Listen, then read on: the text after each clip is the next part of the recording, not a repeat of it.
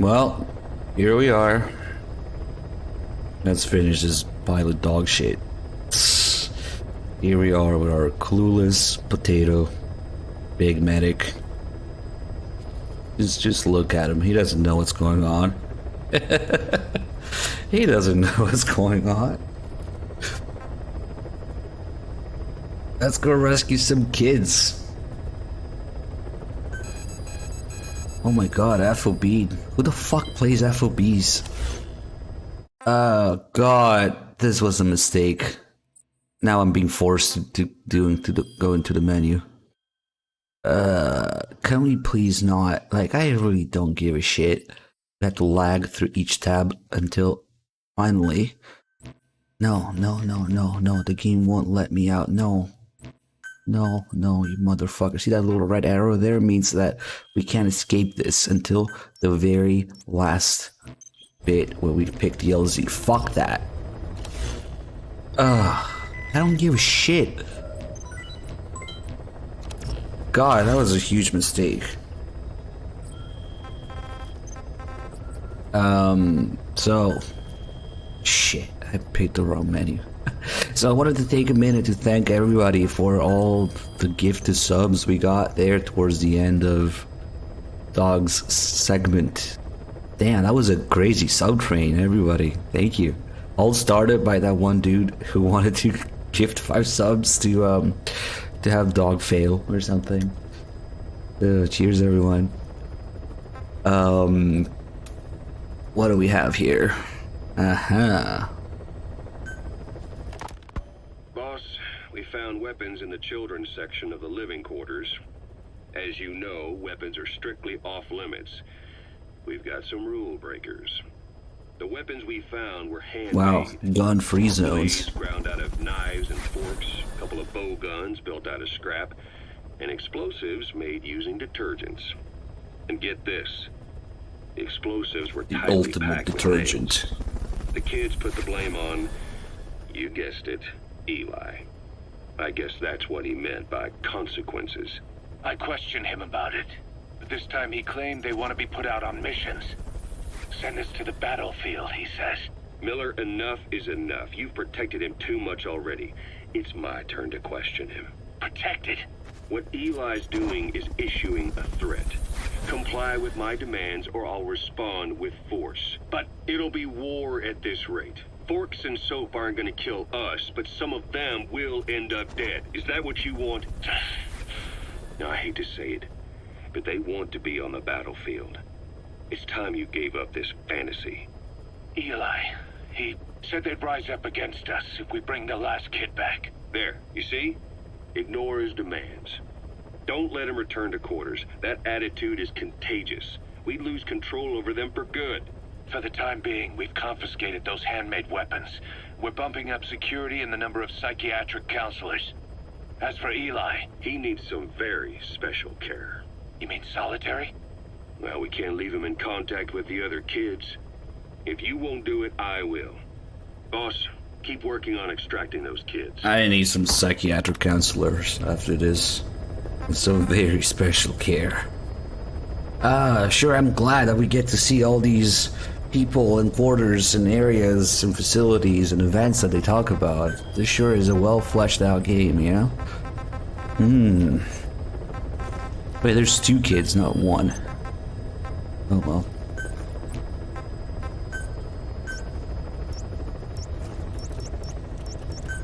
I love how you don't need the children Fulton for any of the kids. This one especially. We're gonna use this game's immense wisdom and detailed mechanics for this one. All of these kids' missions are kind of like that though. Except maybe 1 or 2. They have all none of them require the children Fulton, and they all have something fucking mess that makes it possible.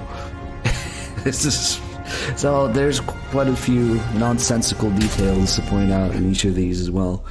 Just like every mission. Go figure. Of course you can always use a car, but this game is flawed in many more ways than just that, so why use the same thing twice?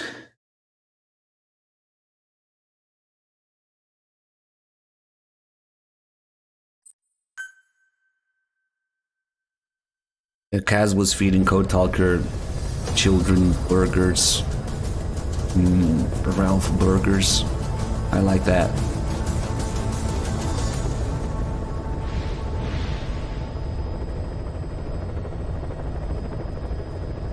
Now we will see how the ability for the game to handle the open world and the AI and its different environments will let us Fulton this guy, even though we're not supposed to be able to. It's amazing. What music do we have? Are you fucking serious? Three Dog didn't pick up Friday I'm in Love? He was right there. Damn it. He was right in front of it. What an asshole. Now we have to go back there. Oh well. Be careful down there, boss. Oh, I sure hope the game isn't forcing me to do something again in the middle of a mission. Look. Please. Just fuck off. Please. God.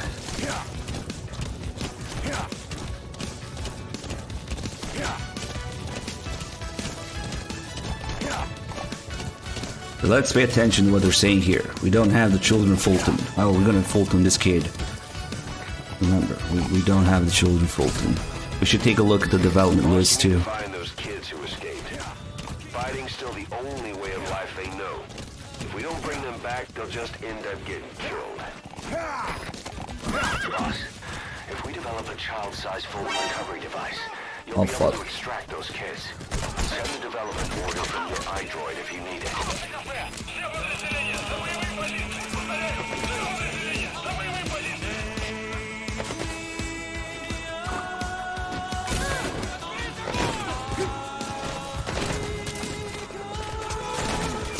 Whole lot of trouble they put us through. Mega Man War like that.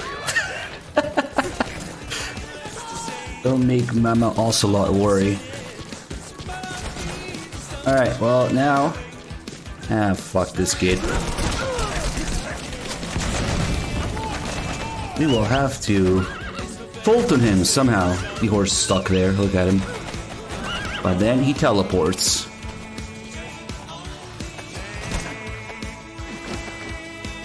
Let me just quickly make double sure that we don't have the children Fulton, even though they're grenading me right now. And it lags.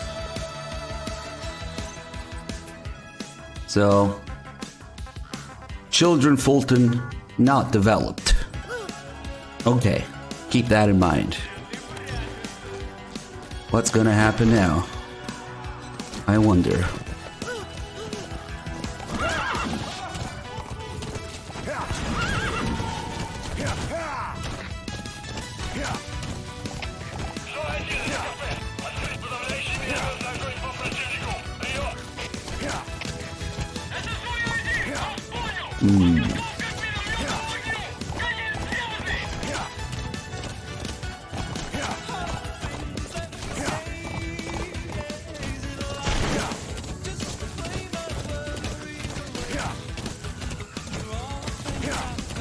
Look at this amazing open world.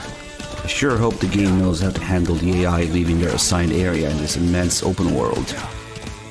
Great job. But of course. I thought we didn't have a children Fulton.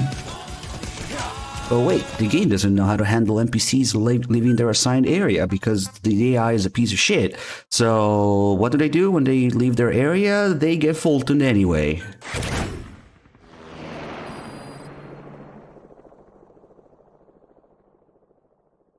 Because open world, you know.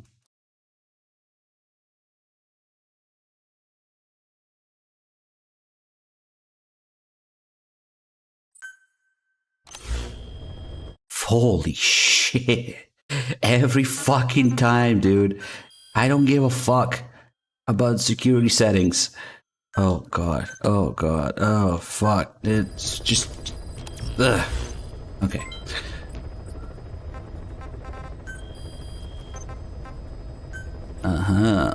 But tapes. The kids you brought back to base have laid out the situation. They all escaped to each of their home villages, or were trying to get home, and lost their way. Not that homesickness is gonna explain everything we've seen. Each of their home villages. They were trying to raise troops for the rebellion. You really think these kids have an armed uprising in them?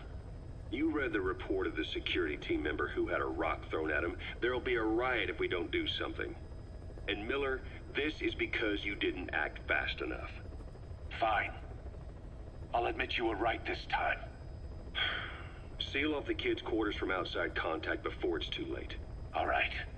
Eli said his rebellion would start when the last kid is brought back, right? You better be ready to meet him head on if it really happens. Yeah. You should have left it to me in the first place.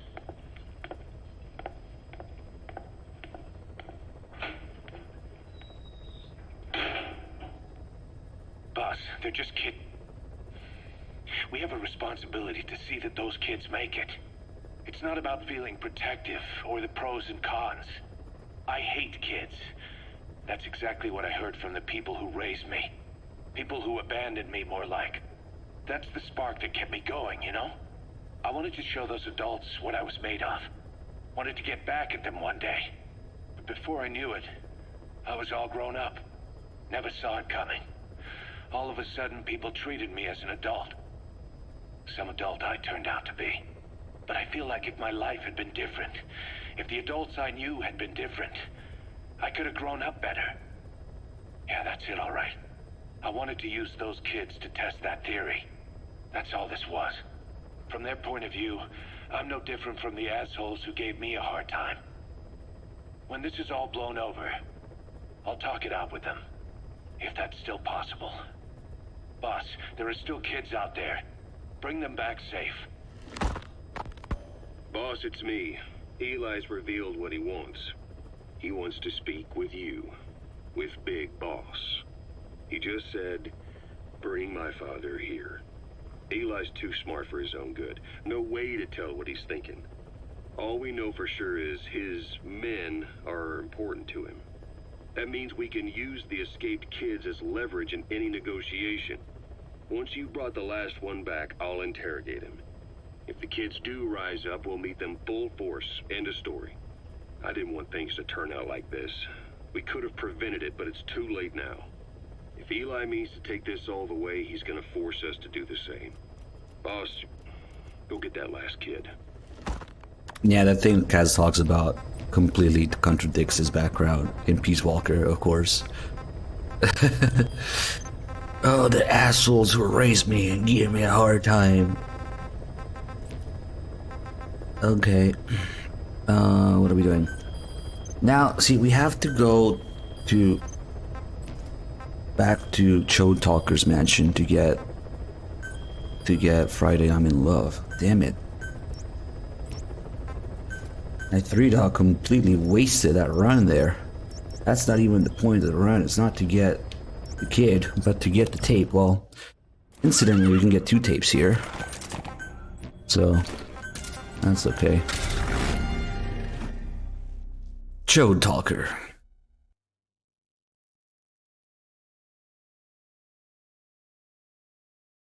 I really like the way Eli is introduced in this game. You know, it feels so well fleshed out, you know? Suddenly, there's a kid in the middle of nowhere on a plastic chair. Good job.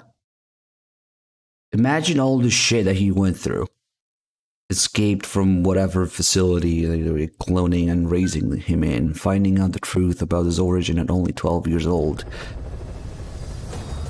You want to see that? Ah, fuck you. Plastic chair in the middle of nowhere. Good job.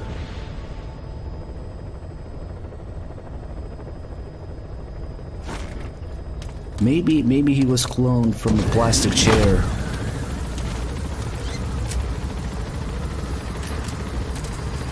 Maybe the plastic chair has a deeper meaning of inferior genes.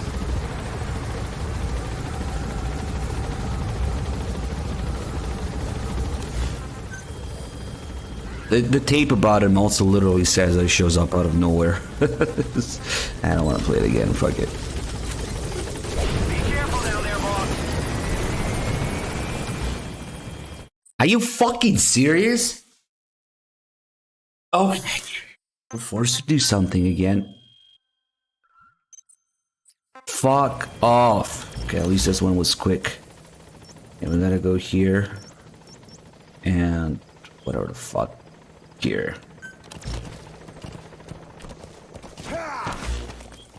Yeah,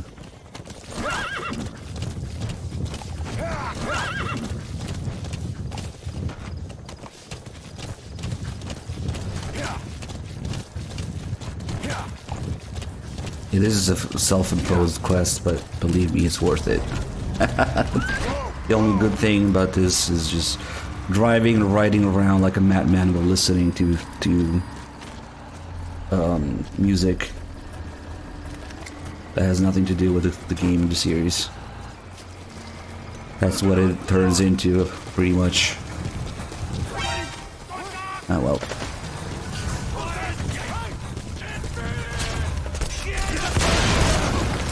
Doing that.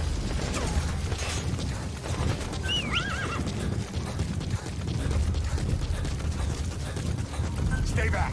No, don't stay back. Can we maybe teleport the horse? Oh well.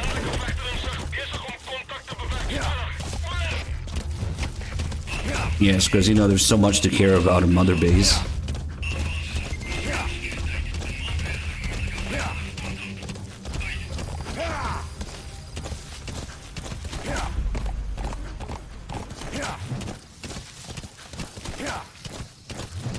Well, yeah. I gotta say.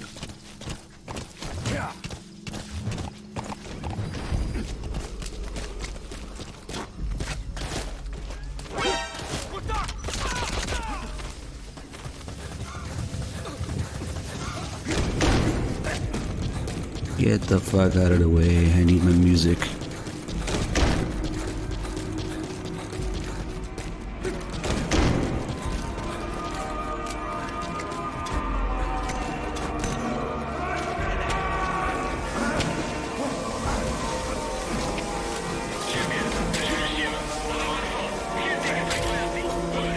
Perfect.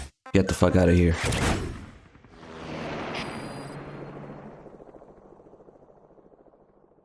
Now we're in business for a couple things. There's a couple things I need to develop because we found out that there's actually a meme used for it. The only time to develop things is for the memes. Let's see. Let's take a look here, okay? Lag. So. Shit. Okay, perfect. 18 minutes until memes. And we might as well do this one. R&D and support and whatever. Just... Oh no, I need to level my teams. Whatever shall I do? Should I go out in the world and Fulton people? Should I do FOB and capture enemy combatants? Or should I just go to the fucking menu and hit some pachinko rewards? Hit the lever. Except the lever is online and it lags.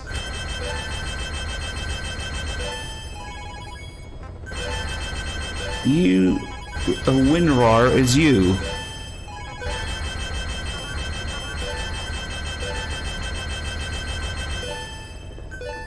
Ding ding ding. Okay.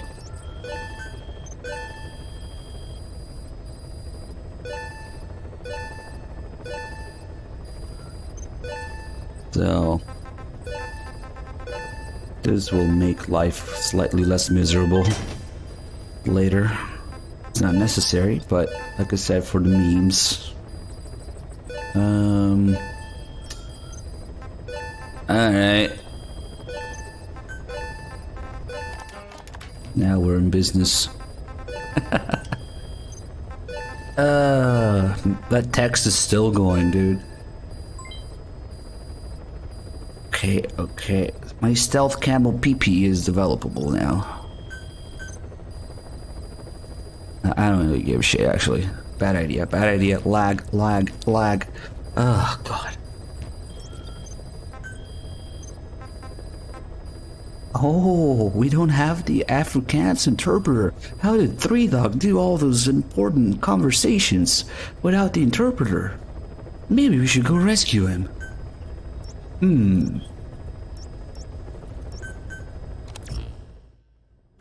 With a tank.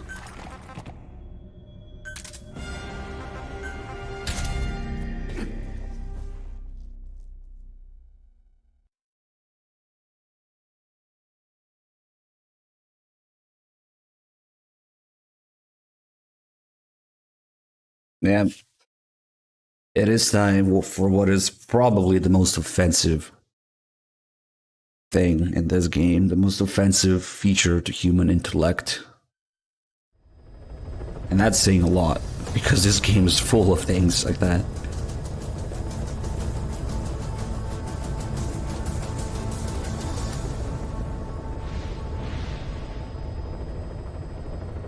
Channel guy just enjoying some Afrikaans conversations, yeah. Yeah, more offensive than the 45 caliber revolver. Although that one's pretty bad too, of course.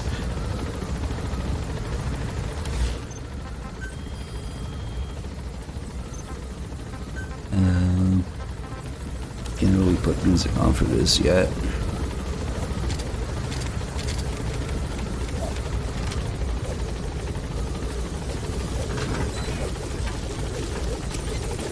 Be careful down there, boss. Oh, here's my stealth device. Hold on, there's actually a way to make this even better. Just in case people get distracted. Hold on. I think this is the first time I've actually decided to do it this way, but this makes it even better. Just a quick trip to the customize menu. And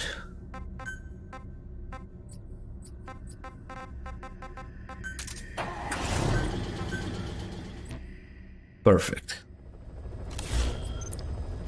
Now we can go.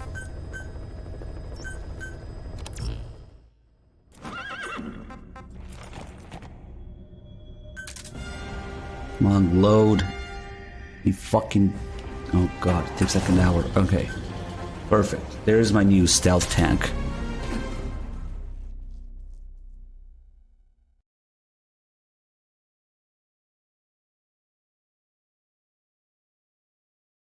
I'm gonna have to give you a boring answer, Rodrigo. Just a little bit of everything. But obviously a lot of OSTs as well. This will probably convey the point a little better.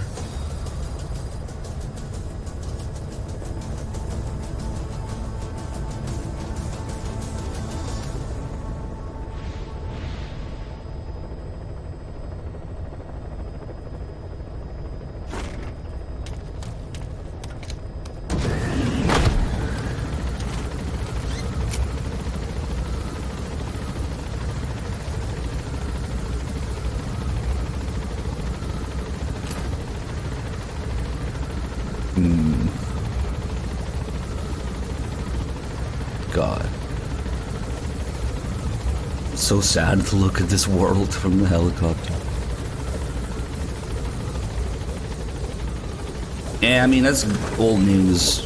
That shit happens all the time. You get an injury when a kid dies, it takes forever for the game to register it. Muff. MG's V is not Metal Gear. Who is this guy? What a guy. Made the account January 2016. Nice. Good job. Oh, I forgot. You see, this is a new and improved stealth device.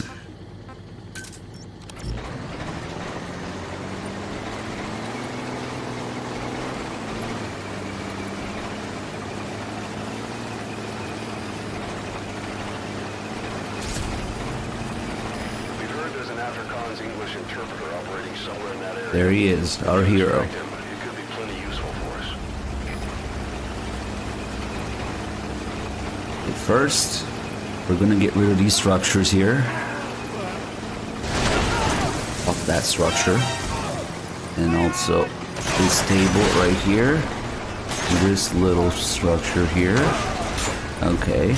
Then we load a checkpoint.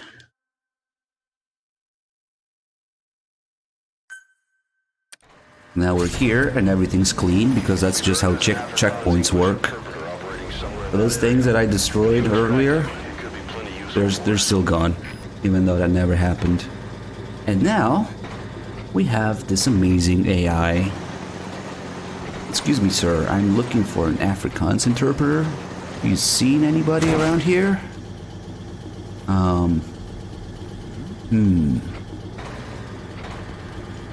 Not quite. Not quite. Maybe that way.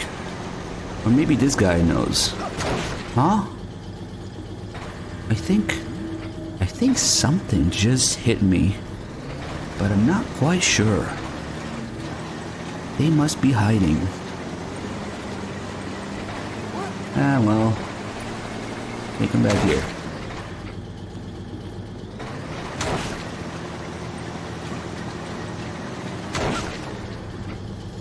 Guys, there's something suspicious going on here. I'm not quite sure, but I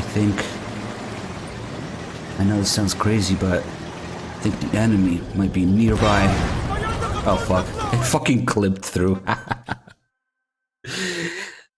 We got an alert because the fucking main cannon clipped through the wall. Hold on. There's an Afrikaans English interpreter operating We somewhere need in that guy to area. move. If you extract him, he could be plenty useful for us. Okay, I can move him. Excuse me, sir. This is a high danger zone. Move. What just happened? I'm not quite sure.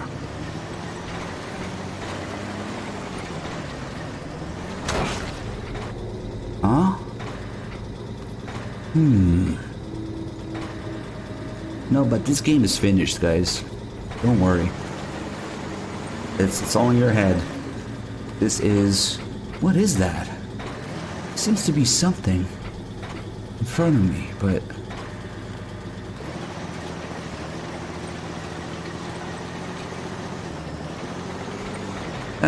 time is it?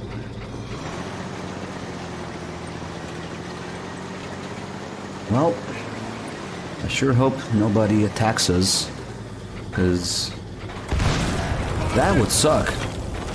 Huh? Oh my god. An explosion! Where did that come from? Oh. Hold on, we gotta investigate this more closely. Wait. I think... I don't know, man. Must be some new technology.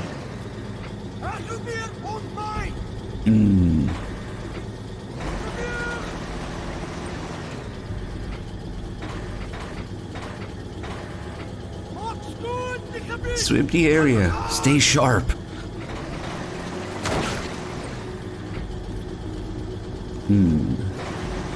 I'm not quite convinced yet.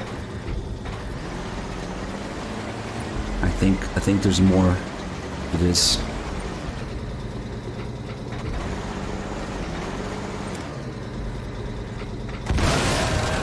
Oh no! How did that happen? We got Weiss, finally. I think we gotta use the building.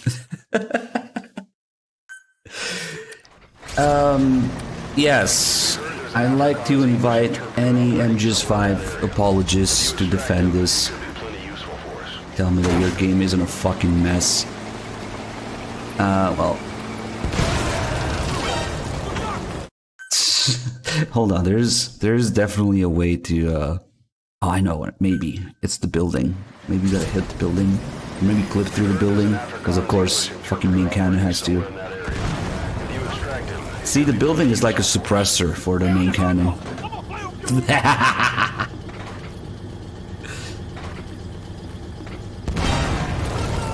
Oh. I guess because that guy got hit. Yeah, I'm playing the game wrong. Maybe it's like a tank suppressor. Khan's English interpreter Like if we clip the operating main somewhere gun in into the building. that area. If you extract him, it could be plenty useful for us. Yeah, they have no idea. Yeah, the second time though.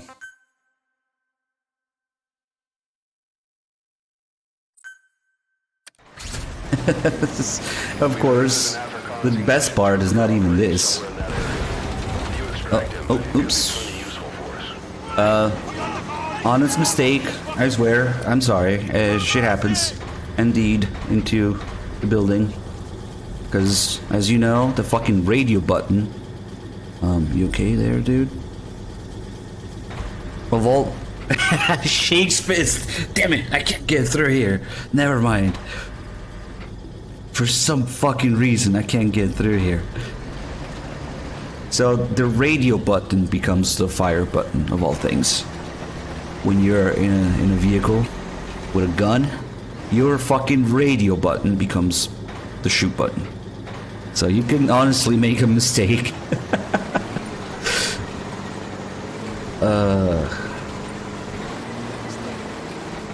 It's time. Okay, let's get the mission over with now.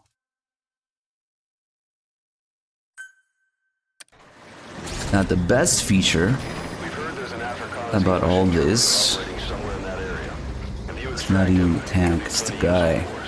This is our target right here. Shit. I think something, damn it. I pushed him too close to the wall. Take a little bit of patience to...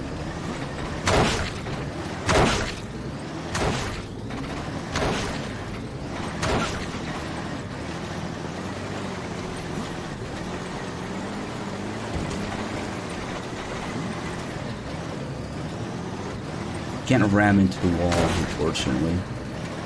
So, oh god.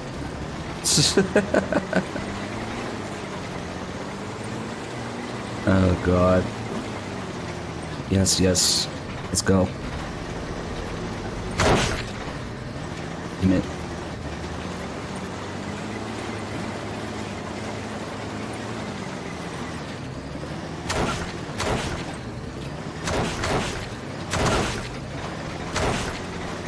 Finally. They're still looking. They're not quite sure what's going on. Oh, this guy decided to get on board.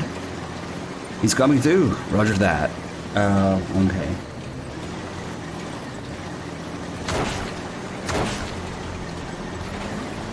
So what if I told you that we can finish the whole mission? Oh, he left.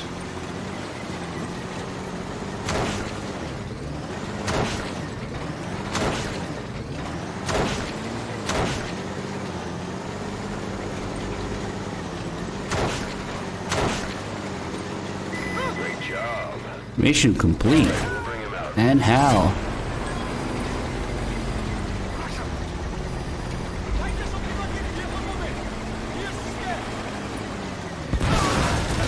Oh no. Oh, he was like that when I found him. Anyway.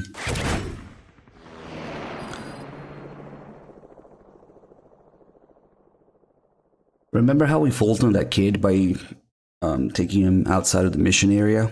Well, or too far from his assigned area, because it wasn't really a mission area. It was free roaming.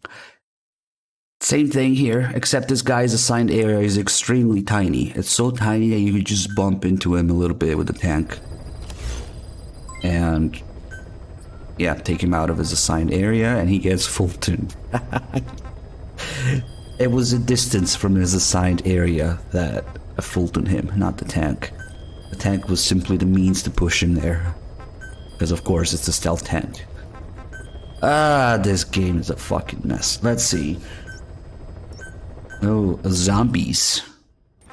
Speaking of the great features in this game.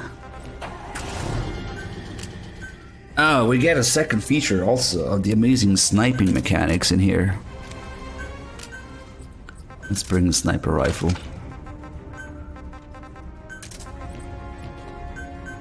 And we can get ourselves some zombies.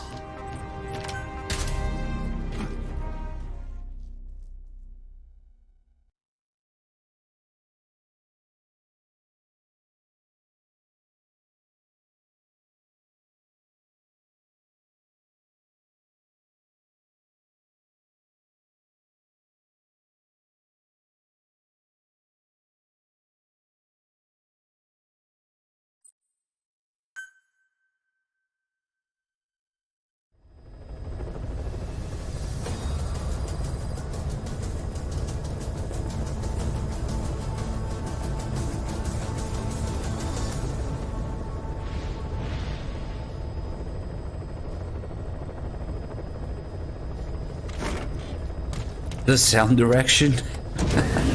What sound direction? You want me to sit here and list all the million other things that the other games do with sound? This game doesn't. Sound direction is best in MGS4, actually. Another thing that's often ignored, sound.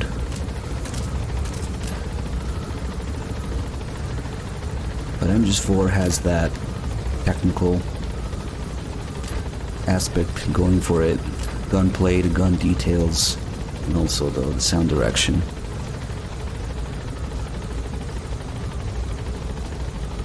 Especially if you play MGO2. But that's regarding like gameplay and sound effects and stuff. Regarding like music, like literally any other game in the series shits on this. Little things like Peace Walker music in the menu changing depending on what's going on in the story, you know?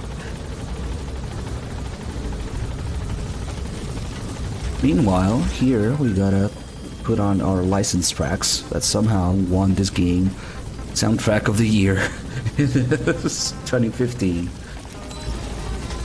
Monday, I don't give a shit. Tuesday, Wednesday, suck my dick. Fighting's still the only way of life they know. Bring them back. But every time you want to listen to music or start a mission, you have to listen to this shit. For all 5 children mission.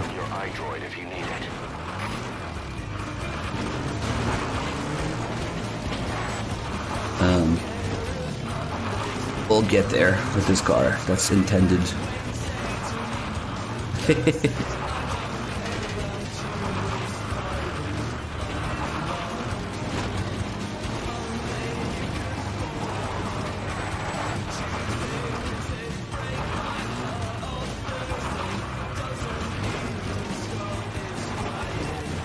Here we are.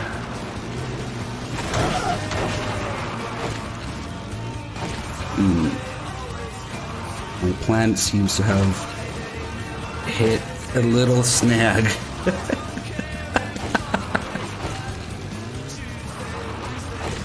Oh, well.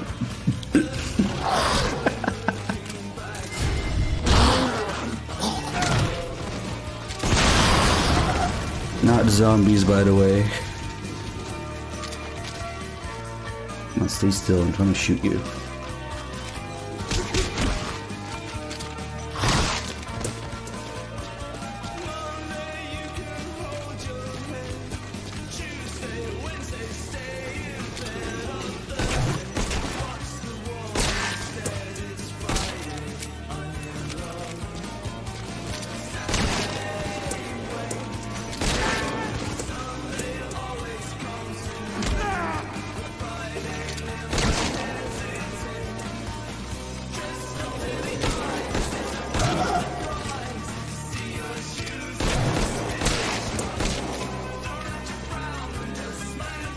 What a mission.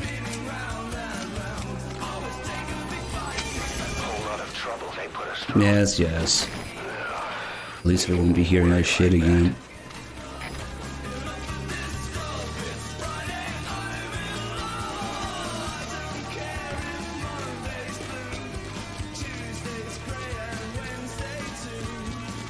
So before we step back down here, actually we don't need to step back. We brought the car here. See this car? Oh fuck. It's blocked. This might be problematic. Need to somehow...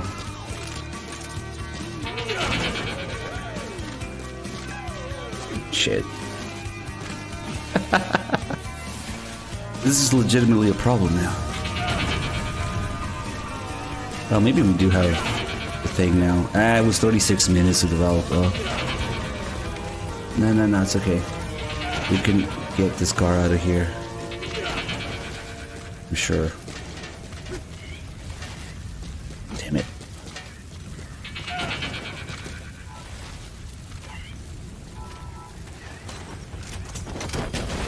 Maybe this will move it a little bit. Fuck. Can't even get in the car because the kid is there now.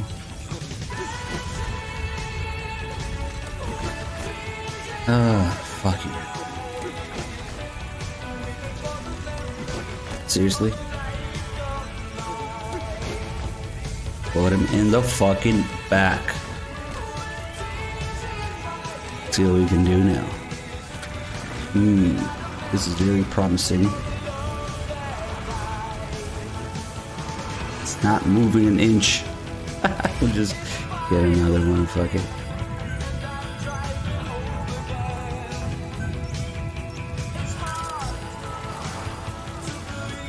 Too bad for the sandstorm. Because we have some important business to look at here.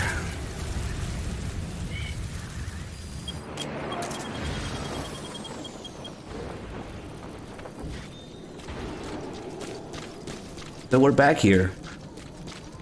Who was here for first time and went around this area? With these explosive barrels that don't explode if you use the scope. Here we are again.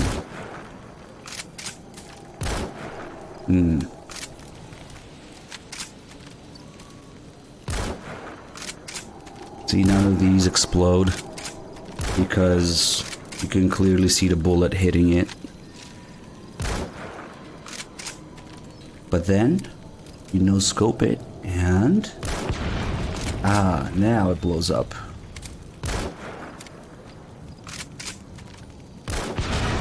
Clearly the scope makes this, safer.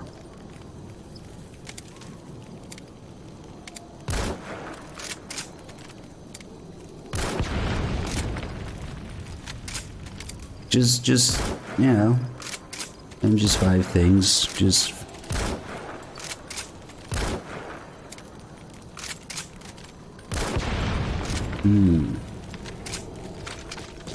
Yeah, don't ask me, I don't know.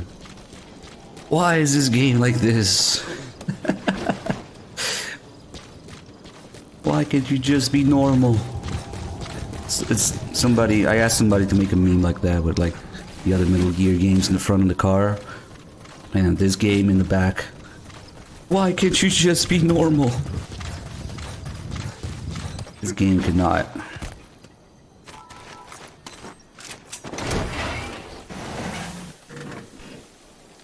I'm pretty sure I don't even fully comprehend the issues with this game, and there's it goes much deeper than you might think. I have a quick report for you here. We've discovered a radiation leak in the laboratory on the But of course. It's coming from testing equipment we installed the other day. Members of the medical team have been conducting research there, but we'll evacuate them all from the research block to the containment block next to it. Emmerich. There's no need to worry. No radioactive material is leaked, so the contamination won't spread. We just need to seal off the testing equipment. I've dispatched the security team to get the researchers out. I'll keep you updated. Well, we have no grenades. Wonder if it works with this close. I think it does it. Yeah. When we're this close, it's different because of reasons.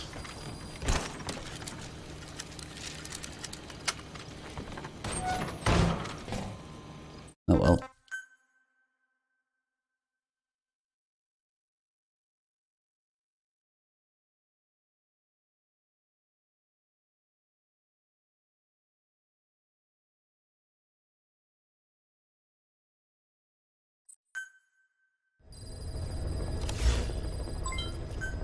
Boss, I have a quick report for you here.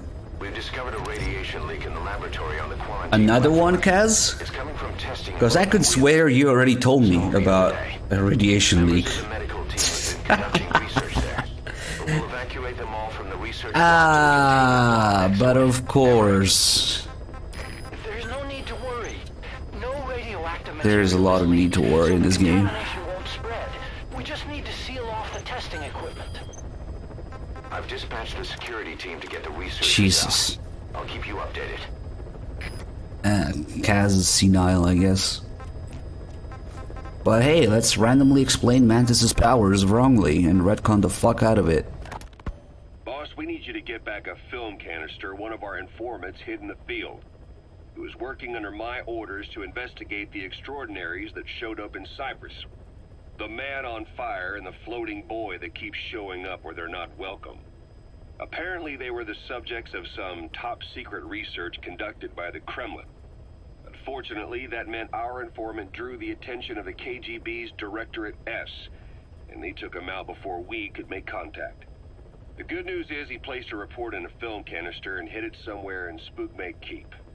Just before he died, he transmitted VI of the hiding place to us, but the data was cut off partway through.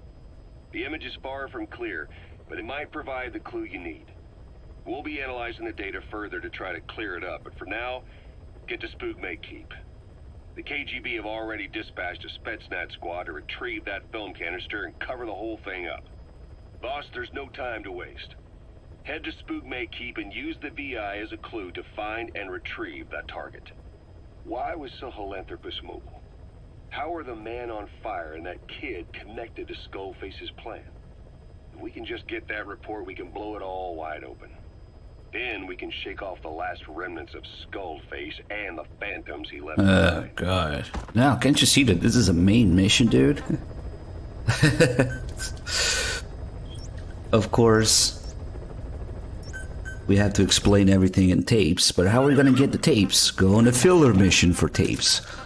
Because some other dude, some other Intel team member out there, who was probably playing a better game, already went through the trouble of finding out everything that you need to find out. But you just get to retrieve the tape, or the microfilm. Yeah, which conveniently is in the desert.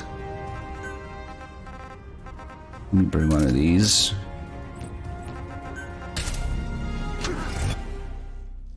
Not playing Survive anytime soon. Probably not. I guess Survive would have to be another one of those big donation games, like Twin Snakes and Rising.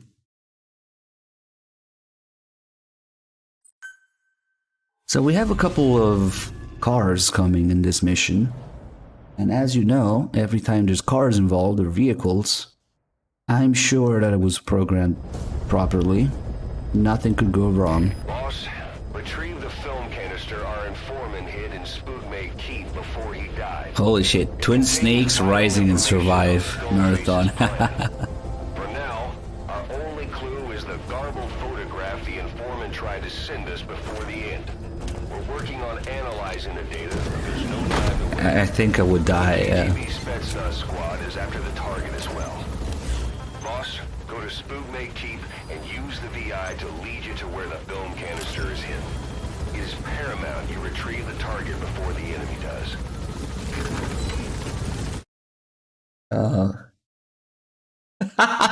FIFA screams. Nice. Close enough. Be careful down there, boss.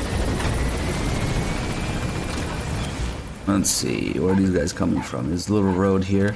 Oh, look, Dee Dee is still here. Hasn't grown yet because... Oops. That's okay, we need DD later for another time paradox. Because Ocelot isn't the only time traveler in this game. Huey also time travels. Let's see. This is this little road here, right? Okay.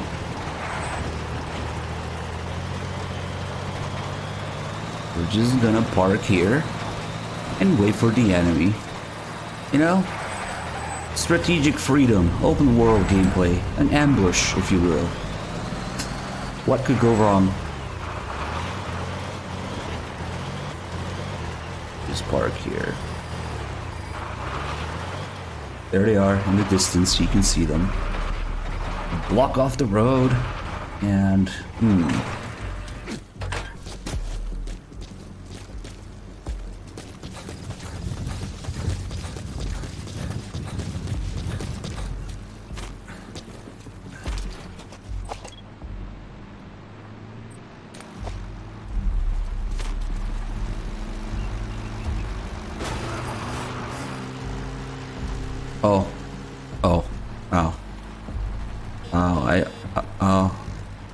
I see.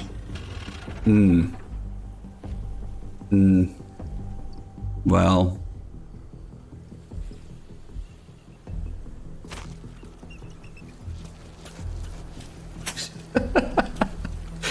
This fucking game.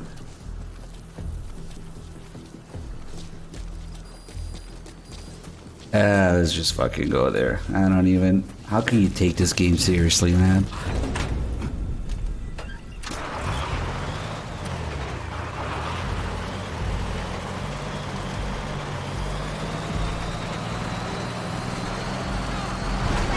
Get the fuck out of the way. Oh god, that's flipping. Let's see. Fuck that guy. Fuck. Do we have a little splash damage here? Maybe not. Oh, he got up. Smart.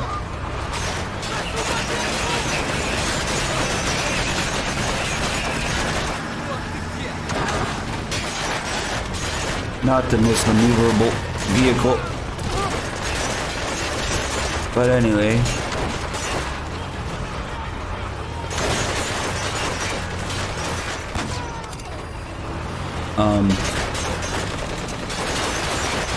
We're actually looking for the microfilm right now, believe it or not. Because it could be in different random spots. Fuck.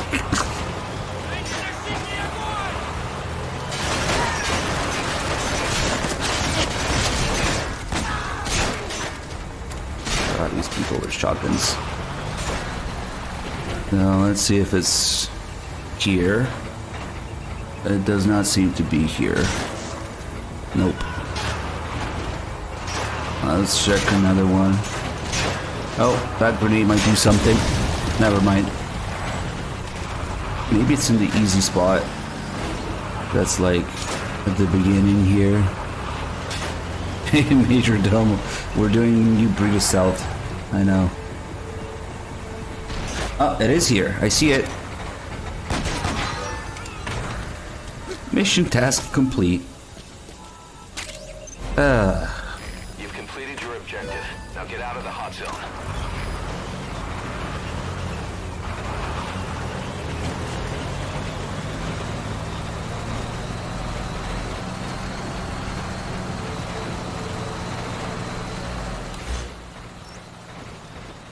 Oh, it's a little diamond.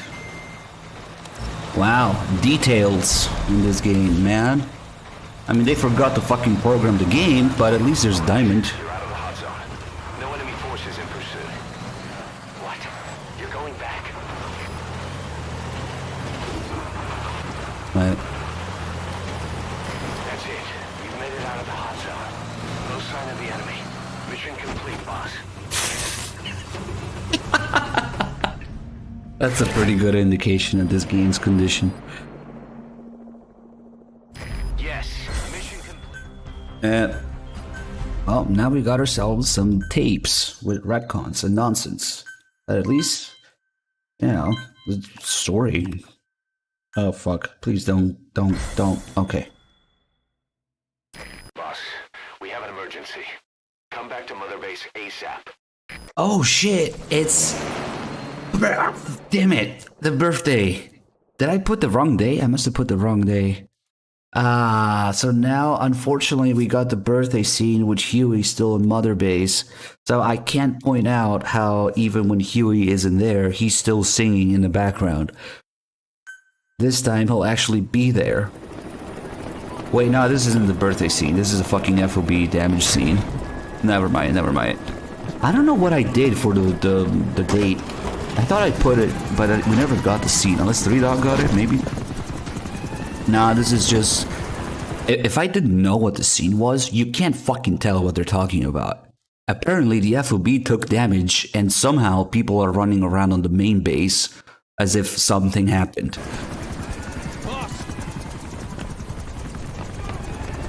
Huh? What? Damn it! This is our home. I don't see anything out of the ordinary. Guess it's time to increase security. Just give me the order. It's not like you could get invaded on your mother base. A competitor, Who did what? but we don't know who. Can't pin down a route to their base, Yeah. but we're ready to strike back. Just give us that chance, boss. There's literally nothing wrong or different on Mother Base. Except that they show a lot more people. And Kaz.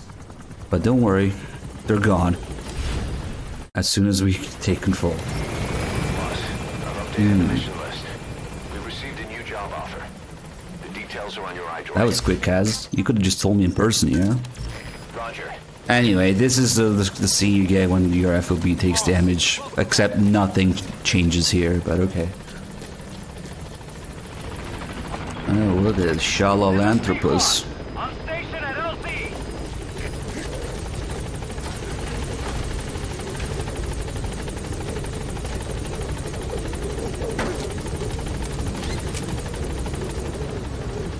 Yeah, the cranes were moving too during the cutscene even. So as you can see, as long as the crane is going up and down, Mother Base is hard at work.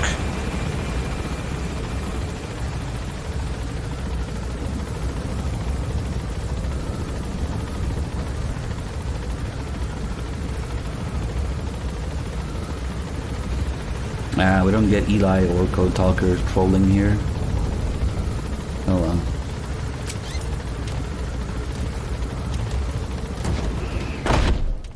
It'd be nice if you, because sometimes Eli shows up in his fucking plastic chair on top of Mother Base when you leave on the helicopter.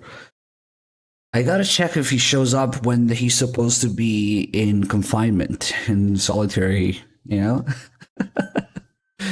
But whatever, probably still does, because there's no fucking connection between the world of the tapes and the world of gameplay. But, let's do this. So this is actually one of the things that you would go back to the game and play it again for a second playthrough and actually notice. It's one of the things you would notice in a second playthrough.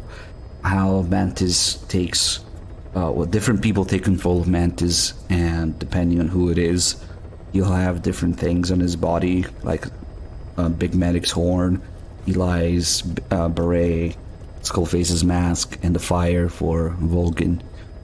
So, a lot of people, I feel like every time we play the intro or the ending, yeah, because it's the fucking same. These tapes just explain pretty much how Mantis' powers work, except it got retconned a little bit, it contradicts itself a little bit, but whatever. Especially the part where it says that he wears the mask so that other people's thoughts can't make their way into his mind, you know? They even repeat it here. He wears the mask as psychic insulation.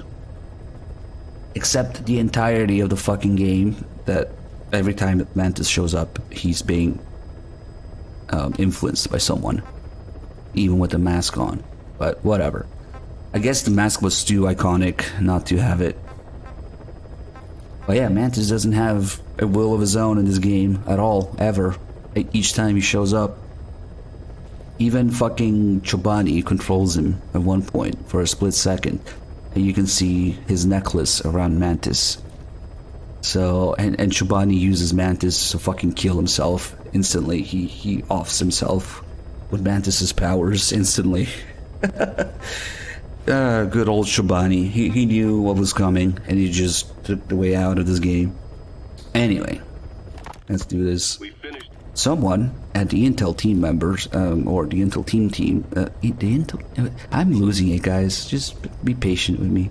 The Intel team, or one of the Intel team members, that's what I was trying to say, went through a better game with better story, better setting, and better exposition, and better dialogue to find out these things somewhere out there in the world, in some facility, in some documents, in some people. We don't know. All we know is that we get a tape. So imagine actually having like environments and things and characters and cutscenes and explanations happening. No. Your team member goes to do that in a better game, supposedly, and you get the tapes about it. Oh, fuck. We finished decoding the informant's report. That floating kid we've run into a few times now.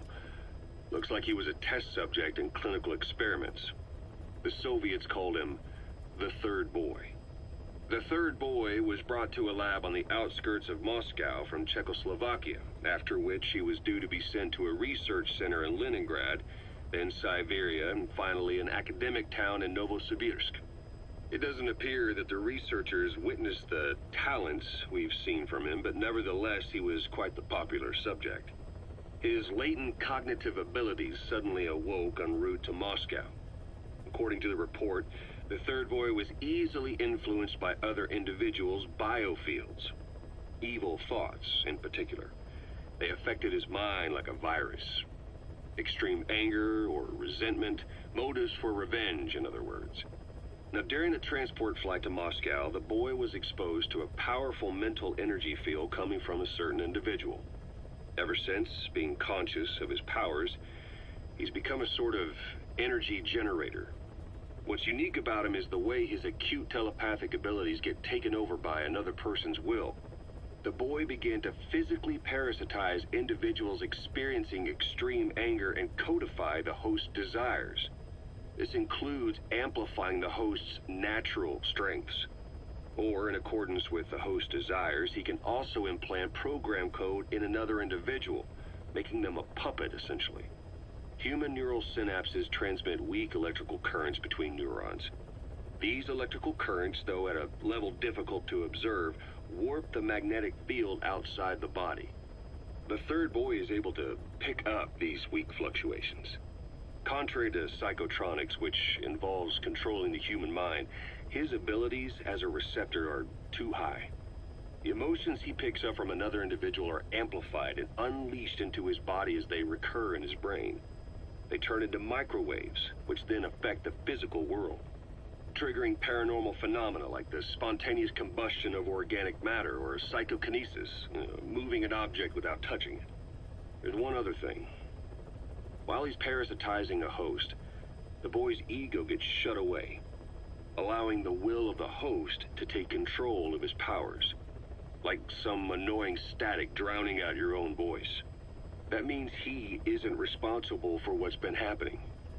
Somebody's extreme anger has manifested through the Third Boy's powers in ways none of us could have predicted, which would mean this was going on somewhere around us. Hold on. Are you guys memeing about how to listen to tapes? Somebody talking about, oh, but you can listen to tapes during gameplay.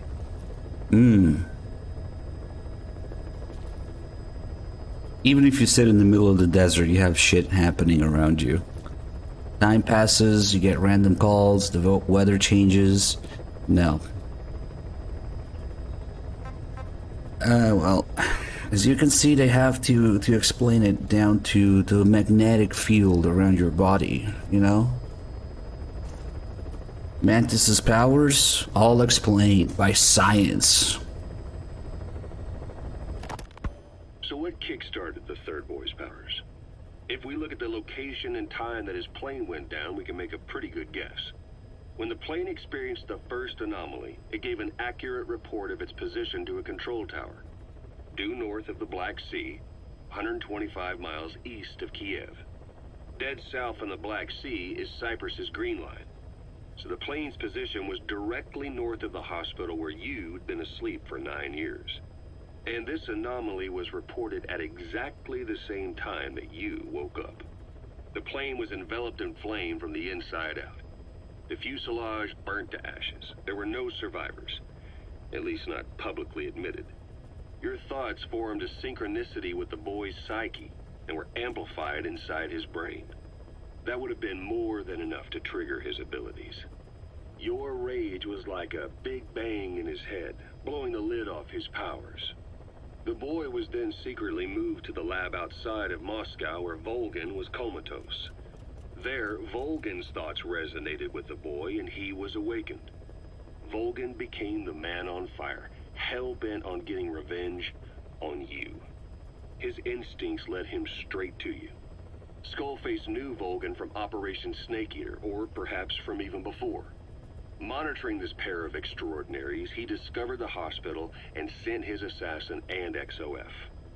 Skullface was probably watching the situation from close by. Then, realizing how useful these two test subjects could be, he approached them.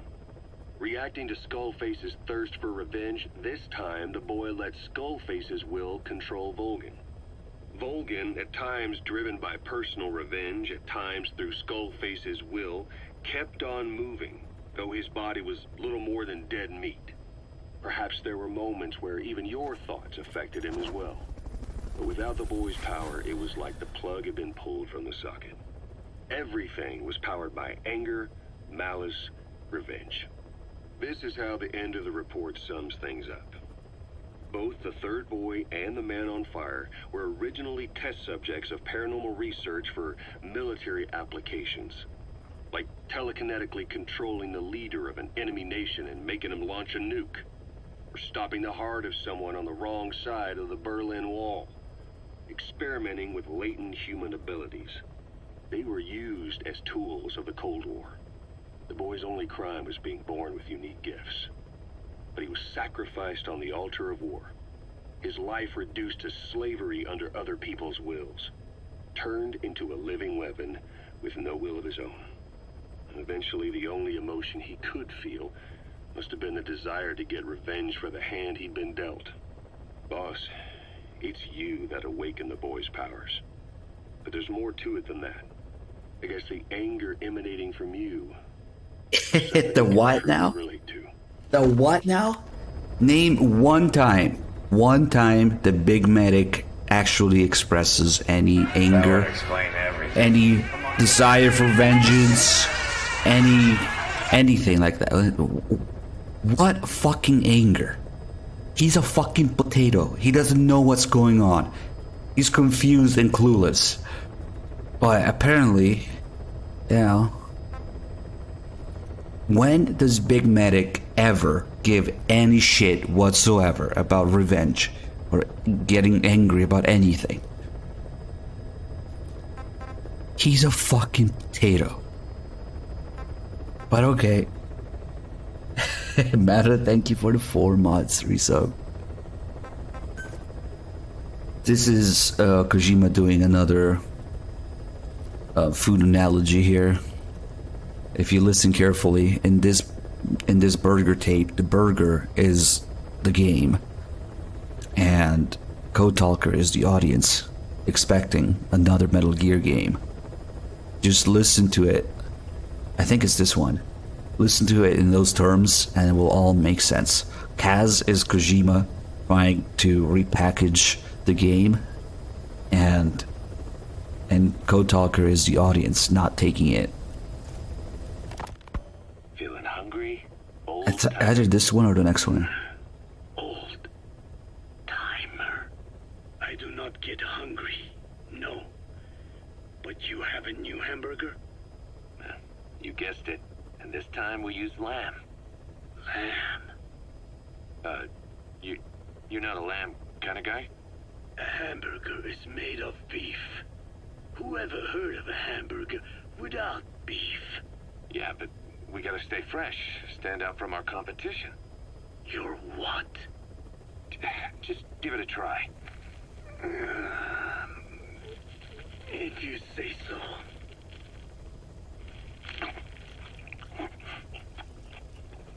But I cannot call this a Metal Gear game. Not bad. But I cannot call this a hamburger. I thought we were onto something this time.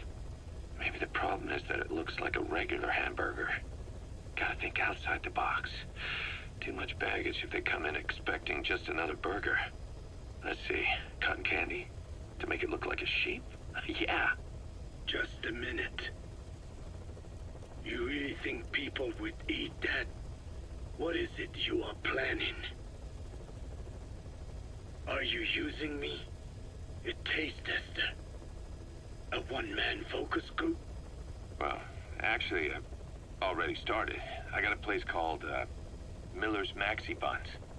You are kidding me. Well, to be honest, business hasn't been great. No one seems to like my, buns. The Ocelot said Diamond Dog's budget did not add up. But you don't mean to tell me. What? No. Our black budget's got it all covered. I'm not embezzling GMP or anything. Still, let's not say anything to Snake, okay? Very well. However, Kazuhira, it takes more than premium ingredients and a clever recipe to satisfy the palate. Okay. So what do we do? The palate seeks one thing. Chemical additives. Chemical additives. There is nothing mysterious or spiritual about good flavor. The tongue simply identifies specific amino acids, which the brain then recognizes as appealing. Therefore, all that is needed is to chemically isolate those amino acids and incorporate them into your products. To be clear, I speak of flavor. The rest is irrelevant. That seems a little extreme. Do not forget that I am a scientist after all. And using science for the benefit of others is a joy. In seeking coexistence with nature's blessings, not everything can remain in its natural form. When we fall ill, we must be treated. Otherwise, that very nature could cost us our lives. Agriculture is one of nature's many blessings. But through that process, we damage the surrounding vegetation. Yeah. Whether it's a massive farm or a tiny field, we always leave our mark on the land. Hold on, this deserves pausing. You showed somebody who loves this game what's going on in it, and they said that I'm using mods and that it reinstall without patches. Try it. Try in your own game. Tell these people, well, we know for a fact that that's false, so that automatically makes them wrong, which automatically makes me right. So that's actually a nice thing. But I encourage people, do it. Try it. Try it yourself in your own game. Go in free roaming, any fucking side mission or free roaming, in a tank, and go bump into people. See what happens. Or, you know, literally anything of the other million things that I show. Try it. Try it in your own game. I encourage you. You'll see. God, the more people experience it firsthand, the happier I am. Anyway. Just go any of the VODs, any of the bullshit that I point out and try it in your own game. The same is true of parasites. And for food preparation. If tapeworms in the raw meat of another animal enter the human body, they roam around trying to find their usual habitat. Sometimes even eating away at the brain in their confusion. So in looking through a scientific point of view, you see the necessity for processing food. Yes, it is also sometimes necessary to eliminate certain parasites, or selectively use or even modify others. Alternatively, we could say that if a man is part of nature, the work he does is also part of it. What is important is the balance. Yeah, you're right. Thanks, old-timer. You really opened my eyes. I fooled myself into thinking people today wanted high-quality, all-natural goods. But my favorite burgers were never about that. What they want is something like the first burger I had in America when I went to meet my dad. A Frankenburger loaded with additives. That's the America I knew and loved. I'll be back in a jiffy, old-timer. My next burger's gonna knock your socks off. There's Kojima off to making the game without the balance. What is important is how we balance the... quick for a one-legged man. This could be Kojima realizing that people just want What kind of a dive did this man pretty take? graphics and repetitive missions and gameplay with pretty graphics. 10 out of 10 IGN. Nobody gives a shit about the substance of it. Right? And so, Code Talker's quest to find the ultimate burger begins.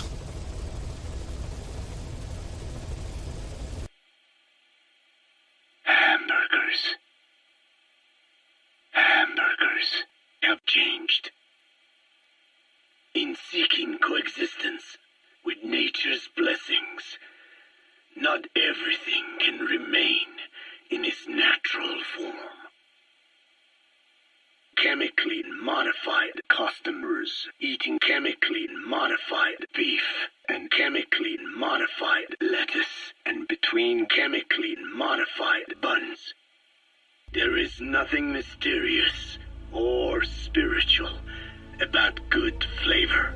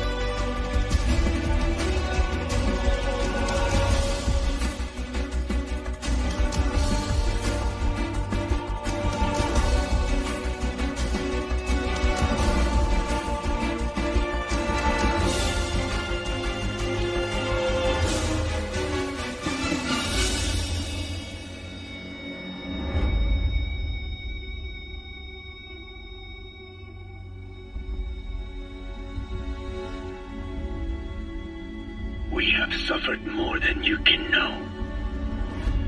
But I do not see hamburgers as an accomplice.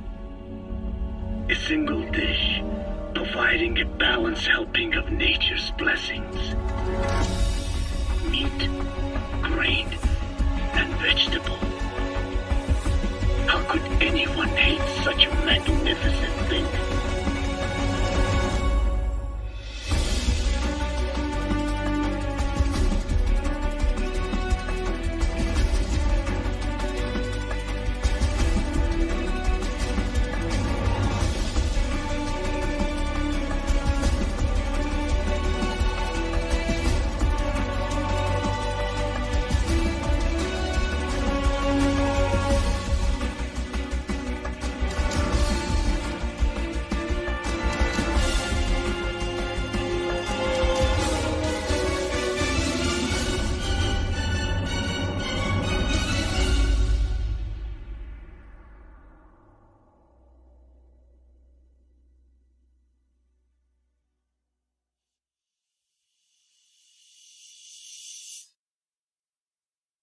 ruler's greatest wealth is not cows or land.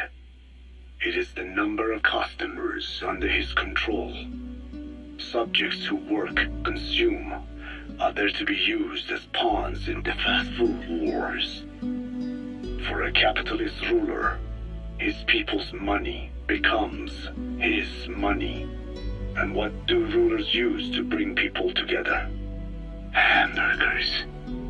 In the Old Testament, it is written that only one single dish was eaten in Eden. A shared dinner that united all of humanity. Mankind eventually grew aware of its power and harnessed that strength to build a tower to the heavens. The mighty Tower of Burgers. This angered God, who splintered the food of man, and the tower was never consumed. New foods emerged, and the earth was divided as men went their separate ways. A ruler's first order of business after conquering new land is to force its nourishment on its people. Napoleon tilled the land, then began planting the grain and vegetables.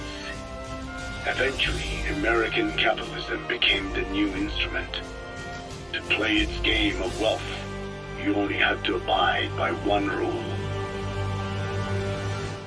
Pax Americana.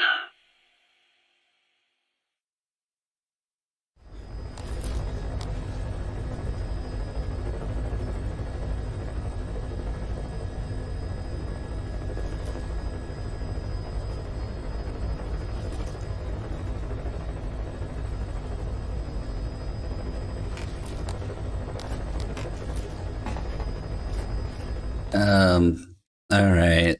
So, guys, go check that YouTube channel. Go check out Lucky Tula's channel. It's a gold mine. It's the best thing to come out of this game. For more videos like that. Anyway, let's continue. We got 2 more burger tapes, you know?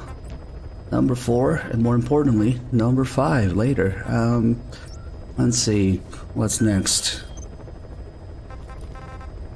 Oh, this is the random filler mission where you destroy vehicles and then Kaz praises you for destroying your own vehicles too. Perfect, let's do it. The CFA are gearing up for a large-scale attack against Angola's MPLA government. They're assembling an armored column to the north of Nova Braga Airport and will be ready to move soon. We've been contracted by the MPLA to put a stop to them. But the Civil War will keep burning on, whether we accept this job or not. Another East-West proxy war with the communist MPLA on one side and the capitalist-funded CFA on the other. An endless seesaw of blood and violence played out in the hands of the superpowers. I had my doubts at first, but I think we should take this job. Skullface is gone, but Cypher still remains. Competition with rival PFs will only get more intense. For us to survive, we need to expand our organization and get strong enough that no one can threaten us. So our only option is to fight and grow, and fight and grow. And do more filler missions. We're not doing rehash missions, but we'll do quote-unquote main missions, if you can call it that. Let's see. I always forget which LZ.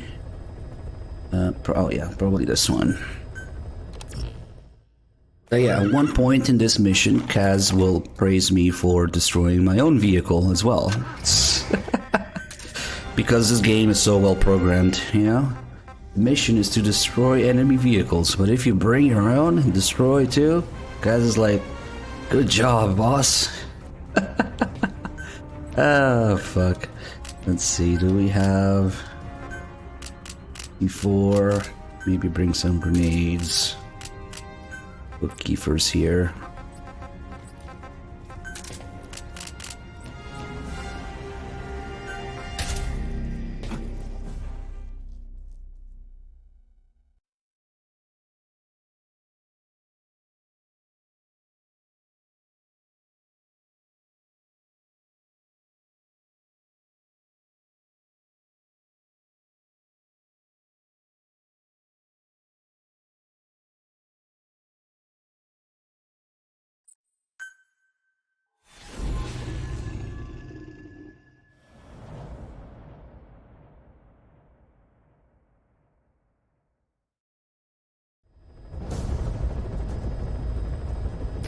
CFA are assembling an armored column to the north of Nova Braga Airport.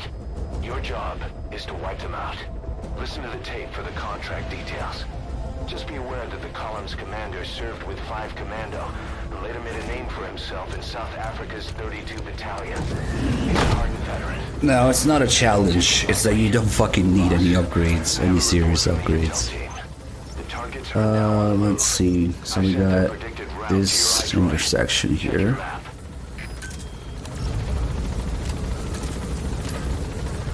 People don't really get a complete view of what's actually needed and what isn't in this game. Since we have to keep deleting the fucking save to start a new story run over and over and over, you know? There's very little incentive to develop anything. It turns out you don't really need to develop a whole lot.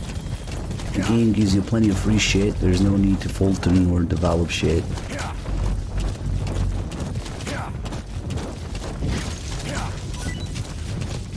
Alright, let's set up some C4 here.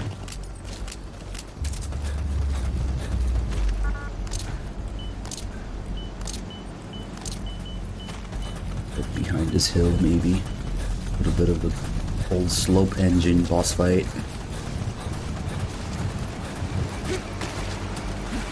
Fuck. Fuck! Come on! Fucking hell, dude. And well.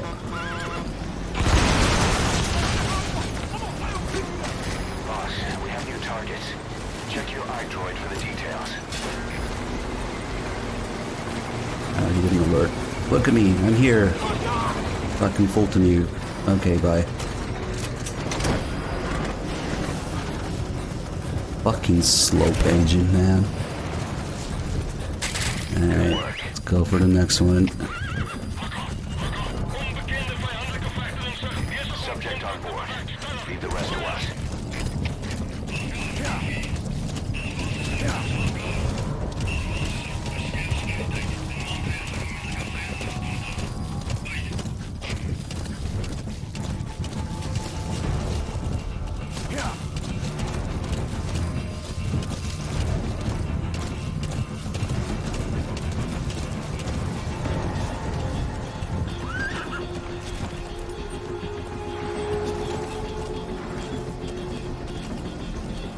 Yeah, clearly a modded slope.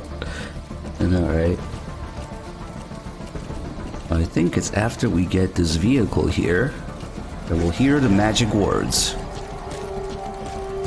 The targets are almost history.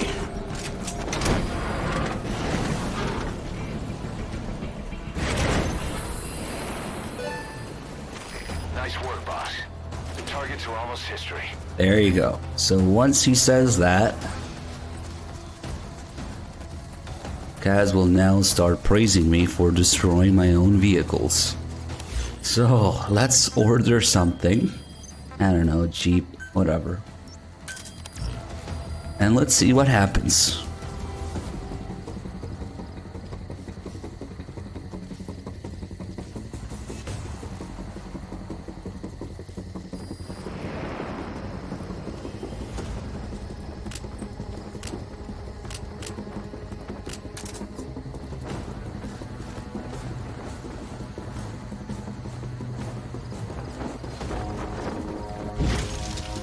Alright, this is totally my vehicle. Says Diamond Dogs there, right? Just ordered this from Mother Base. Ah, well, fuck it.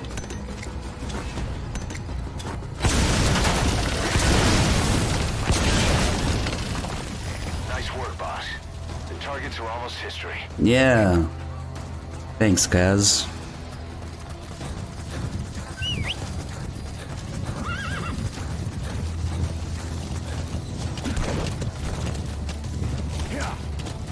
Good game. There's more to this mission, but fuck it. I don't want to fuck with the airport. And the helicopter lands there. Although that's a pretty good checkpoint to fuck around with as well. Don't worry, guys. It's just the only horse in the world. You don't know this technology yet.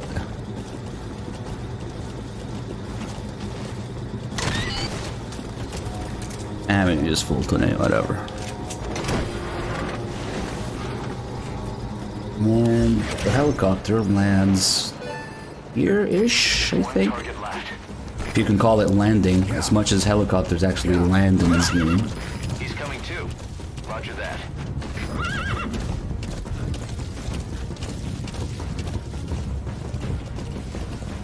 Is it there? I think it's around here somewhere. Whatever, we'll just wait for it.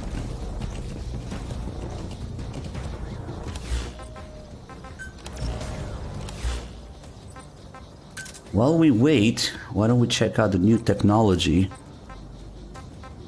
If we have the time to. The newly upgraded iDroid.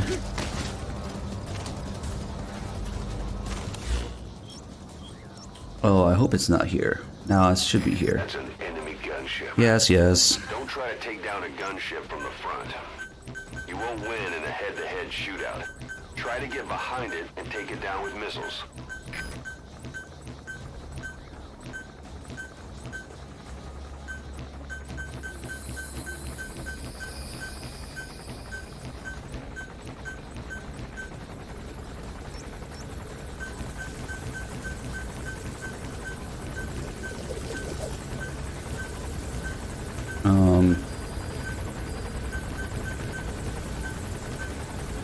Yes!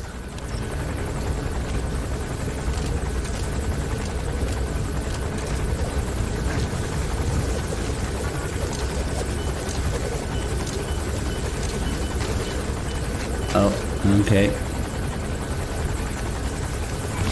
See, having 4 markers is worth it. Nice work. Keep it up. Good. You completed the objective. Now get out of there. Let's go towards the cunt.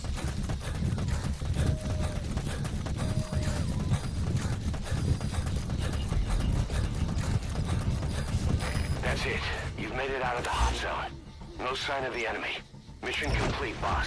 That was hard.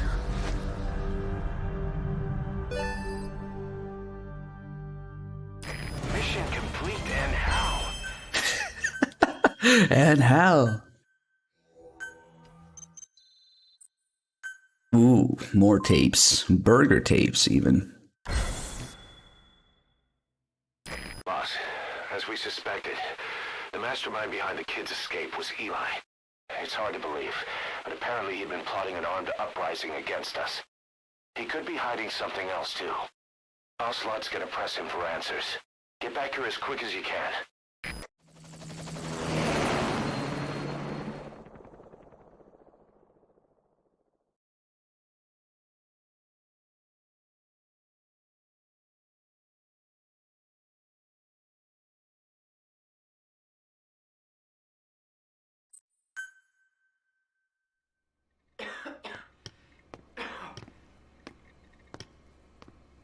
Where is he?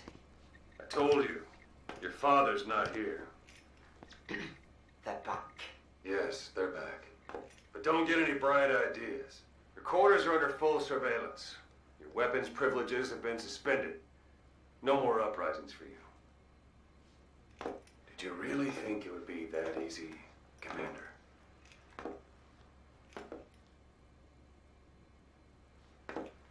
You'll get your boys back. Hell, even see the boss, too. First, I need to know what you sent them to do. They wanted to leave. To their homelands. They wanted to go home. That's all. So they were just homesick then? Not quite. Military warlords, PFs, the armies that murdered their families. Cousins, brothers, parents. They all had someone they wanted to kill.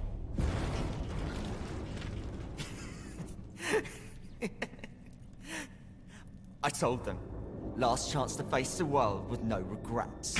Last chance. You better be ready for your drag back here. Ready to face the world as enemies. I'm sure this goes somewhere with the story. No!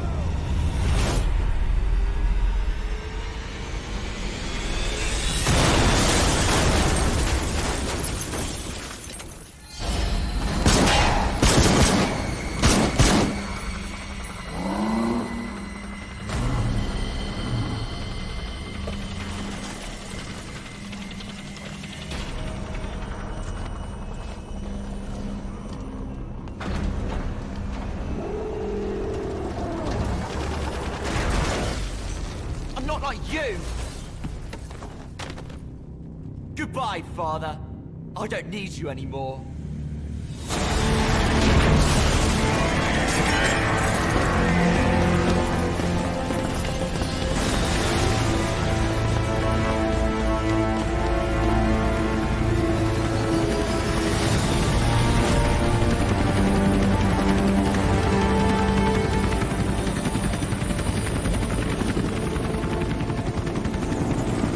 Which one was Ralph again? They're all there, but okay.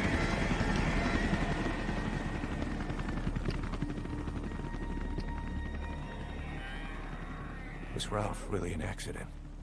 Or did Eli just rig it to stir up the boys? Either way, he had to have been planning for this all along. Bidding farewell to the world. Damn. Can't wait to see where this plot point goes. Yeah? Fucking ridiculous. Feels like you're playing a demo now. You're waiting for the actual game to come out. Any day now. Any day now, this huge plot point will be resolved. Don't worry. Boss, we're looking for the kids in Sahelanthropus, but there's still no sign. Nah, keep looking. We don't know if the chopper pilot is alive either. What have we gone and put in the hands of those kids? We don't know how bad this is until we find them. Also, regarding our concerns about Eli, I finished looking into whether or not he's a product of that project. I have an answer. Tape. Give it a listen.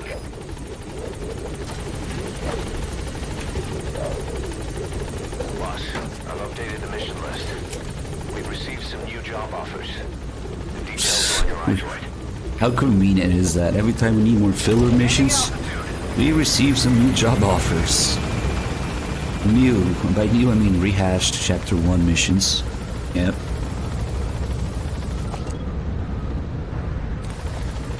Apparently this game is finished though, according to Konami and some die-hard fans. There's fucking Code Talker in his wheelchair.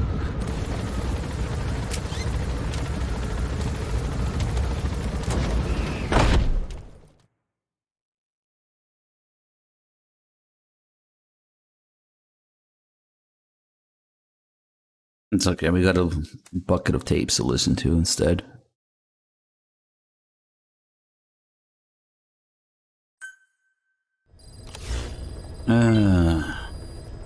About Eli hijacking Sahelanthropus. We know how he got it moving. It was Emmerich. He used the kids in the staff living quarters to carry out his repairs. We got the details on tape. You're gonna want to hear this. Who keeps making these tapes, man? And oh well. You know, when you brought back all the child soldiers who escaped, Eli knew they'd returned. Needless to say, nobody said a word to him. I guess they got a message to him somehow. Eli wasn't put in a corner in timeout. He was locked up in that room, completely cut off from the outside world. Then how'd he find out? There's only one possibility I can think of. The Soviet Union has been researching military applications for psi phenomena. Psi? Things like psychokinesis and ESP, extrasensory perception. You mean moving objects without touching them? Knowing what card somebody's holding up? Psychic powers? Come on. I thought that was just another bunch of disinformation aimed at the West. Just bear with me a second. One type of ESP is telepathy. It's the ability to know another person's thoughts through non-verbal means. You're saying Eli read our minds? It's the only idea that doesn't involve someone getting to him. Ocelot. Look, psi research isn't some hocus pocus. It's all evidence-based, scientific... There's gotta be another explanation. Maybe one of the kids stuck a note to your back. I hope that's the case. But I am convinced that they have, or Eli has, a connection to some force we have yet to identify. You better watch yourself, boss. How am I supposed to do that? If he is depending on something for help, well, that's his Achilles heel. If you can figure out what that something is, you might be able to use it against him. I'll keep that in mind. Oh, and the medical team is looking after the kids left on Mother Base. For the moment, they don't seem too panicked. But boss, get this. Eli got those kids to plot their armed uprising as a diversion. Also, he could steal Sahelanthropus and escape. That Brad got us good. Set us up and knocked us down. And then there's that mystery kid who was with Eli. With those two working together, I'd say things won't be over for a long time yet. Fever, please. Yes, it was all a hallucination. Why not? Best way out. Yorg, thank you so much for the Prime sub. That's kind of how it feels playing this game. Pain. It's not very phantom though, it's actual pain. Yeah, FIFA, I know that those Reddit theories are... Please no, man, I can't take this. Well, you'd be surprised what highly intellectual people think of this game. Yep. That's my favorite kind of sub sandwich. I don't know. Probably something... I don't know, probably some sort of chicken barbecue thing. But I just realized that's kind of like how I like pizza as well. What was your goal in having the children repair Sahelanthropus? I just answered their questions. I had no idea they would actually try to fix it. I mean, can you imagine a child piloting it? Oh, sure, easily.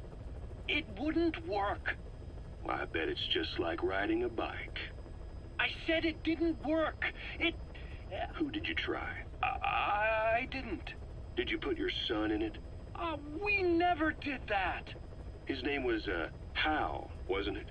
I thought you said you never saw his face. But you made him pilot Sahelanthropus. You used him in your experiments. He wanted to get in. It was such a short time we had. So he was with you. We were happy. You're still happy now. Changing your lies to suit the listener and getting by slipping through the cracks. Building layer upon layer of convenient stories until nothing means anything to you anymore. You're happy all the time because you don't even notice you're doing it.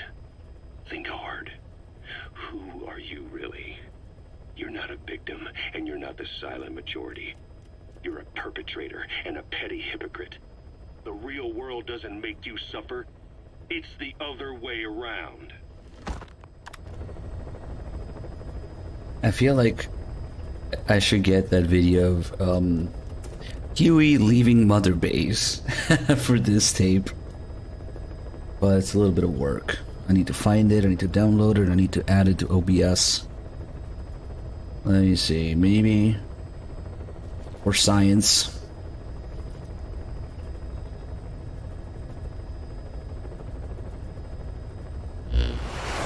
Wait, wrong thing. Let's see.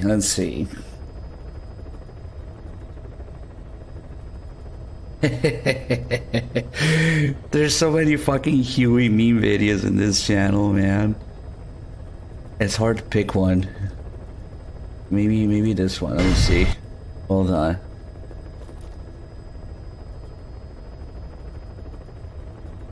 Now we need to save it. Hold on 1 second. At least once I do this, it will always be at the ready on OBS, you know?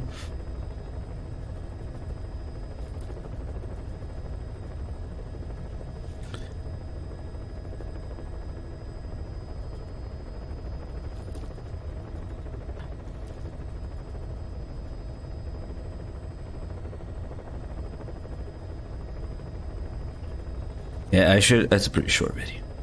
I should totally play this video when this tape plays.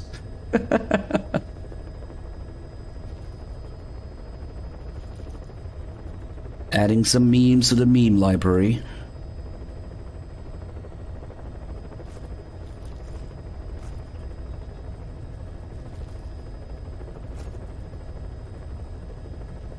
Oh, come on, why is this thing so stupid?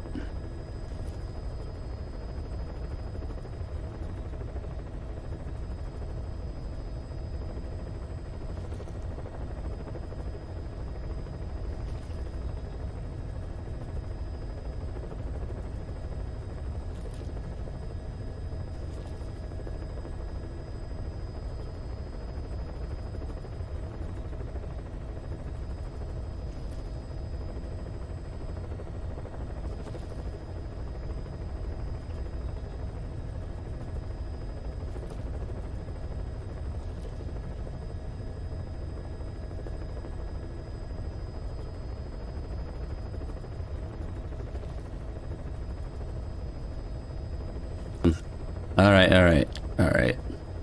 This is a pretty good time to put this video in.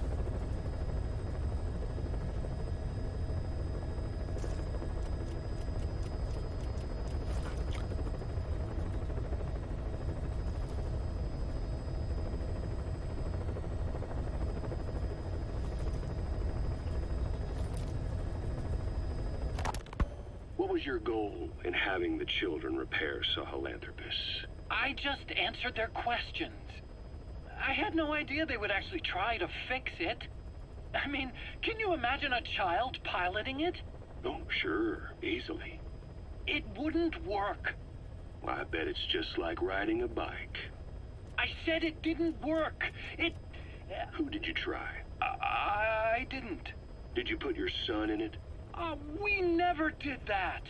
His name was, Hal, wasn't it? I thought you said you never saw his face. But you made him pilot Sahelanthropus. You used him in your experiments. He wanted to get in. It was such a short time we had. So he was with you. We were happy. You're still happy now. Changing your lies to suit the listener and getting by slipping through the cracks. Building layer upon layer of convenient stories until nothing means anything to you anymore. You're happy all the time because you don't even notice you're doing it. Think hard. Who are you really? You're not a victim and you're not the silent majority. You're a perpetrator and a petty hypocrite. The real world doesn't make you suffer. It's the other way around. You're fired.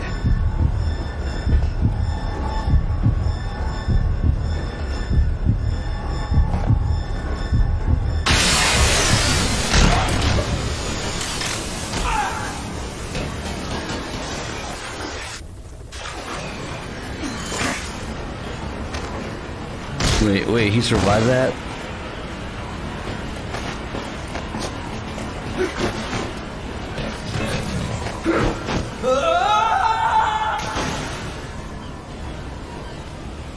Amazing. Mission complete. That right there is why you're the best, boss. The one and only. Ah, perfect.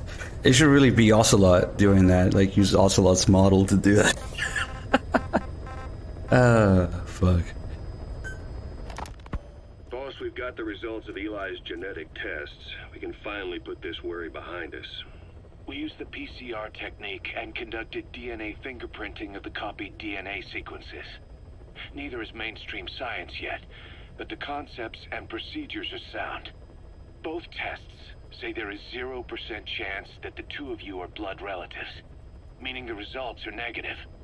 He's not your son, nor is he your clone. He's just another person. It was 12 years ago that Zero made plans to clone you. Eli's age and appearance certainly are a good fit. I admit the first time I saw him I did a double take, but it looks like we were worried for nothing. Eli isn't your clone, though you might still have one somewhere out there. But if Eli isn't the boss's clone, why does he seem so obsessed with him? Not to mention having one hell of an attitude for his age. I don't know.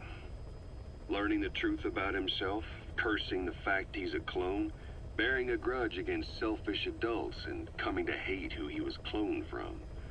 Big boss. If that were really the case, I could understand it. I might even feel a bit sorry for him. But no clone could have a totally different DNA fingerprint. And the test left no room for error. You yourself were there when we drew Eli's blood sample. Come to think of it, when we went to OKB-0, he'd snuck onto a chopper and was there. Yeah. He was acting strange even then. Or actually from a little before that time. That was exactly when we began these tests. Maybe he suspected something when we drew the sample, not knowing what we were doing to him, and becoming mistrustful of us. Hard to say. Eli's had an attitude problem from day one. So what is he then? Well, if he's gonna tell us that himself, we'll need to get him to open up more first. Yeah, right now, neither of them really knows. Ocelot is hypnotizing himself into not knowing, and Kaz doesn't find out until the player finds out. I don't get where people get this notion that Kaz knew all along. Maybe people don't listen to tapes, or don't... I don't know, it's not even the tape, it's the conversation at the end after the credits. But the truth tapes add to that. Oh well. Kaz learns pretty much the second the player learns, and you end up feeling betrayed and left behind, just like Kaz. That's if anything, that's another way that that they fucked up. Because the whole game, you're trying to make the player feel like Big Medic or whatever, Venom Snake, badass, big boss, whatever. He's a potato. But we end up feeling more like Kaz, if anything, which was never the intended idea, but it's effectively what happens. Especially since he finds out at the same time, and he feels betrayed, just like the players. Let's see what do we have here. Ooh, we get Burger Tape 4, and I hear somewhere out there is a secret Burger Tape number 5. Maybe you'll find it somewhere.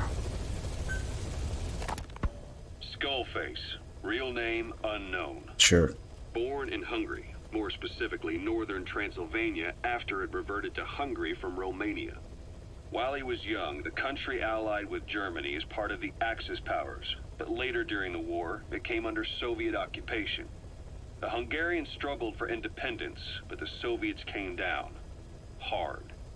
Just like he said, time and again the country was ruled by a foreign tongue. When he was a young boy, he lost his native language, the bedrock for any developing child. His country, his family, his face, his identity, everything was stolen from him. All he had left was his skull. Skullface first tried his hand at espionage during all the chaos from the war. Agents, military officials, and soldiers who operated out of Hungary during the war vanished over the course of several months. This Soviet spy hunt rocked the counter-intel world. Mysterious fatal illnesses, accidental deaths, drownings, people having strokes behind closed doors. Just like Stalin, no one knew who was behind it. But all you need to do was look for who had the motive. They were all taken out by a man without a face. And now we've got an idea of how he did it too. He'd gotten revenge for his people, but he wasn't finished. Skullface defected to the West, eventually ended up with the SAS. That's where he met Zero. It's possible he began planning this whole thing back then. It's hard to say. In any case, Zero made him his XO. He always did have a thing for oddballs. But this one was set to lead a unit no one else would know about. When Zero created Fox, he also formed XOF as a support team. An unconventional special forces unit designed to support Fox, make it stronger, with Skullface giving the orders. Zero never even told the boss about it, nor the CIA, naturally. If Fox was Zero's silver bullet, XOF was the recoil when he pulled the trigger, just like Newton's third law. While you were with Fox, Skullface was operating behind the scenes, sometimes as your backup, sometimes as a mole or a scout, sometimes as your cleanup crew. Fox's tail, making sure the mission succeeded and that you survived. We only have his word to go on, but Skullface's goal was revenge against those who'd use language to subjugate people. Those corrupting a people's identity by forcing a new tongue on them. Those using the power of language to control information. Naturally, that set his sights on Zero. To Zero, English was simply the most convenient code. But to Skullface, English was a parasite. And by eradicating it, he'd stop the world from being eaten away. If that didn't work, he was ready to see the world scorched by nuclear fire. To save language, culture, and race from annihilation. he was willing to overstep the hands of the Doomsday Clock. That is, of course, if you believe anything he had to say. Nah, he was just mad he had to dig up Snake's shit and put it in plastic bags and bring it to Zero. Rise and shine, old-timer. It is complete. I had our best and brightest working overtime, fine-tuning the greatest burger the world has ever known. I call it the Chemical Burger. What on earth is that color?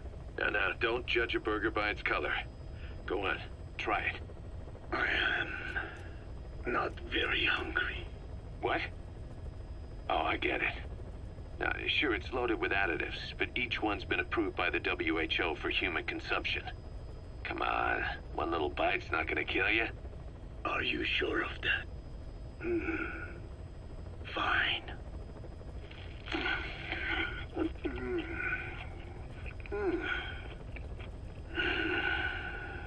Well, what do you think? It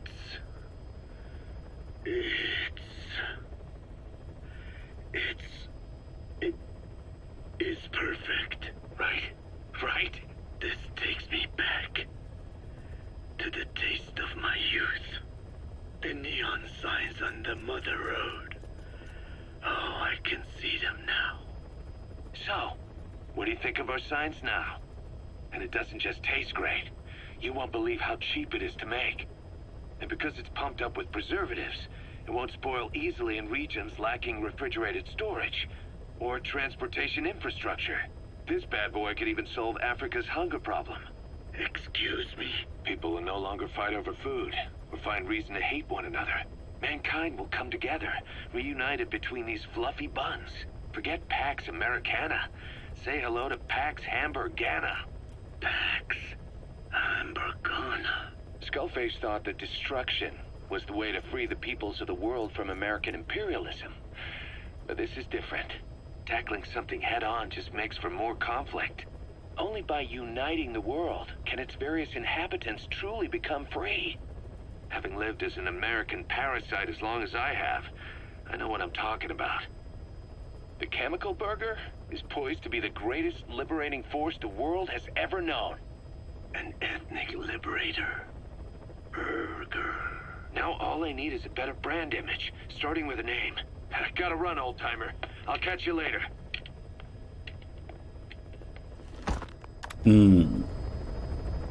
Legend has it that there's a hidden 5th burger tape somewhere in this game.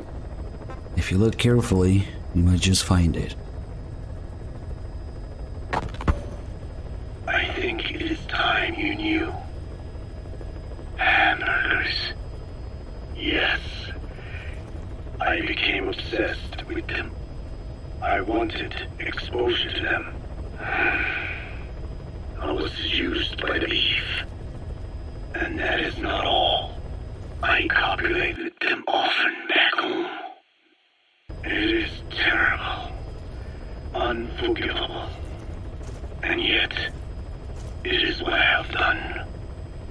First, I thrust into the bun, making them swell to abnormal size. Then, I'd squirm inside. But this was not enough. Yes. Second, I penetrate deeper into and between the lettuce and copulate then and there, continuously over an extended time, until I achieve the orgasm, releasing the sperm inside them like baker's yeast. Yes. It would slip into the surrounding regions, mixing in with saliva. Nature's blessings, unadulterated, in hamburger form. How could anyone hate such a magnificent thing? What a beautiful burger. But, in truth, there is a more effective method. Multiple males can copulate with a hamburger. It sounds as though you have already tried. Would you care to join me? I think I'll pass. But thanks. This has been helpful. So here's the thing with Code Talker's voice acting. He speaks so fucking slowly that you can do some pretty convincing editing using all of his tapes and all of his lines. And so you come up with something like that. It's, yeah, genius. There's people out there who can't even tell the difference. They think it's legit voice acting. Oh, fuck. It just works so well. Burger Tape 5 for all your burger sins and confessions. Anyway, not much left to do here. Apparently there's nothing left. This is that amazing part of the game where there's fucking nothing going on and your only choice is to do side ops and filler missions. So, let's get some more other bays. Soldiers here. Oh god, it's this one. 3 Dog didn't fucking unlock the LZ here. Damn it. Ah well. And who is this Solidus? Oh god.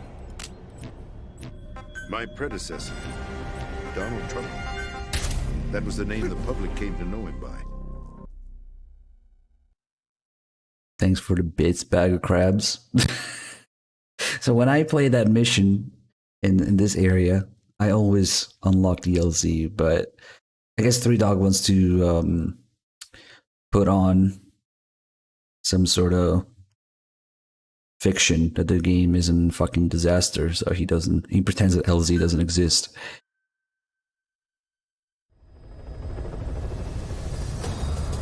Boss, I've updated the mission list. We've received some new job offers. Yes. Details are on your iDroid.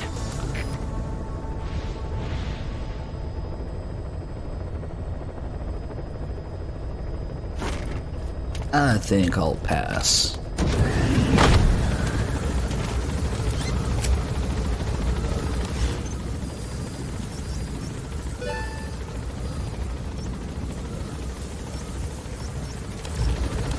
Can you just drop me off here?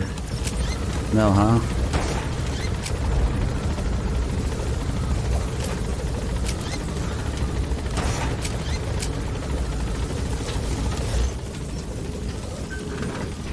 We'll have to slowly make our way there.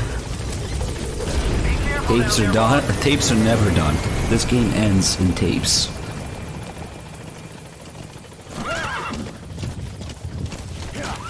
Speaking of which, yeah, you can use a gun on the helicopter. It's fucking useless. I'll have to. Well, since we have to complete random missions, it could even be older missions that we repeat. So I can do some of the older missions that I wasn't here for, because we gotta put this song to good use, you know.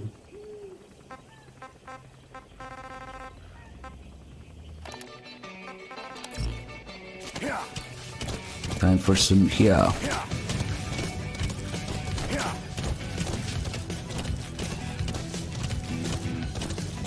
Oh look, it's jackals. They're not programmed to react with D-Horse. What's up? Bet you look... Oh, you look happy. At least they don't look high as fuck, unlike the wolves.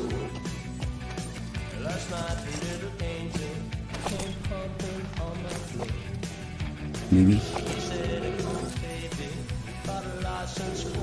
Never mind.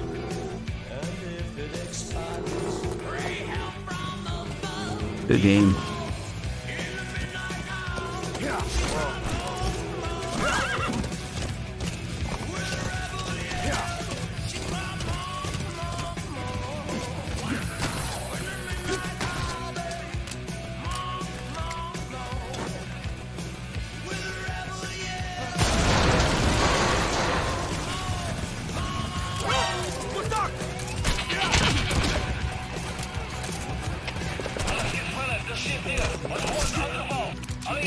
I really just wanted to punch that guy in the face.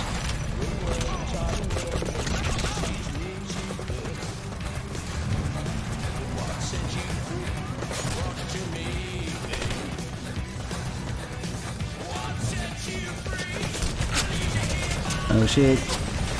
Random placement guy. Good thing the barrels don't explode when they shoot it. Maybe that's why. Holy shit, maybe that's why the fucking scope on the sniper doesn't do it. I finally found another example of bullets that don't blow up the barrels. Enemies. So maybe by some mysterious reason, when you zoom in on the sniper rifle in that area, it counts as an enemy, like the enemy's fire.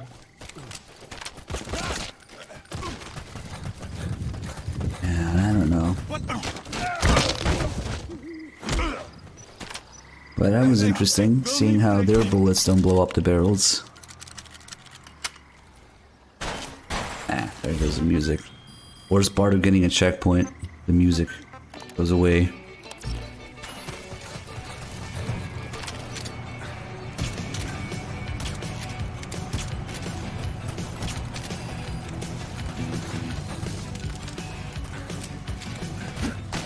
I'm kind of mad that we don't have the LZ here. Ah, fuck, man. Maybe... would it be better to just... Yeah, it would. Probably.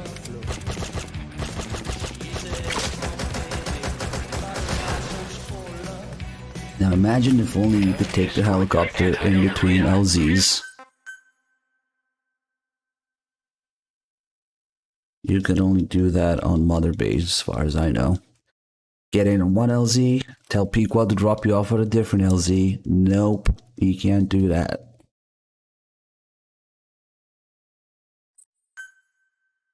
Anyway, that's how it's supposed to go down. We're supposed to have that. So now we can do this, which is much more interesting. Let's bring some stealth equipment.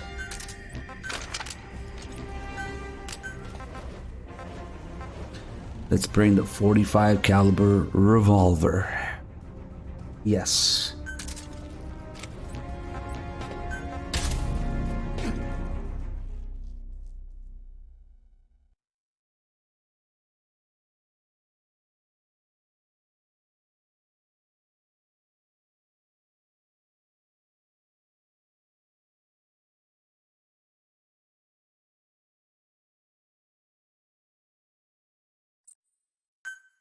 That wasn't a revolver, but that's also not a 1911. You're you're half right.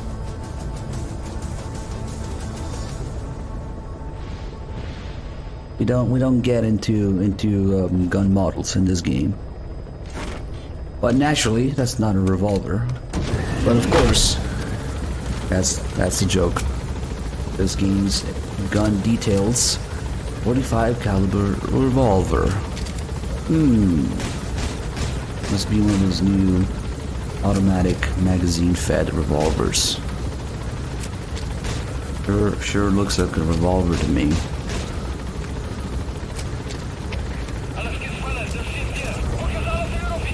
No, bag of crabs, don't even try it. Don't try to guess the models. This game's guns are all fake. Some of them, if you combined, enough real-life models, yeah, you could see a resemblance between 2 or 3 bastardized things put together.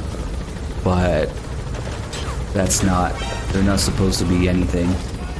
The guns are just a fucking disaster and mess and sadness in this game.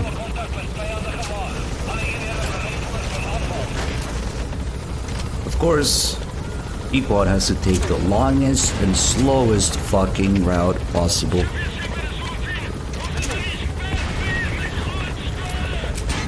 Of course, in any Metal Gear game or any remake or remaster, maybe not remaster, but remakes coming out will be the same. We'll never get real guns ever again. Teapot, why the fuck are you flying in circles? Just so we can get shot some more. Essentially, that's why.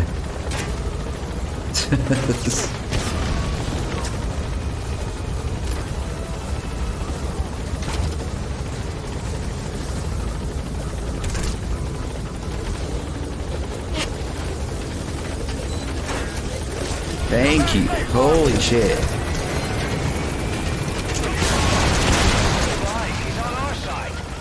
Oh. Oh, I must have hit him a little bit. Oops. Well, I don't need you anymore, people. That's okay. I forgot to put on music for this. Oh, well. We're kind of done now, so... and it defeats the purpose. I should have put on, you know, Ride of the Valkyries or something. They shot that. I think I only damaged him a little bit, and then they gave him the last few hits on the way back. Is this guy gonna rocket me?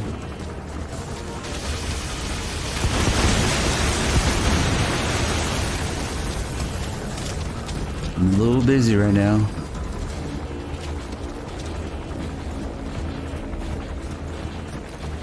Yeah, with how cheap helicopters are, you think they have a bunch more. But we can only ever see one on Mother Base, because rendering. Yeah. That's the target. I remember him.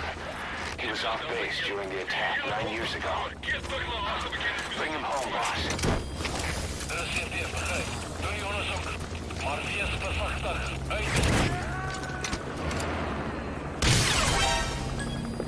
Ah well. Bye.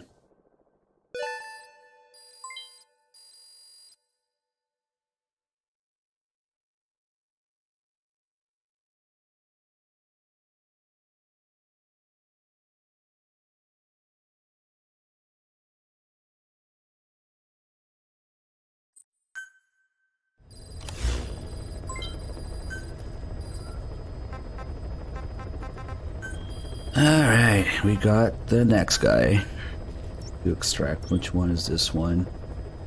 He's just out in the open, the desert, or maybe in the jungle.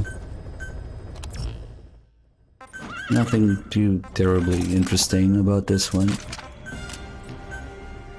45 caliber revolver.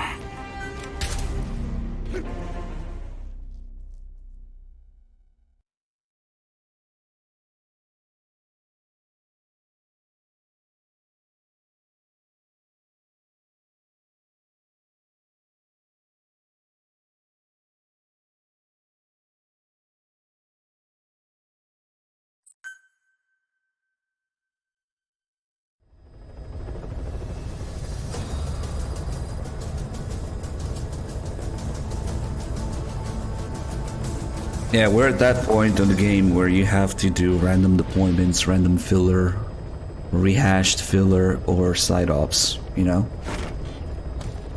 Since we're gonna do the pass thing, at least, we might as well get these guys. But that's not gonna be enough side ops. Eventually we'll have to do some extra shit, like mine clearing. Where could this guy be? Could he be in the dead fucking middle of the area because they're lazy?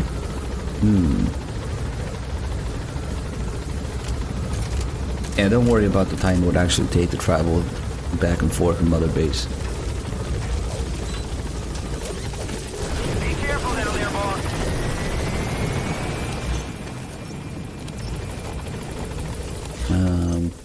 We're going that way.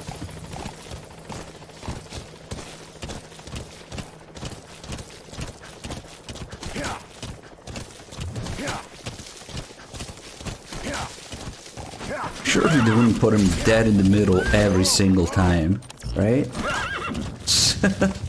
He's a little off this time. Maybe, I don't know.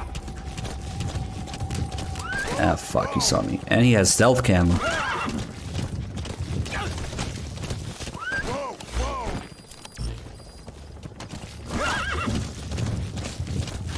Get back here.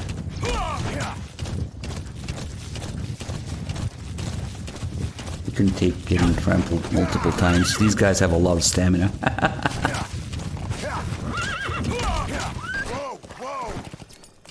Normal enemies get stunned when you do this the first time. This guy can take it multiple times.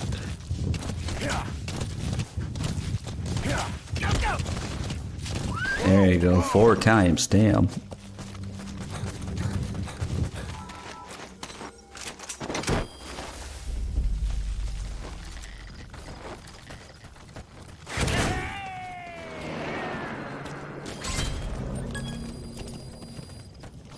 He's coming too. Roger that. Go on.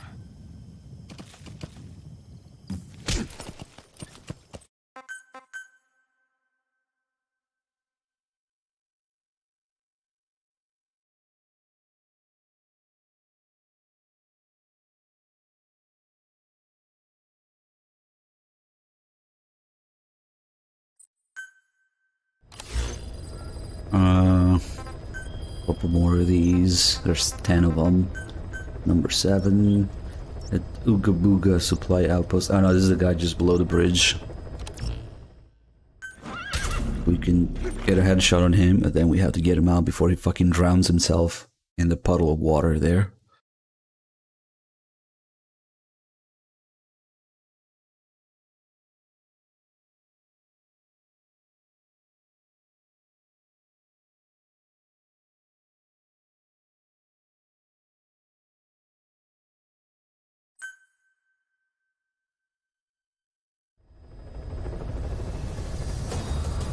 God, these helicopter rides, man, especially for these tiny missions.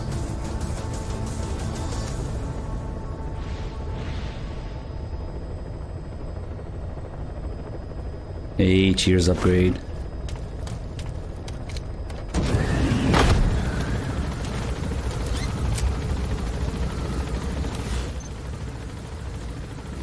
I think the helicopter ride might be longer than the mission here.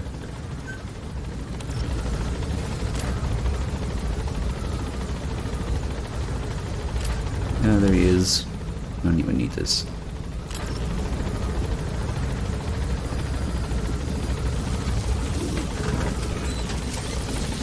Be careful down there, boss.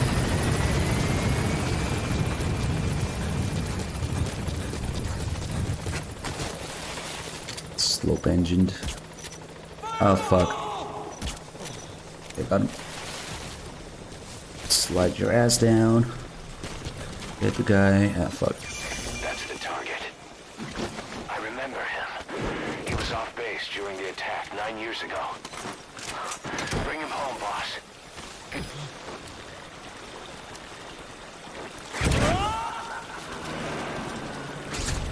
Oh, something's happening. Right now we're waiting on the Huey trial. No, we're waiting on the Shining Lights mission. Oh fuck, I don't want to do Shining Lights. Ah. We'll just put on some pop music and pop some heads. Boss, we have an emergency. There's been another outbreak of the vocal cord parasites on the base. Several men are dead. It started in the laboratory on the quarantine platform where the radiation leak occurred. I'd only just deployed the security team. I've sent in a rescue team to help, but they haven't returned. Boss, I need you on this. Come back to Mother Base ASAP. Martian dude with the fancy tier 2 sub. 34 mods resub. Thank you. You heading out? Here's man. Martian dude always so generous and supportive. Gifted how many subs? Like 500 now? Here we go again. Fucking Shining Lights, man. The quarantine platform. You mean the quarantine platform? Investigate and recover the survivors, but they haven't returned. There's nothing on the radio either. We got a backup team ready to go. Just give the order and I'll go alone. Boss, what are you... There's no need for that. We can't afford to lose anyone else. We have no idea what's going on Exactly. Anyone still alive's at their breaking point. Last thing we need is another unit storming in. No telling how they'd react.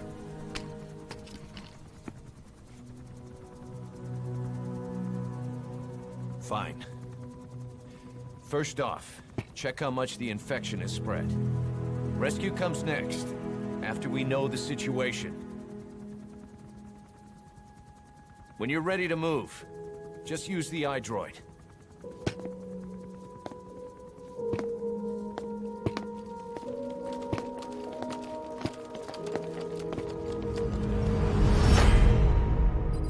To be continued. Alright, this is like one of the most infuriating missions in the game for me, so I don't think I have the energy to go through with it. We'll just put on some music for it, yeah?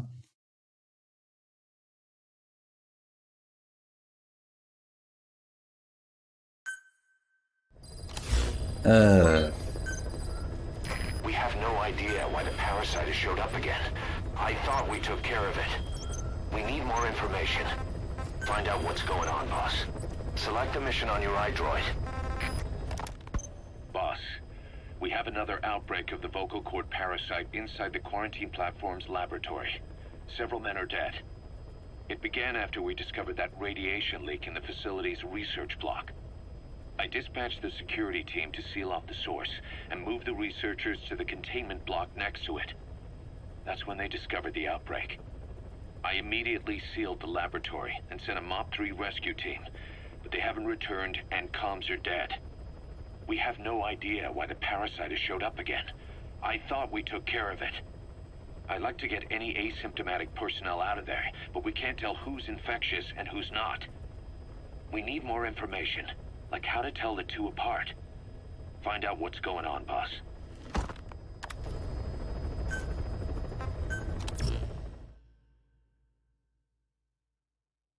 Hey Dakota, are you talking about FIFA? Yeah, definitely. Oh wait, you're talking about Three Dogs thingy that he has? No, just head up to FIFA's channel. We need to get FIFA to do it officially, since he's doing such a great job at it, you know? We already took care of Quiet. Yes. For all we know. All we need to know. What a mission. Let's go over the situation again. We've got another parasite outbreak in the laboratory on the quarantine platform.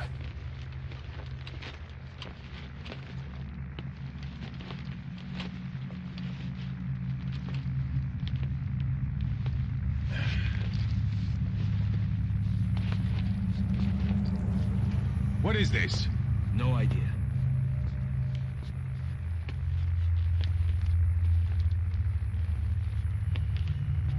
Damn it. Definitely not zombies. What the? Shit.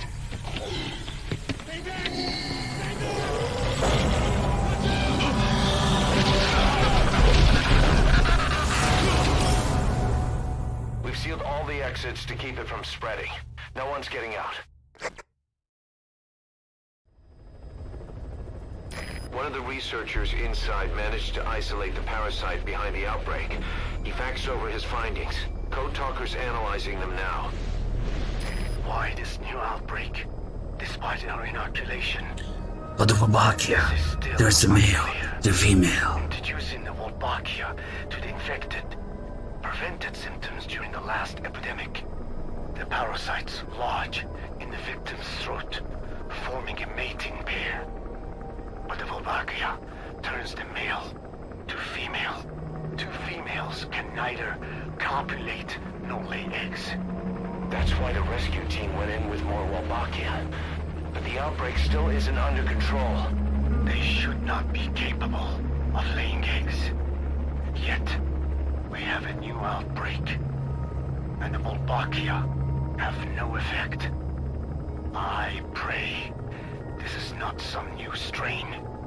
If it is, then someone may have brought it here. If there's a spy running around. For now, we must focus on discerning the outbreak mechanism. The cases show another alarming new development. It is now even more difficult to tell who is infected. The eggs propagate out of sight. No external symptoms. One who appears healthy. Maybe dying. On the inside. What the hell happened in there? Boss, I still can't raise the rescue team I sent in. We know how to proceed if we just knew how to ID the symptoms. Finding that out is part of your job in there.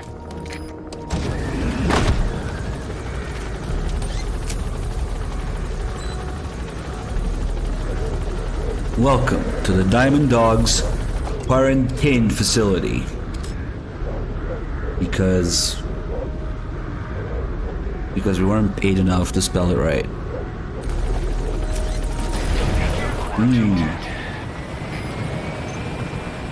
The quarantine facility.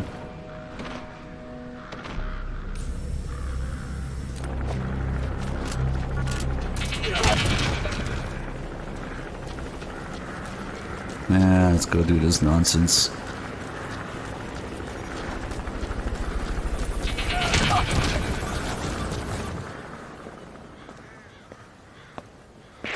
Hang on, Snake.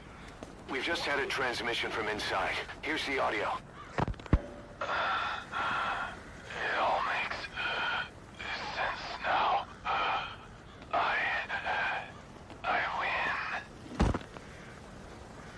Where's it coming from?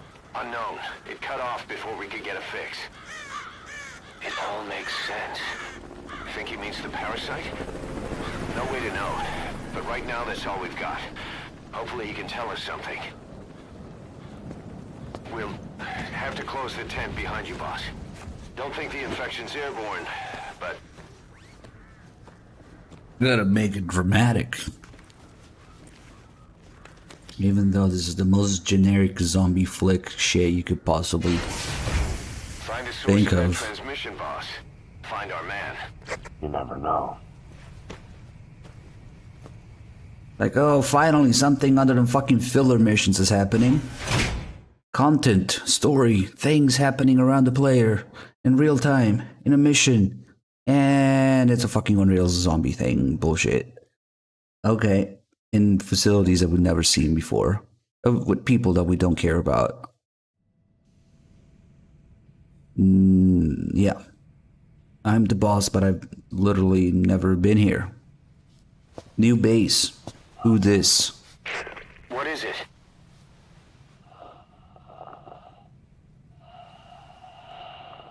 The non-filler missions, the Kojima written missions, just look up The rescue team reported that too. Said it smelled like ripe fruit. which missions Kojima actually wrote, cannot allow like, the what, infection to 5, spread. 10? If Maybe anyone 10 or shows so. symptoms, you must put them out of their misery. That includes me. Yeah, we're going to carefully analyze all these people. You're on rails, you can't do most actions in the game, your equipment is fixed for you, the camera is zoomed in. Guess the parasite's Yeah. Don't touch him. He's covered in blood. They literally tell you should kill him, and then you kill him and you get a game over. Yep, first you gotta get all the way up. What the fuck is this guy? What the fuck is this facility? Who knows? Not me. There is no chapter 3. Yes. Wait, I forgot.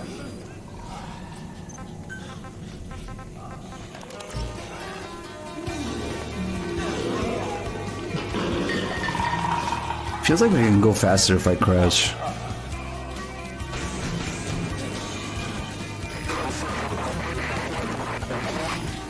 Another transmission. I have analyzed part of the data that was faxed out. Appears even those who really spoke became symptomatic. This must be... Yeah, if you shoot anybody right now, you get a game over. Also, listen, there's an epic gunfight going on over there.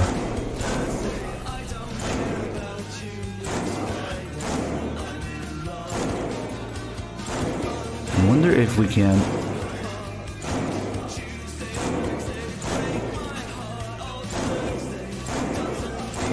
Of course they never reload. Until you get there, then they stop shooting. But I'm trying to see if I can see around the corner just very slightly.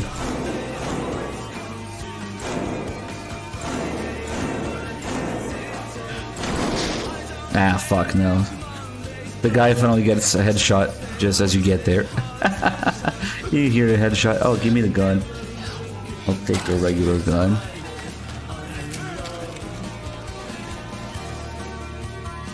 Oscourt Loria, thank you for the 2 months. Welcome back.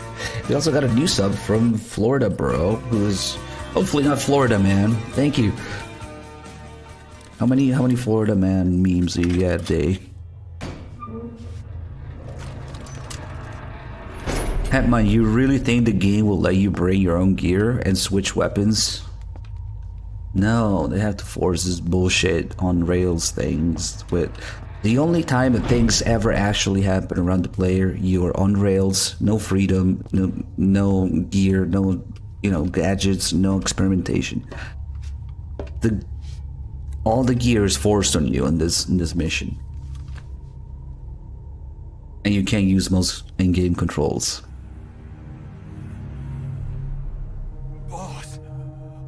What the hell happened? At least you're okay. What's going on? I win. I'm no snail.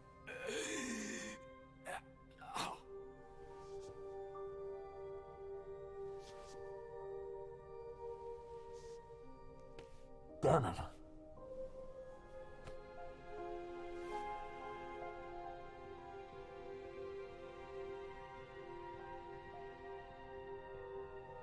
So he sent the transmission. Seems like he had a way of IDing who's symptomatic. But what was he trying to say? Snail. Yes, of course. It all makes sense now.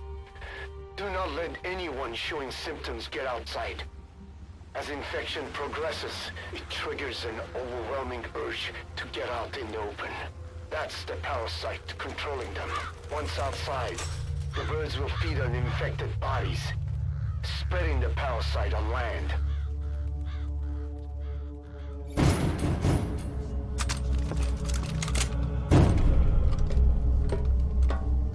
Hey, you know that tranquilizer gun that we've been carrying for literally the whole fucking game?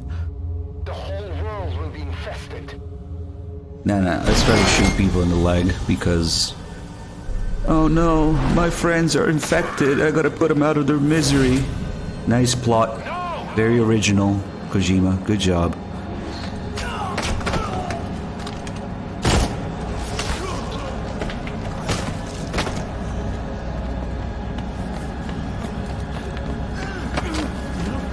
Remember this scene in the trailer? Oh my god, what's going on in Mother Base? Betrayal? Power struggle in Mother Base? No, man. Parasites.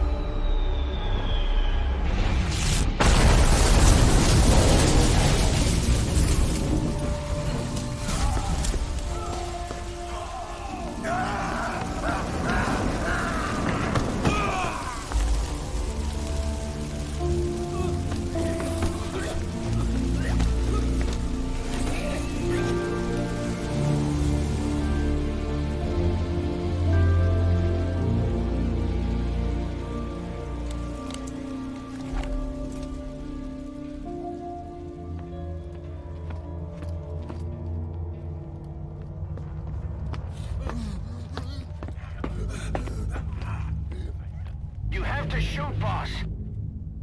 We can't let them outside. Mmm. Damn it. We can't allow any contagious individuals to leave. Shoot, Snake.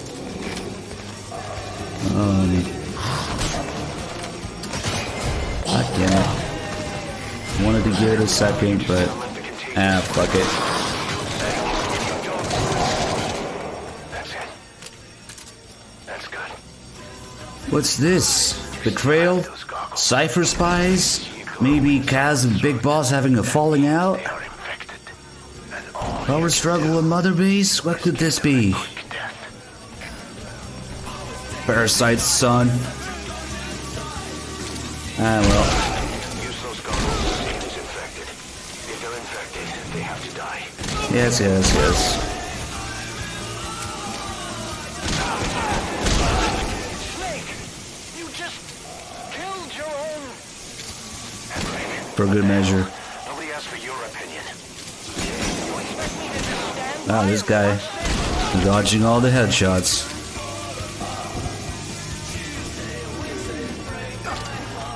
I mean, it's pretty clear that anybody with 2 brain cells would be able to come up with a better plot for this. So, obviously, that was not a priority.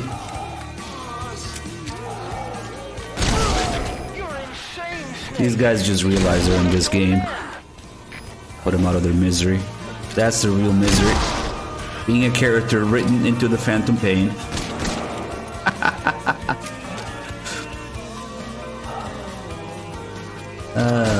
Well, probably dead.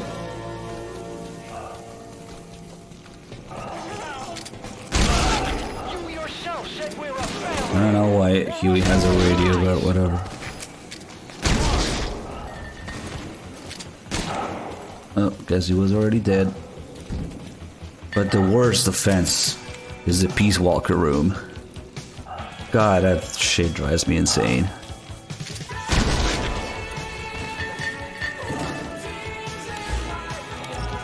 Game trying to appeal to your good Peace Walker vibes. Peace Walker music, Peace Walker characters, Peace Walker memories. Fuck off! This game isn't even worthy of having Peace Walker music in it. Let's pretend it's Peace Walker. No, let's rescue the real victim, the tape. Get the fuck out. Stop trying to play in the better games, memories. How about you make your own? Oh, but wait. Hang on, boss. Is he wearing a mask? He might not be infected. Examine him with those goggles. I'm going to examine him with this handgun, okay, Kaz? We're gonna take a really close look and examine. Okay, bye.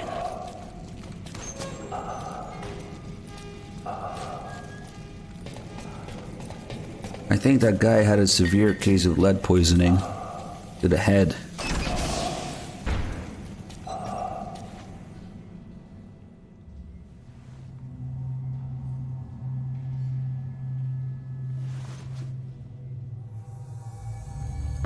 Oh my god, I'm such a demon. I prevented the epidemic and took care of some kids on Mother Base. Good plot points. Gotta say, a very morally ambiguous choice here. Really makes you think. Of literally the million other reasons you could have had to, you know, do this, have to do this. And a million other ways you could have connected with these men before having to do it. But no, this was clearly the best way.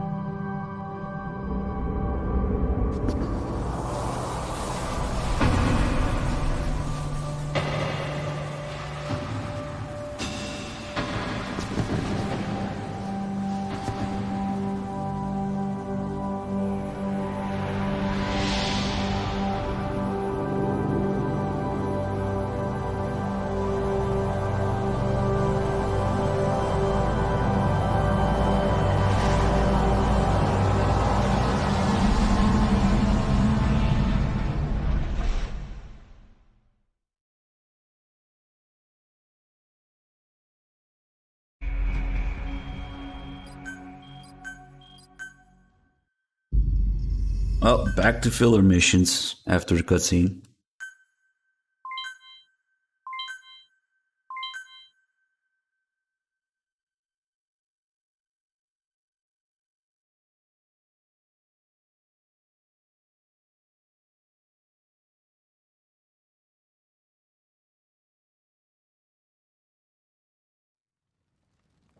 If at least the filler would get you to something good, you know? Nope.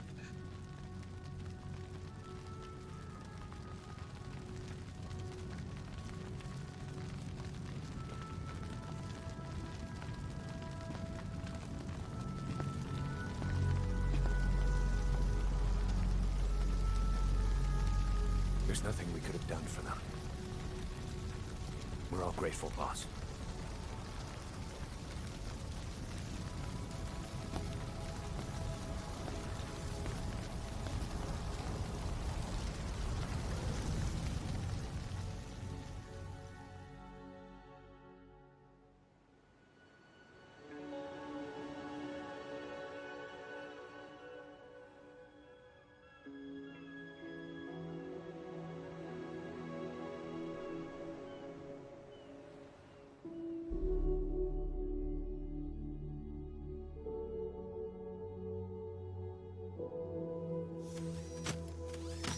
It's your fault! They're dead because of you! What? He's right. I killed him with my own hands. They were on your side! I'm on your side! And you turned them all to ashes!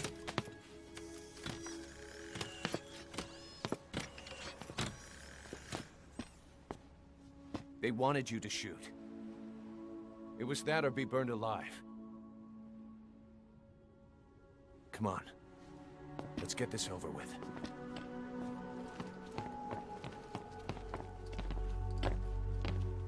Wait.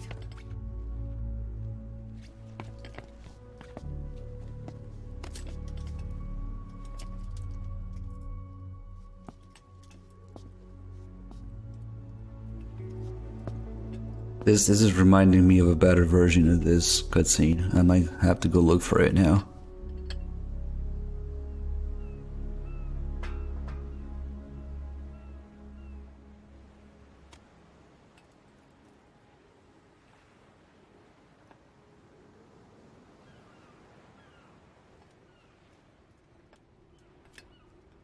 I won't scatter your sorrow to the heartless sea.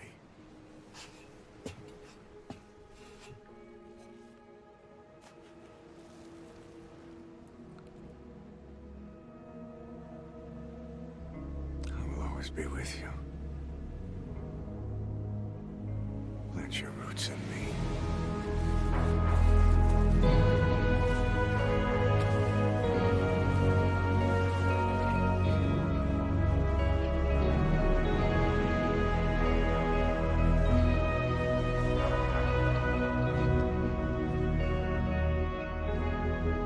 See you end as ashes.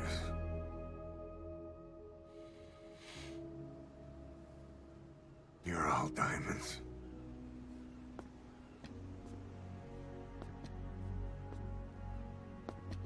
We're not burying them at sea. What then?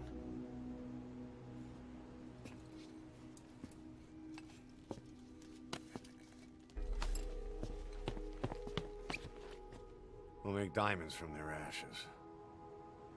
Take them into battle with us.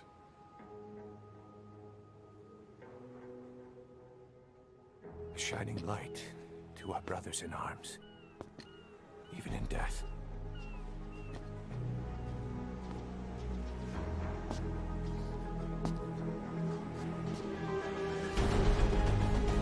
We are diamond dogs.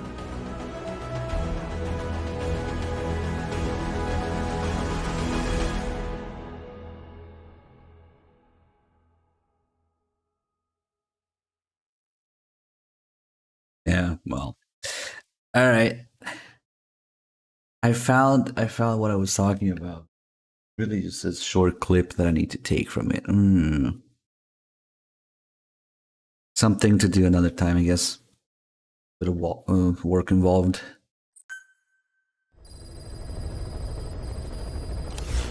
Boss, I don't know how you do it.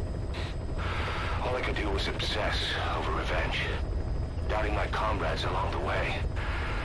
But even after all we've accomplished, the phantom pain never let up. If anything, it just got worse. You got that right. You understood that from the start, didn't you? The phantom pain got worse. The moment you opened your eyes in that hospital, that you've been fighting the pain and confronting your phantoms the whole time. Knowing full well the battle would never end, not till the day you die. I respect that now, more than ever. It's an honor and a privilege, Big Boss. Boy, I sure hope they, fuck it, whatever. I can't even do sarcasm properly right now. This just pisses me off too much. I think people who don't have a problem with this mission, maybe... I guess the biggest sin you can commit when playing this game is thinking of what should have been and what could have been. Once you start doing that, it's a slippery slope into a rabbit hole. But maybe some people don't have that concept or don't have any expectations from, you know, playing the other games in the series.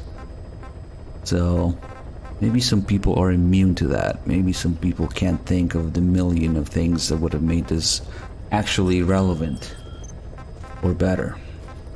And in comparison, seeing how fucking ridiculous what we got is. Like, if the game had done literally anything for me to give a fuck about these guys and see those facilities up and running and doing things and having content and characters in them, imagine that. And also fucking Big Medic not being a complete fucking potato about it the whole time. That would have helped, let's just say that. But, oh well. Choices, priorities all over the place.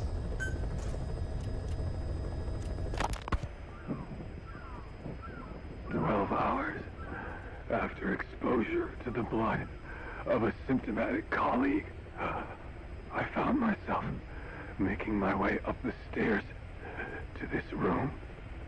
And I am not alone. Everyone who's infected, we've all come up here wanting to get outside. I know full well I mustn't leave, given the possibility I'm infected. Yet, I can't contain this urge I feel inside me, like the alcoholic who tries to make any excuse for one more drink. Every step I took up those stairs filled me with this sense of bliss. I still have all my wits about me. It took no time at all to rewire the electronic lock and open the emergency exit. Then, just as I was about to set foot outside, I finally realized what was going on. This desire for freedom is not my own, but that of the vocal cord parasites inside me. They want the ravens to feed on us, pecking us to death, attracted by these sweet... Oh shit, I shouldn't have done that. I should not have done that. We'll miss the tape. Species with such a weak nose. So, before the parasites take complete control, I must. Most of the staff in here are already infected. At least, everyone I've looked at is. Infection with this parasite causes a high fever in the pharynx. I have modified a pair of night vision goggles to react only to this temperature range. With these goggles, you can identify who is infected. Other infected will, like me, feel compelled to make it outside. If the ravens get their meal, they'll head for land next. That cannot be allowed to happen. Alright, well, the cat's out of the bag. The reason that the signal died for a second is because I was switching inputs in my computer monitor to grab the video I was talking about. It's a better version of Shining Lights. Shall we play it? Fuck. And there's a specific clip that we can get from it and integrate into maybe the game next time. Alright, there's a better version of Shining Lights.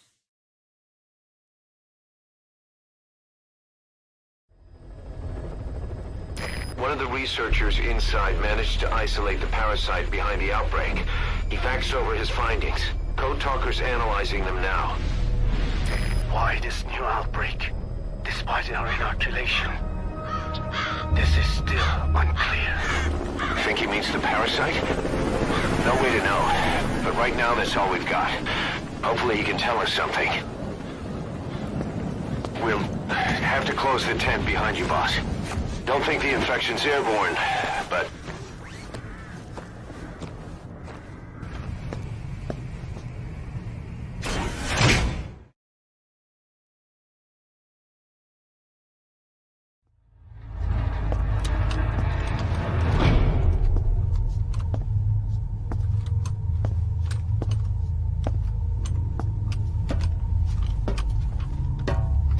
Yes, of course.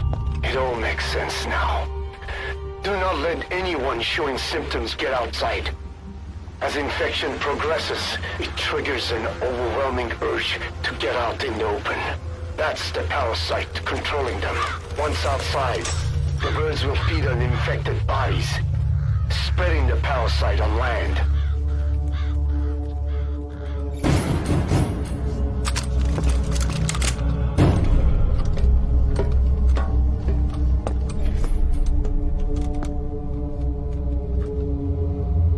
The whole world will be infested.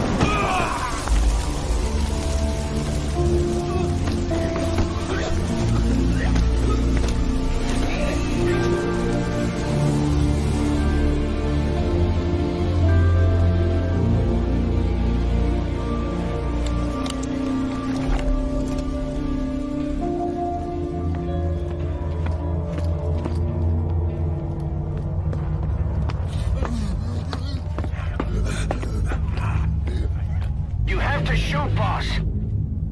We can't let them outside.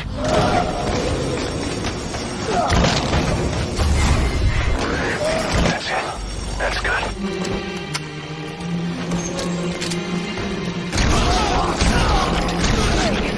You just killed your own...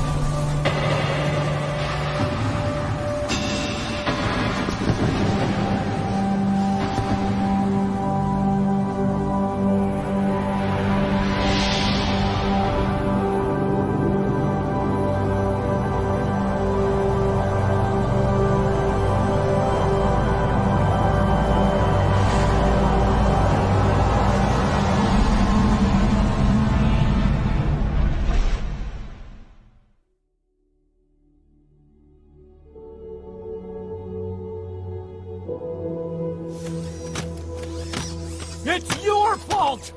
They're dead because of you! What? He's right. I killed him with my own hands. They were on your side! I'm on your side! Here comes the best you part. Turned them all to ashes! It was that or be burned alive.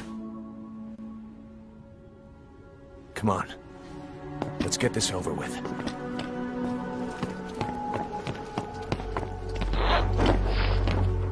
Wait.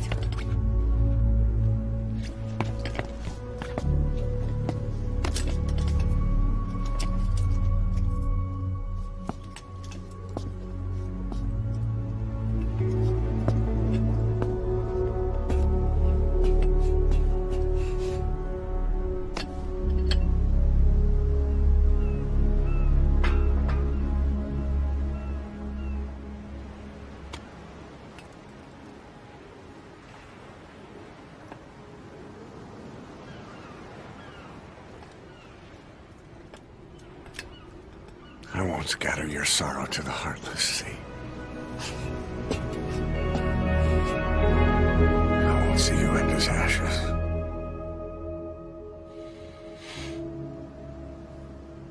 You're all diamonds.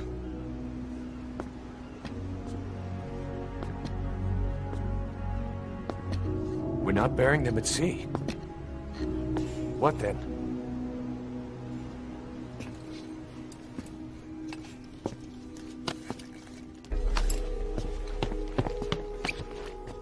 We'll make diamonds from their ashes. Take them into battle with us.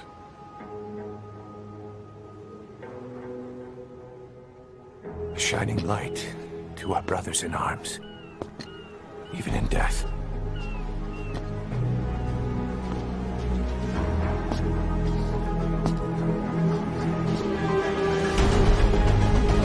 We are diamond dogs.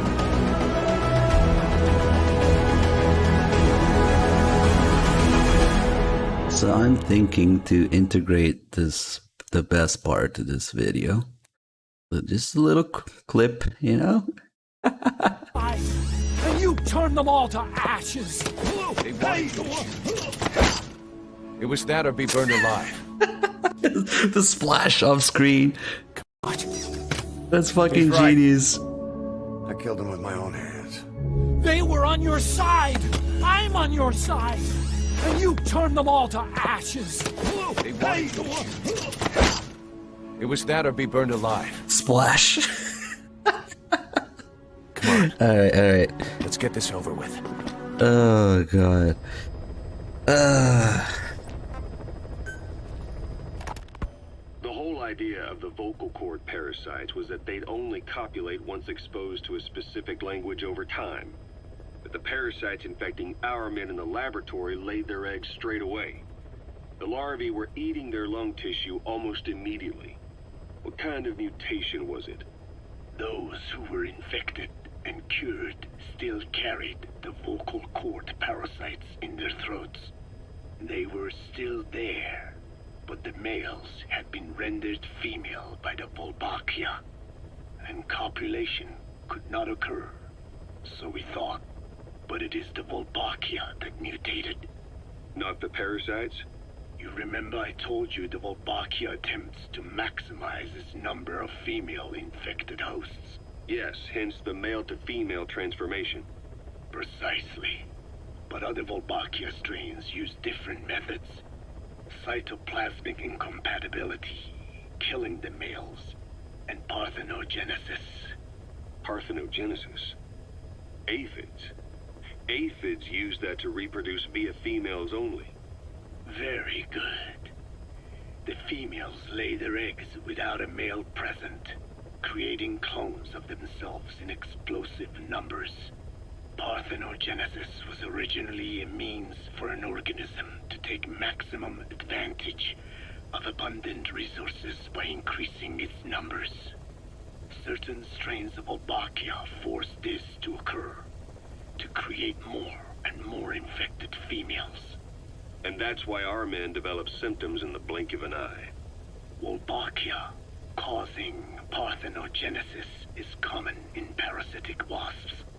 Of course, the Wolbachia I introduced to you men did not have this characteristic, but I believe the mutation, whatever it was, caused it to force parthenogenesis in its host, the vocal cord parasites. The Wolbachia we used to prevent egg-laying became the agent of limitless reproduction. There's something else. The symptomatic infected in the laboratory all wanted to get outside, even knowing there was napalm waiting for them out there. You said the parasites made them act that way, but parasites controlling humans. Is it possible? Parasites altering the host's behavior is a common occurrence in the world of nature. Long ago, the vocal cord parasites had this ability, but even I never foresaw they might control humans. Until I heard the things your man said. You mean the researcher on the top floor? The bit about, I'm not a snail? Yes. Among parasitic worms, there is a genus called Leucochloridium that uses snails as intermediary hosts. As you know, snails prefer dark, gloomy environments. But once parasitized by Leucochloridium, they desire to be in the light. And that is not all. The parasitic worms thrust themselves into the snail's antennae, making them swell to abnormal size. The snail, meanwhile, frantically wiggles his antennae as the parasites squirm inside. The swollen, wriggling antennae soon resemble caterpillars. I don't get it. It is so they can be eaten by birds. Leucochloridium needs a bird as its definitive host. To breed, they require their snail host to be snapped up by a predator. So they make the humble snail appear to be a delicious caterpillar and lead it to somewhere in open sight. So you mean the staff trying to get outside was so the birds could pick at them. The parasites altered their mental state, making them crave higher places and to be outdoors. I can only surmise that both the Wolbachia and the parasites mutated before the ancestors of the vocal cord parasites infected humans. Their hosts were birds. What we saw in the laboratory was some throwback to that time. The parasites attempting to make birds their intermediary hosts. It sounds insane. A praying mantis that is host to a parasitic hairworm will dive into water and drown itself, just so the hairworm can lay its eggs in water. Rats infected with Toxoplasma gondii lose their instinctive caution and run right up to cats. Just some of the many ways parasites control the host. But we're humans. Surely our minds are too complex for that. I thought just the same. Free will is what makes us human, so it never occurred to me that the parasites could be controlling the symptomatic. But the mood, the will of a person can be easily affected by the balance of their cerebral substances. Take the toxoplasma I mentioned. It does infect humans, and it is thought the infected develop a more reckless attitude. But to think that mutations occurred in both the Wolbachia and its parasite hosts. Your observation is most apt. Both mutations occurring at once indicates the presence of a powerful mutagen. I see. Keep working on narrowing down what it was. Oh shit. I'm in the rabbit hole of meme videos right now.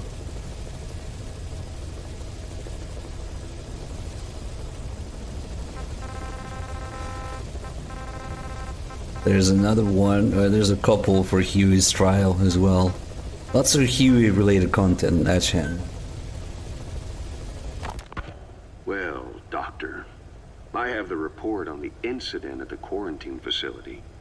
Assuming the vocal cord parasite evolved, I'm sorry, underwent a mutation.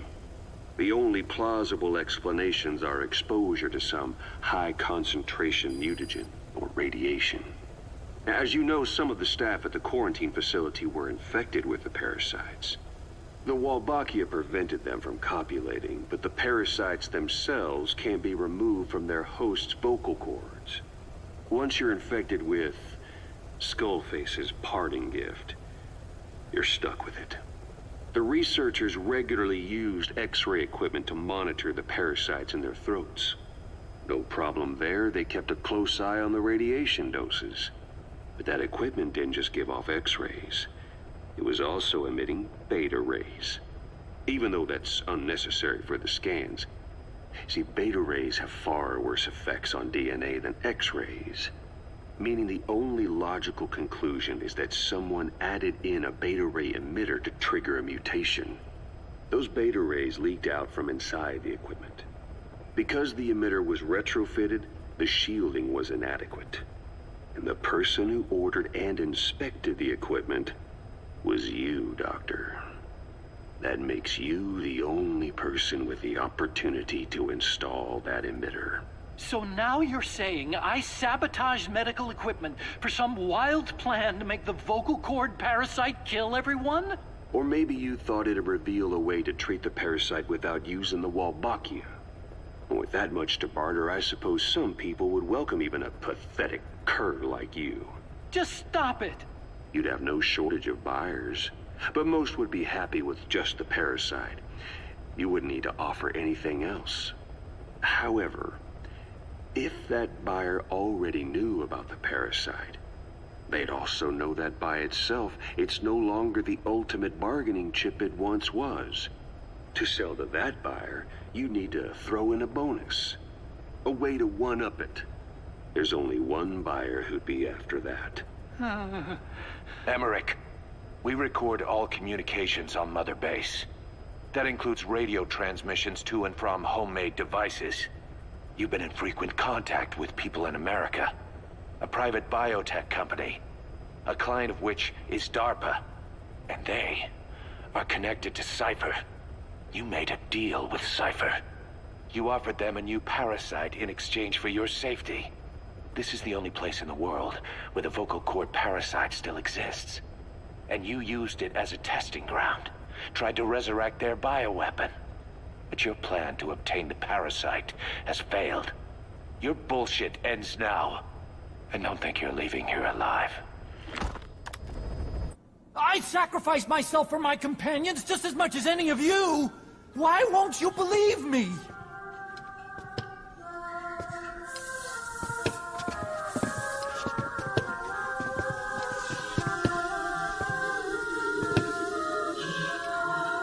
The prosecution calls a witness.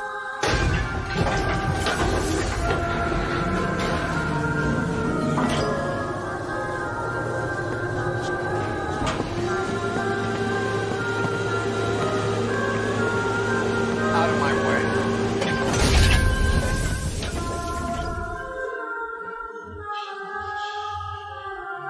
Kept you waiting, huh? It's just a snake?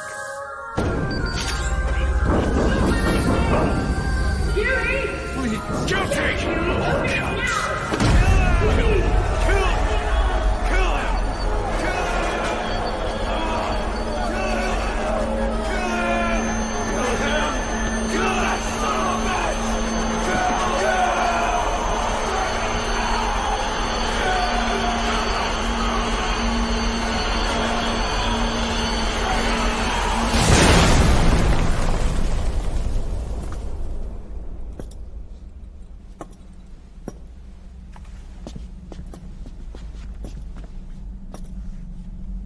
We exist outside the law. What should we do, boss? Just give the order. We'll handle the rest.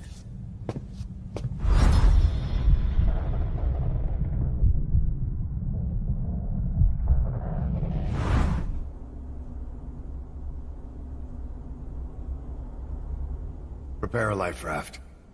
Snake! You should be in this boat!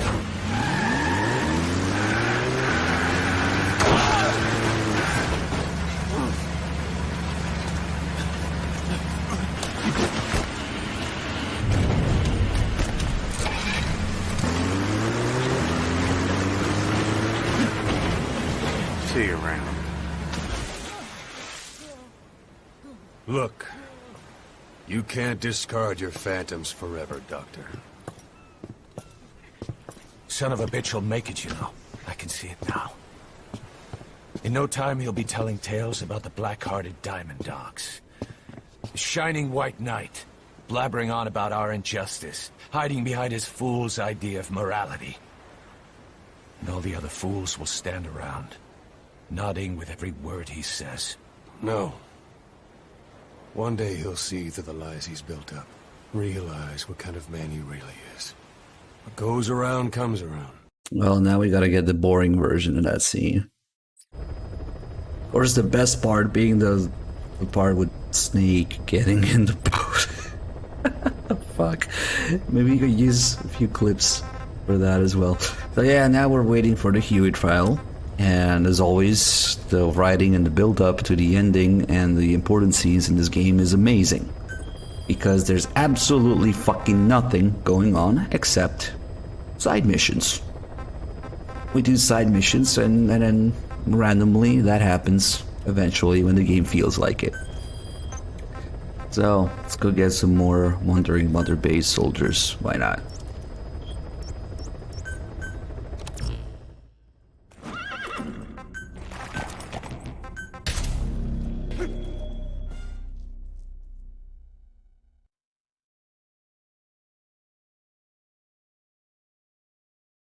Even the Wandering Mother Base soldiers won't be enough. We only have 10 of those. So we'll have to do some more nonsense like mine clearing. I know. Or we could even replay some of the other missions, such as... We should do something with Eli, I feel.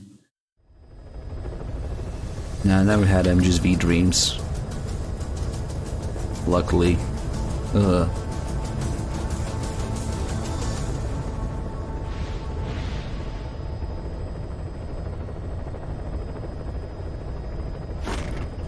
Nightmares? Everybody has MGSV nightmares. We're living in it right now. The game exists. That's the problem. This is the guy who's on the other side here. I think. Like here? Maybe? Or here?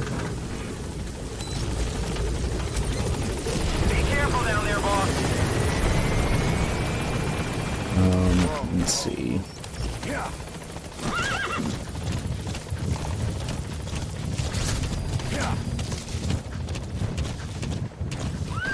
Is it? No, that doesn't look right.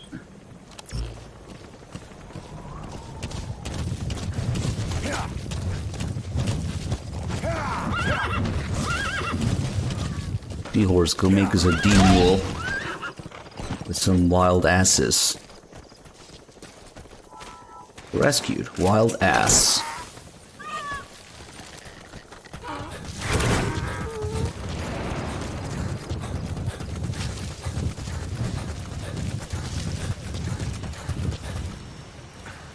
I think this guy might be on the other side of little crevice here.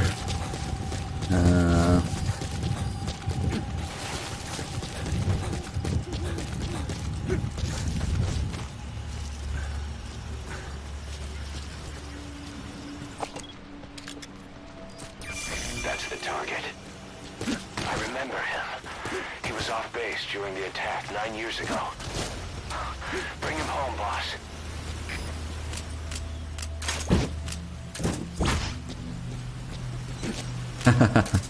Save this game by playing Peace Walker.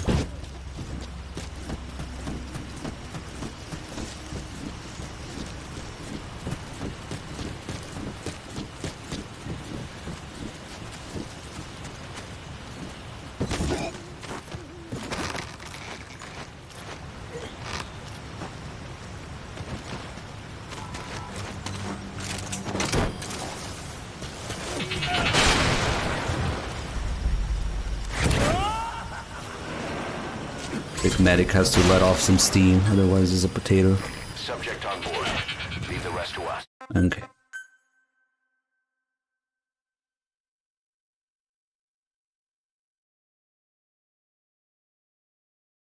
I forgot to show the wild ass. Maybe it did show up? I don't know.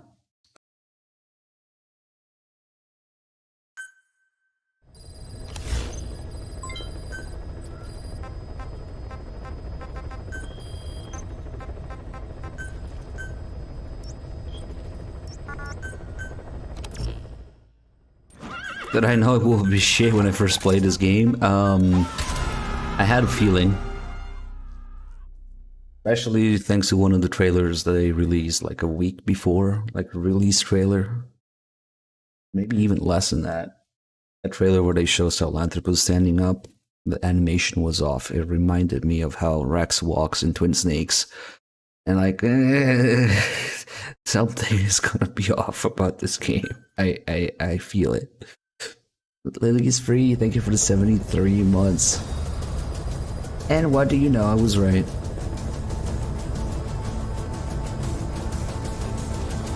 If you were there for that epic release marathon, 2 weeks plus August of 2015. Damn, it is August now. So, yeah. I'm afraid it's been 7 years. But yeah, they released that thing and they showed Sahelanthropus moving like that. And like, this reminds me of Twin Snakes.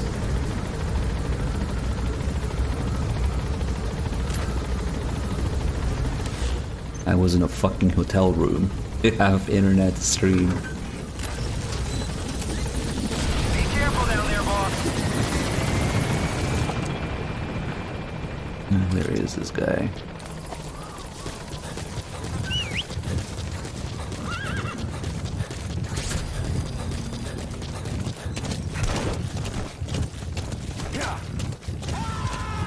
Juffy with the 74 months. Yeah, you must have been there. Thank you. If he's not exactly in the middle of the circle, I'm surprised. Oh, he's probably on the cliff. Yeah, of course. He's in the fucking middle. Okay. That takes some serious slope engine mechanics. What am I getting myself into? There's no way we can climb up here. We gotta go around.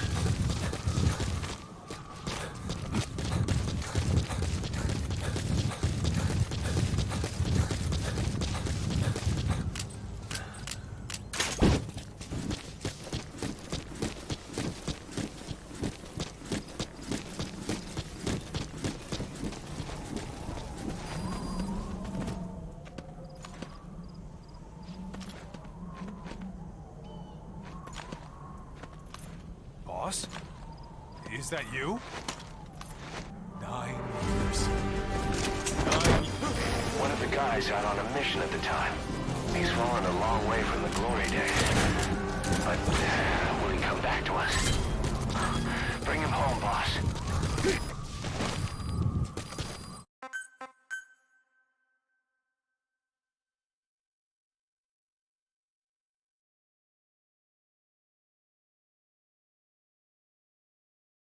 Oh yeah, I had completely lost it by the time we were late game. Just driving around, listening to 80s pop music, and just losing touch with reality. Alright, this one at the Shitfap Ruins.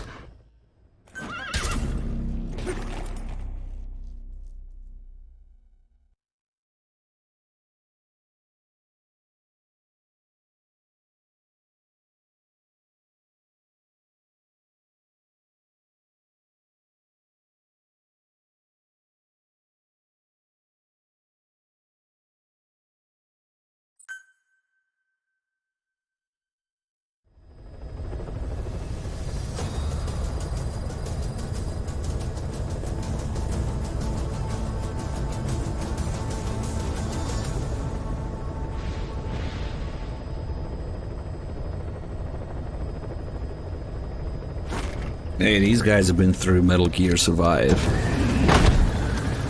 They'd have seen some shit.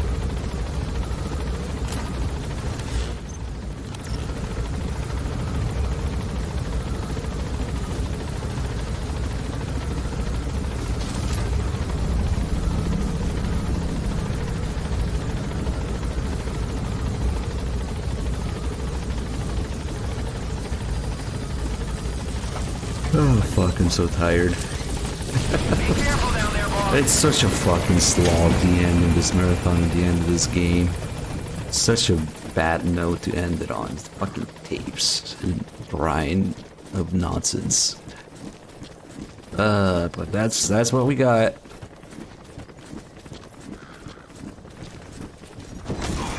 That's the target. Forsaken Pardo, thank you so much for this sub. Off base during the attack 9 years ago. Bring him home, boss.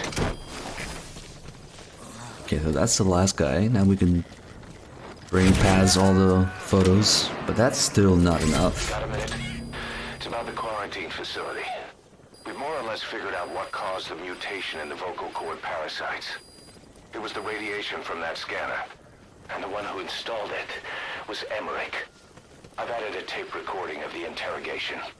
You should listen to it. Shuffling. Okay, we just get a tape for this. The actual scene will require a few more filler missions. And I think the next one, we'll make the next one a big one. Because I got an appointment with Eli.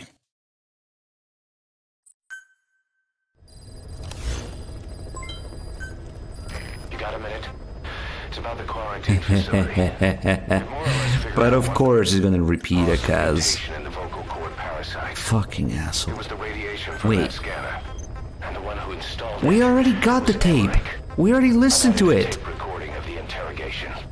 You should listen to it. Why the fuck am I only getting the notification about it now? Fucking Kaz. Never fucking mind. You didn't get shit. Good job placing that message, I guess. Or tape.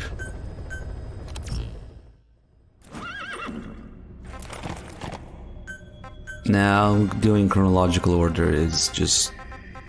It's just not the way to go. We used to. It was pretty stupid, pretty cringe to think about it now, actually. Okay. Doing some Eli goodness.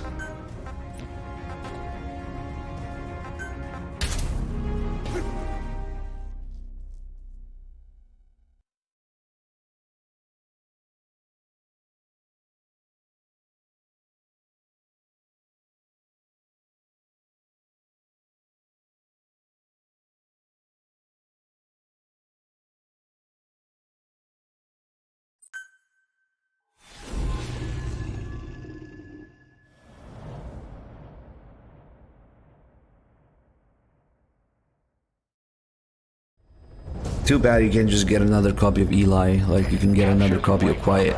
The child soldier's commander, and bring him back to Mother Base. First off, head for Voila Yamasa.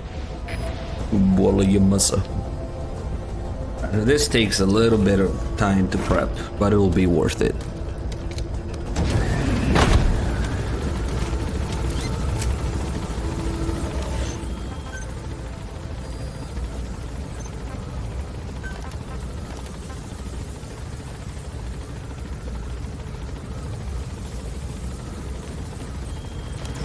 Put on some music, turn off your brain, and shoot things.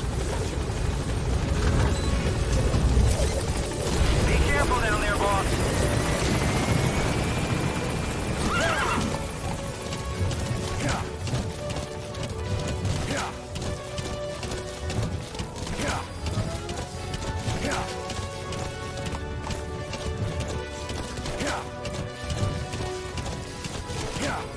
Your target, the White Mamba, showed up in this village out of the blue and took command of the child soldiers.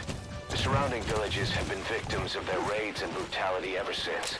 But if you extract their commander, those kids will have no choice but to stand down. Should wrap up the whole situation. They're still kids. You can't kill any one of them, including the commander. If things get rough, neutralize them by knocking them out or by tranquilizing them.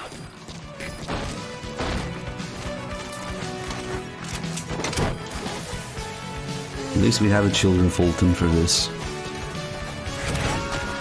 Slightly less annoying. Subject on board. Leave the rest to us.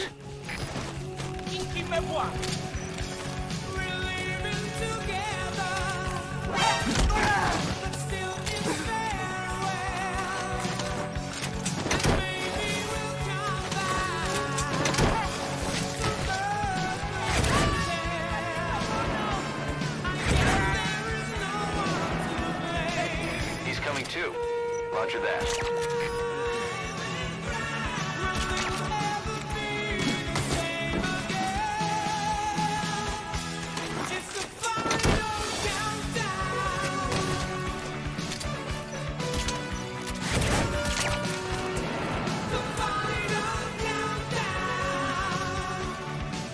You gotta extract him.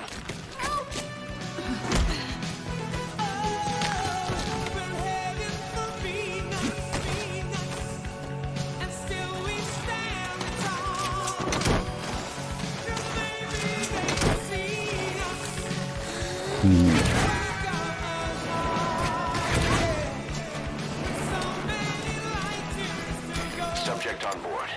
Leave the rest to us.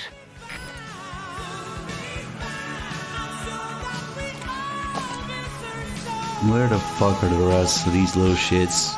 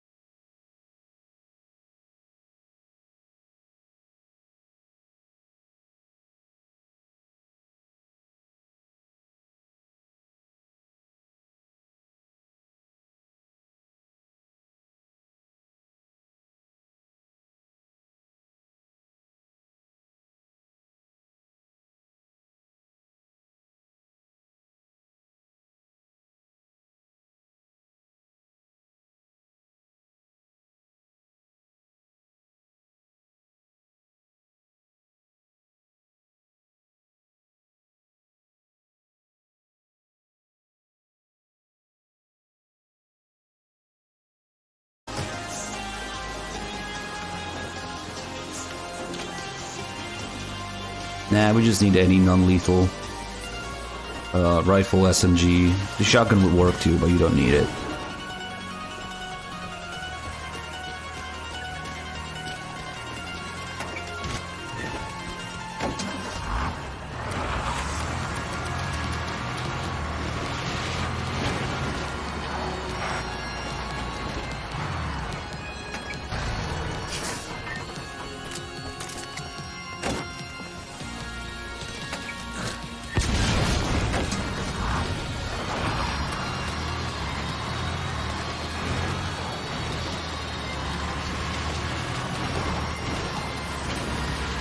Checkpoint.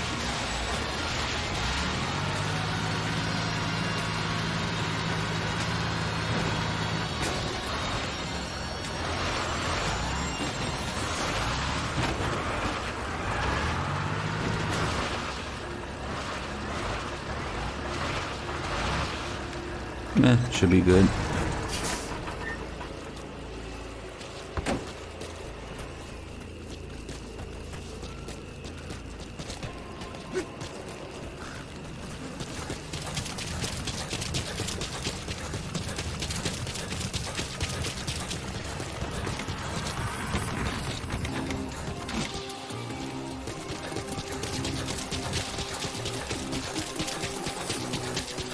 Beyond there is outside the mission area.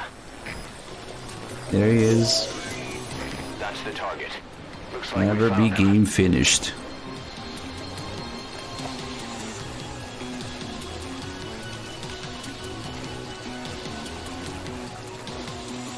Yeah, of course we can walk in water. That's outside the mission The area. only water in this game is ankle deep.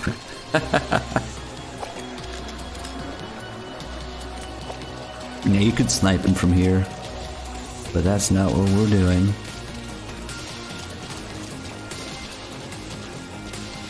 Alright, so I really want to wait for those drugs.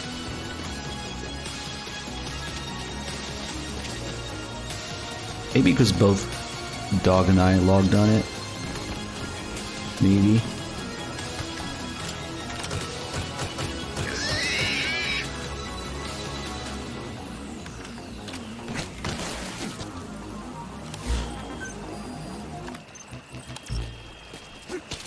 I guess we'll just sit here and do some memes. Let's see how many minutes of memes we need to do. Is there a dumpster here somewhere? Oh, look, it's another plastic chair. Wow. I didn't even know they had more than one. More than Eli's plastic chair. Wow.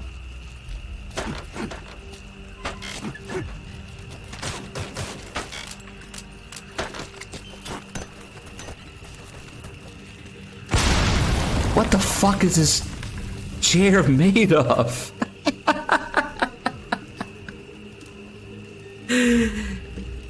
Maybe it's not plastic after all. I had a feeling, because this is not a very common model in this game. I had a feeling that something would be up with it. Because this is there for fucking Eli's scene. That's probably the only reason these models exist. And so since it has to be in that scene, I guess it's indestructible.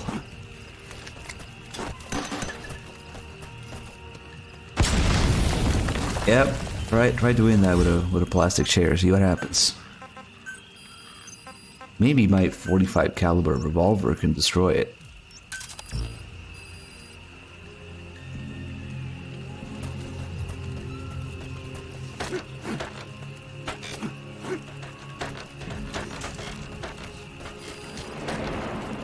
Maybe this was Solid Snake's chair. Between chairs, you know? No, Dim, it's not easy to get your hands on one. Although, if I really wanted to waste money on it, I could get a training one, I guess. It only has the fuse, and no explosives. But I don't want to deal with possible ATF shit, yeah? Not worth it, probably. Hold on.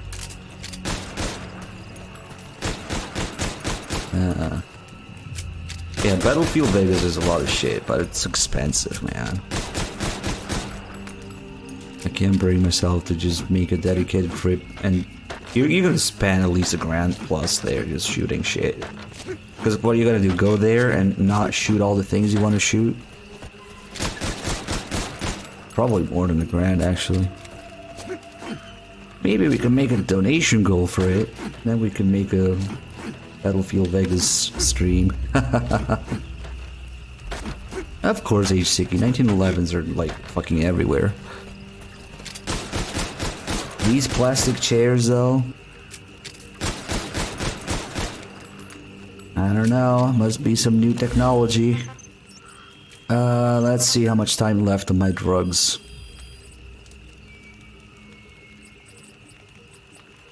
Lag.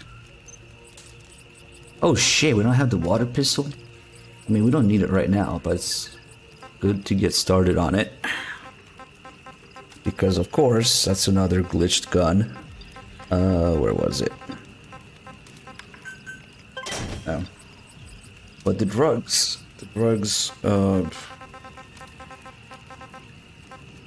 yeah, 10 minutes. We'll just do some...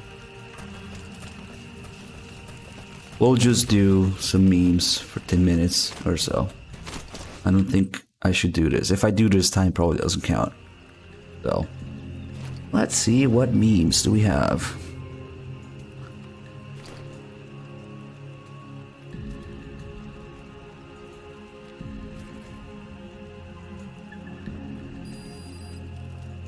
Oh, it's hard to pick with all these memes. Oh yes, every Phantom Pain playthrough should have, you know, its boss fights.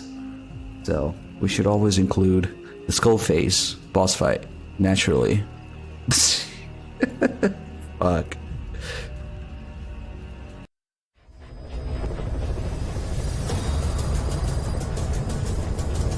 Nine years ago, he stole everything from us. Find Skullface and take everything from him.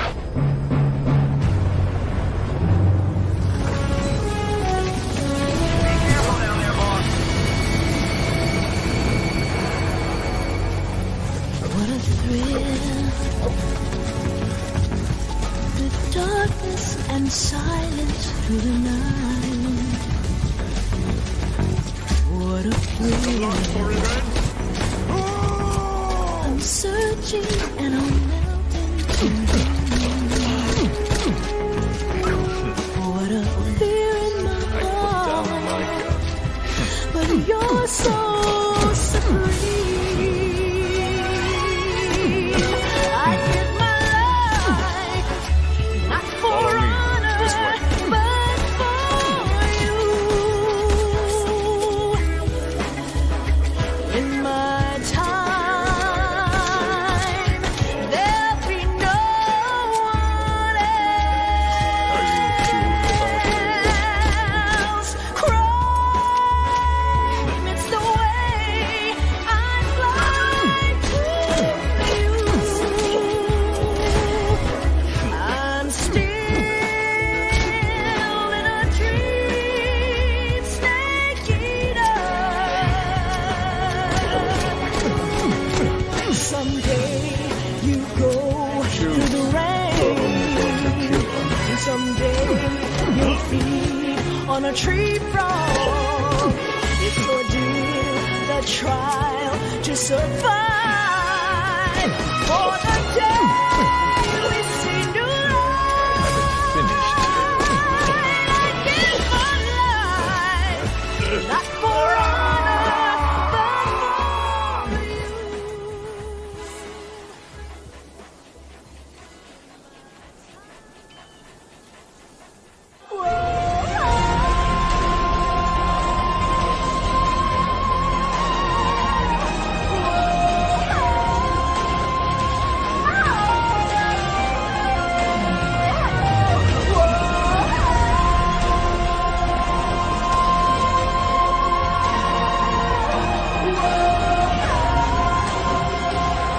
What, your game doesn't have a Skullface boss fight? You should return it, man. Leo Olives for the 2 mods. Welcome back. Thank you. Yeah, if your game doesn't have a skull face boss fight, something's wrong with it. Alright, we got 7 more minutes of memes.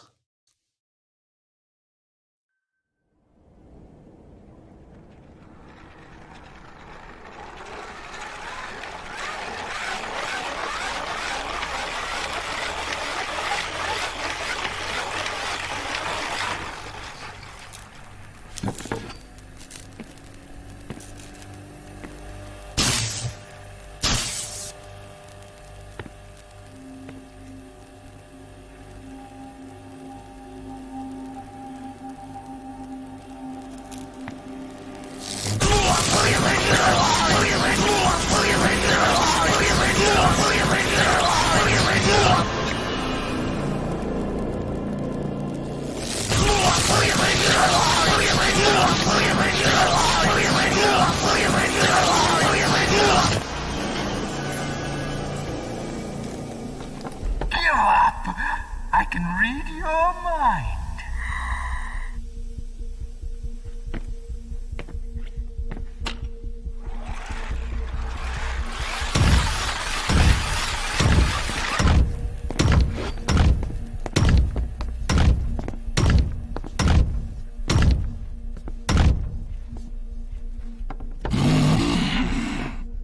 What?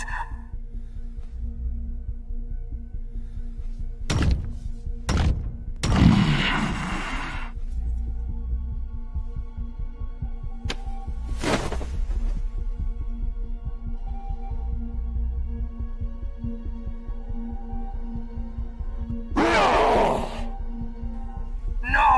It cannot be!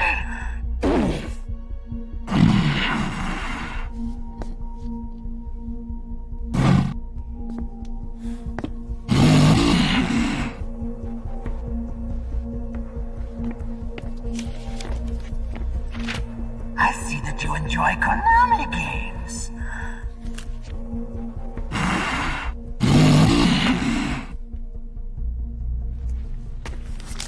However, you are a skilled warrior. You like brute force.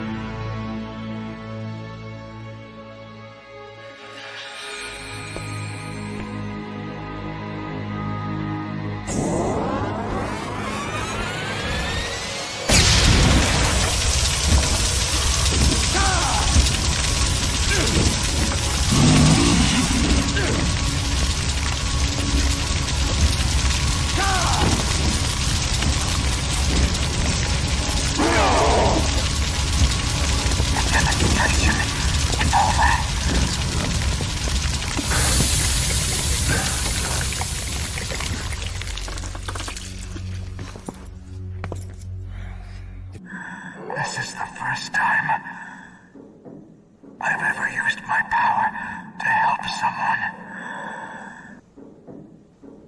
It's strange. It feels kind of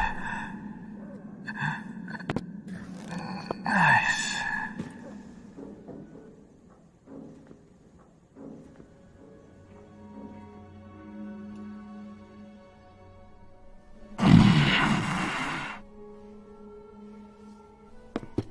What?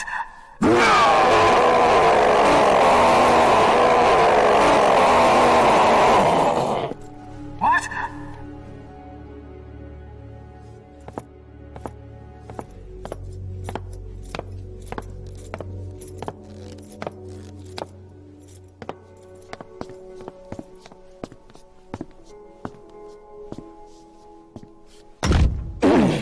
Something up?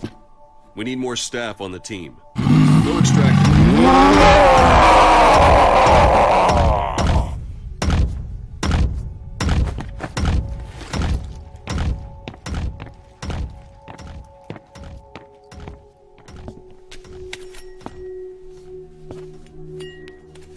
I actually felt that. Alright, well, we're back for a second. Let's take a second to appreciate these other, oops, wrong screen, amazing features in this game. You know, it's the little things. You might think, yeah, there's 5 minutes left on that timer, but is there? I've been looking at this timer for a while now, and, well, the fucking timers don't even have the technology to update in real time. What, filling up that progress bar and telling you when the time goes down? This game can't even do that. It's gonna be stuck here forever. If we want to update it, we have to quit the menu and re-enter the menu. With lag, of course. Take a look now. It's actually only 1 minute left or less. Except if we leave this 1 minute here forever, it will never be completed until I quit the menu. Yep, they can't even have like the bar moving and it's in real time. It's too hard. Well, let's do a quick meme.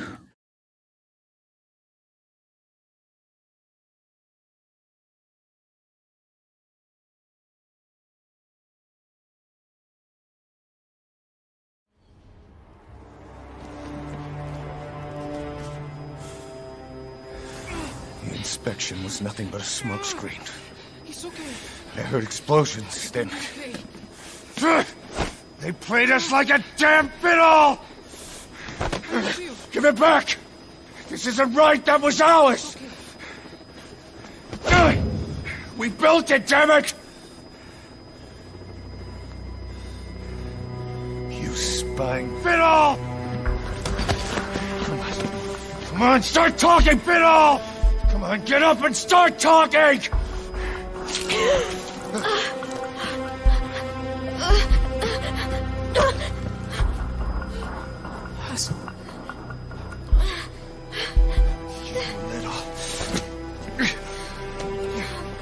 Bob, there's... It's all right, we got it out.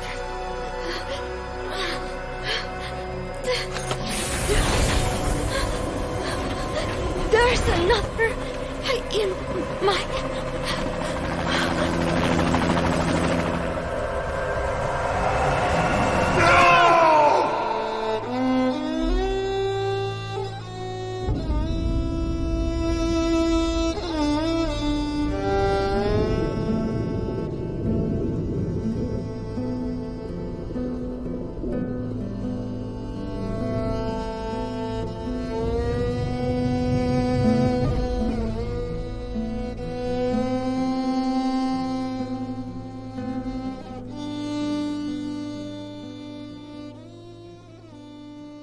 Fiddle music. Alright, we're back here. Oh my god, it's still stuck 1 minute. How could that be? Well, that's because you didn't quit the menu. Now the development is completed. Alright, let's get some drugs. Fucking hell, this lag, dude. Every fucking time. Alright, drugs please.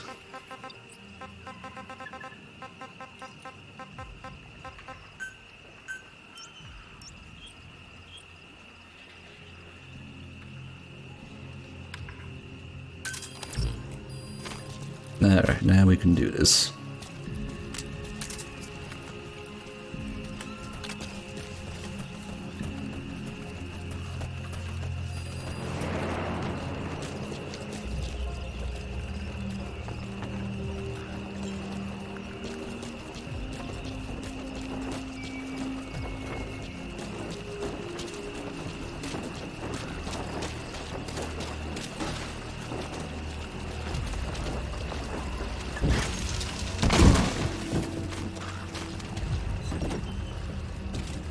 Big Medic can't wait for his drugs. Oh yeah.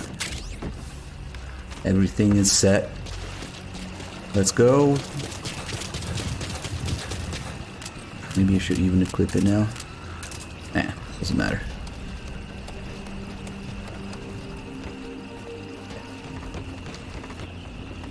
No regrets.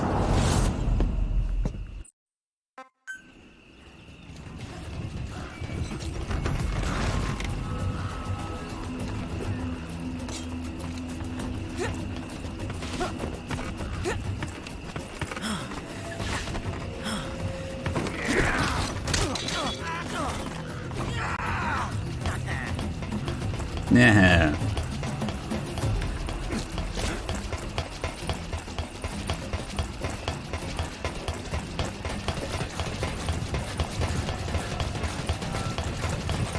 Good AI in this game. Let's move around. Let's move them around a little bit. Fucking hell, these prompts.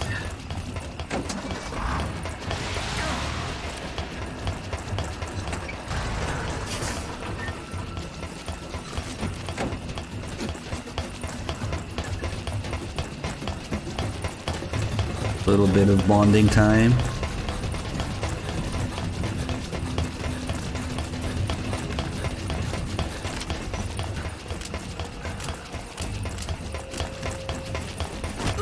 Never be game finished. Be angry too. Wouldn't you be?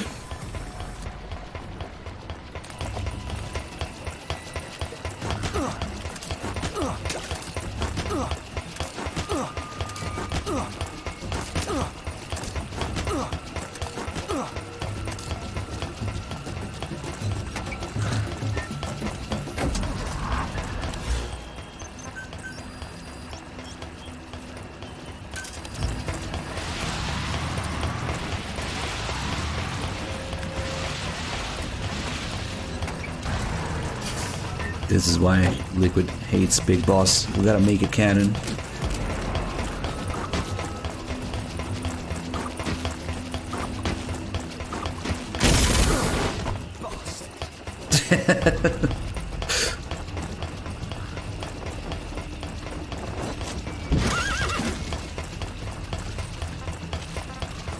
Stay back! Stay back! Now, where are you going, D-Horse? Other way. Ah, well.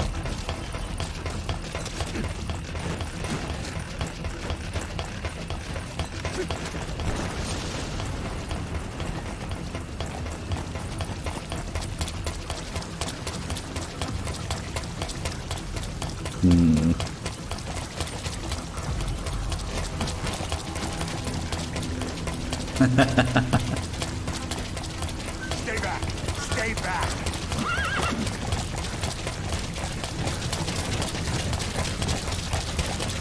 Everybody's running.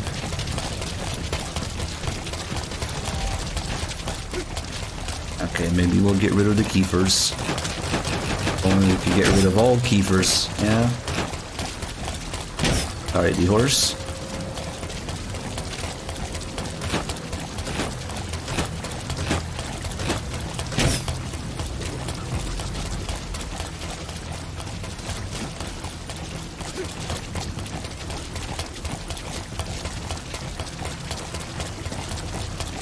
There's gotta be a better way.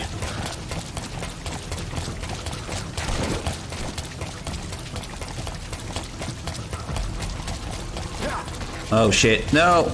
Damn it, the horse. I wonder if... Wait a minute.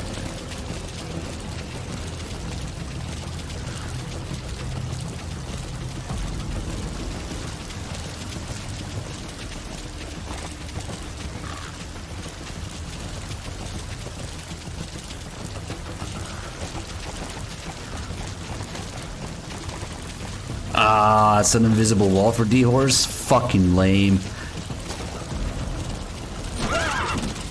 Seems like it. Well, the more you know. Just learn something new. Of course, no fun allowed. It's an invisible wall for him.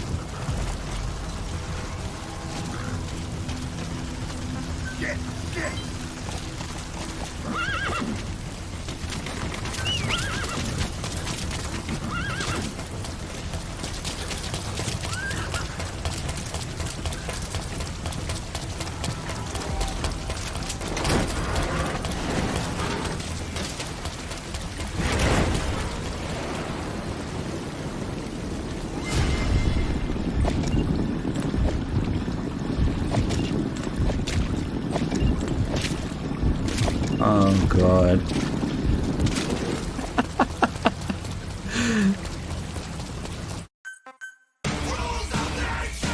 We can do better than that. This is why he doesn't die in MGS1 when you throw him off Rex. It's canon. Liquid isn't programmed to take fall damage. Telling you. This is why he doesn't die when he falls off Rex. Fall damage? What's that?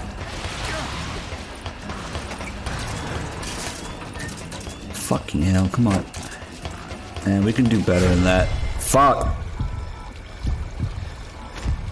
Ah, well. Small drug-induced fever dream here. Okay. Oh yeah, Scotty, definitely.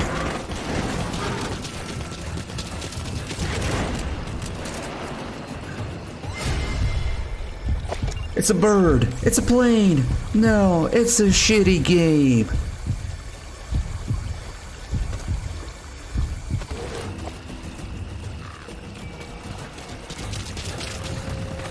Alright, one more. The mission where you have to kill the major.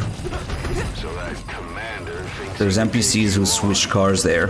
use your train gun, CQC, anything you like. But teach him a lesson already. One more for good measure. Before we move on to the main attraction. Fucking hell, these prompts.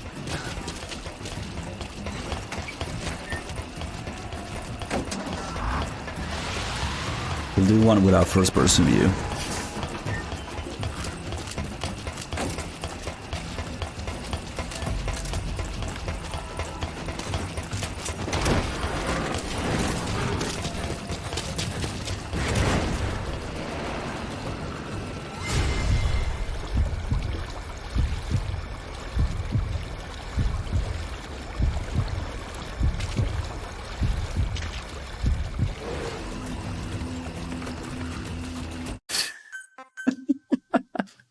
Maybe we should do one when he's closer to the ground instead of doing it immediately. So that commander thinks he can take you on. Use your train gun, CQC, anything you like. But teach him a lesson already.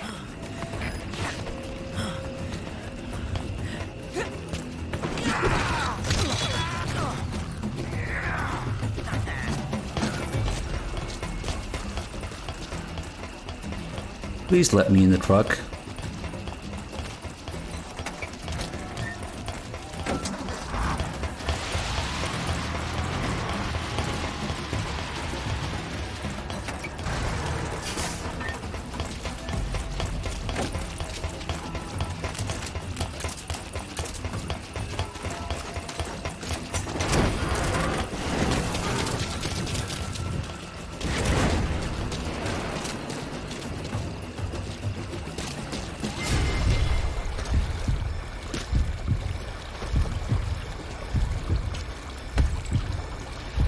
Never been so close.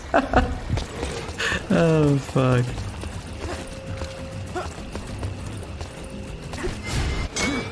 Just get the fuck out.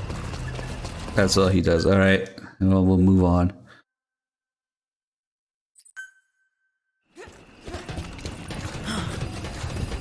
So that commander thinks he can take you on. Shit. Train gun, CQC, anything you like.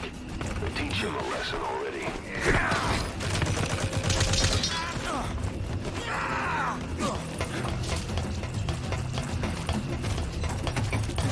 Apparently crouching works to get in.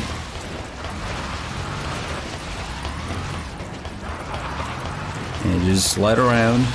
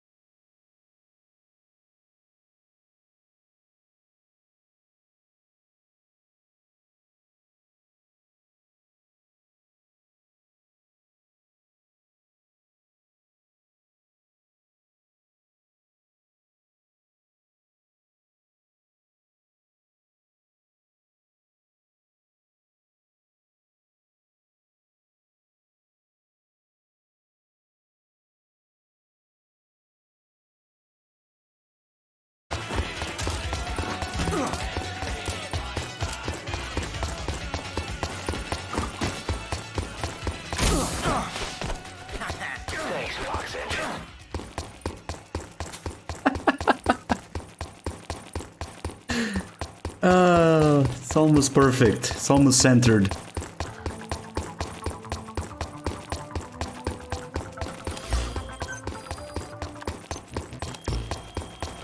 Anyway.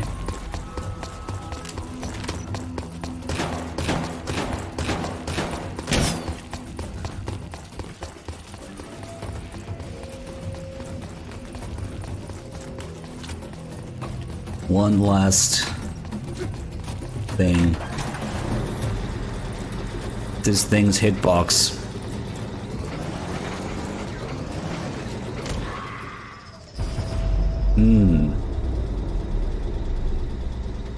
Sure. Boss, they're just kids. What did you do? The mission is a failure. Let's just get him now, I guess. Get one mission completion. Thinks he can take you on. Use your trank gun, CQC, anything you like. But teach him a lesson already.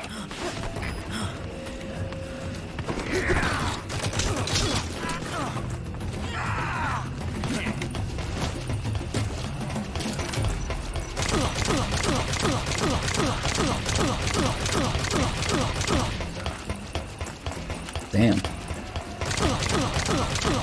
Looks like school's out. All you need to do is carry him to the LZ.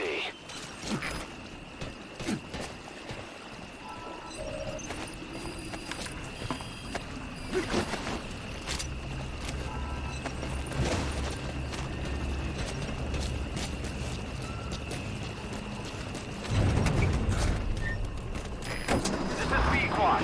Arriving shortly at LZ.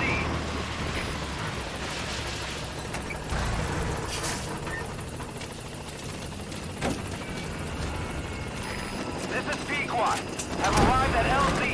Will stand by.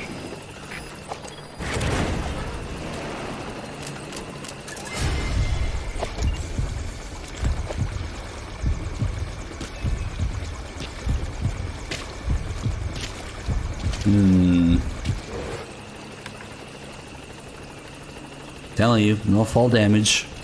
That's how he survives Rex. Wait. That's not quite right, though.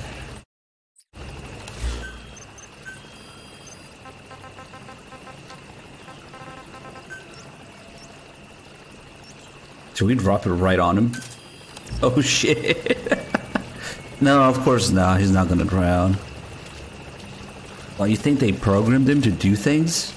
Even regular kids don't drown. Whereas a regular enemy would drown, enemies kids don't, because that's illegal. It has nothing to do with him being face up. He's just not gonna drown. Oh shit. I guess it still hits him on the way down. Boss, they're just kids. What did you do? It was worth a try. The mission is a failure.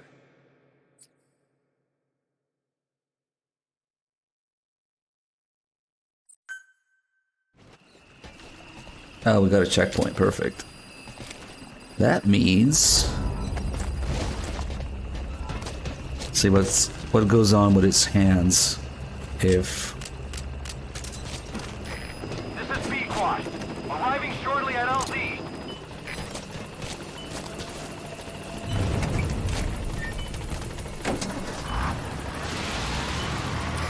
This is B-Quad. Have arrived at LZ. Will stand by.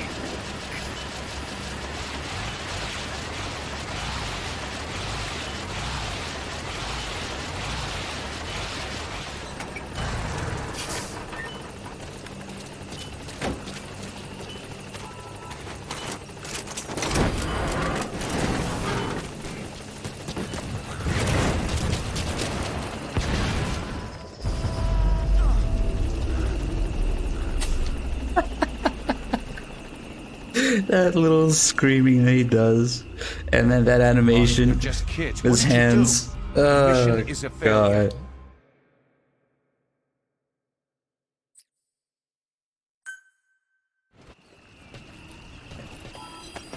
I feel like that If we can do it exactly before the C4 goes off. The thing is, the C4 goes off on its own when you when you Fulton the truck with it. So, damn, if I could just time it right, maybe. This is Pequod. Fucking hell. More drugs. Too many drugs.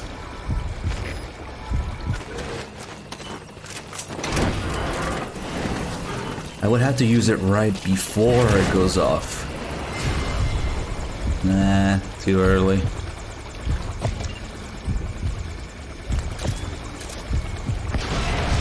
This is Pequod. Have arrived at Oh shit! Stand by. Hold on, we're getting somewhere. Boss, they're just kids. What did you do? The mission is a failure. First, we gotta move this truck a little bit, I think.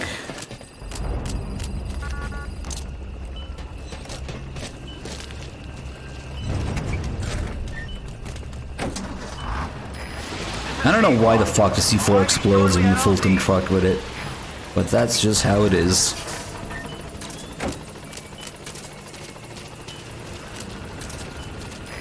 This is Pequod.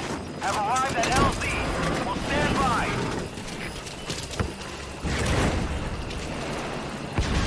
Shit. It's like less than 3 seconds, I think. Water pistol completed. Boss, they're just kids. What did you do? The mission is a failure. I want to see if we can get the scream in slow motion. But damn. Assuming that the drug even continues after the game over or the failing point. Arriving shortly at LZ.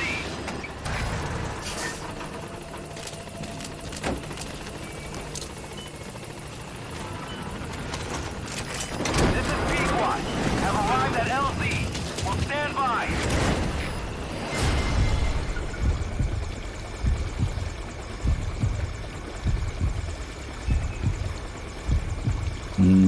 Damn it. Way too early.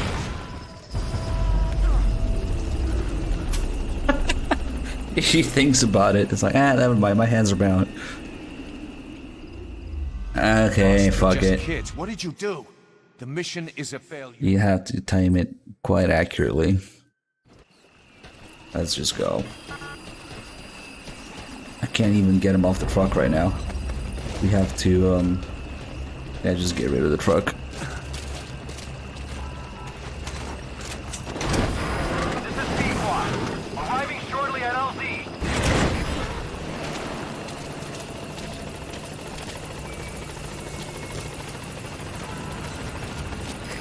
This is Pequod. Have arrived at LZ. Will stand by. Alright, that took a while, but it was well worth it. The other kids died of fall damage. Well, if you put them in the truck and Fulton truck, they just get Fultoned. So, I don't know. I mean, obviously they die if you throw them off some cliff or whatever.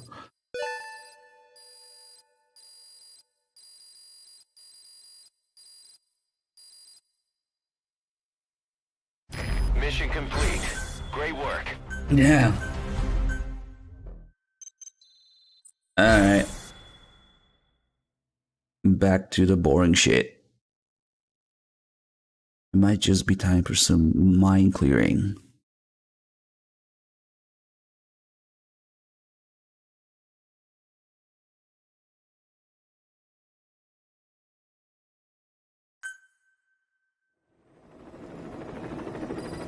Oh.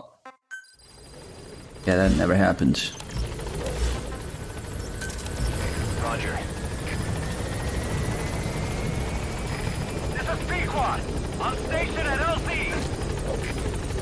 Yeah, we're gonna do some mine clearing with my face. The absurd details of MGSV.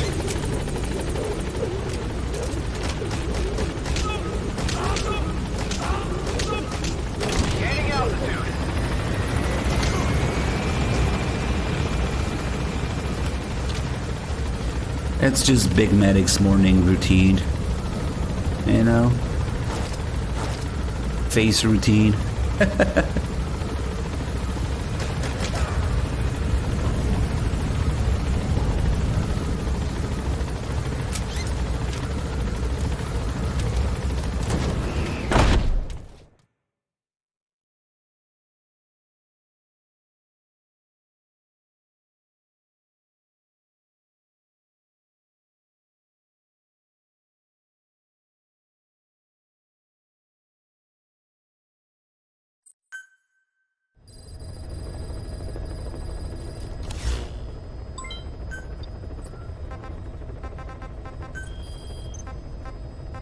Nah, you can only blow shit up in Mother Base if you ram a car into an anti-air gun. Speaking of anti-air guns, we'll see something about him later. That's the only thing I can think of that you can blow up in Mother Base. What are we doing? Mine clearing. Who gives a shit?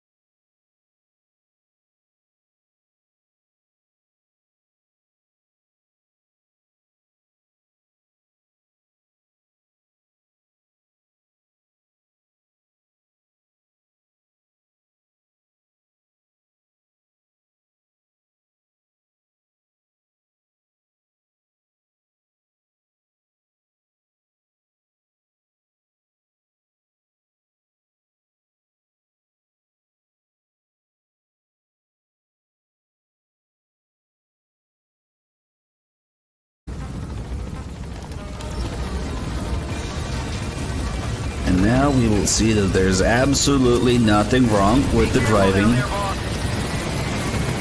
the cars, and walker gears in this game. Absolutely nothing wrong.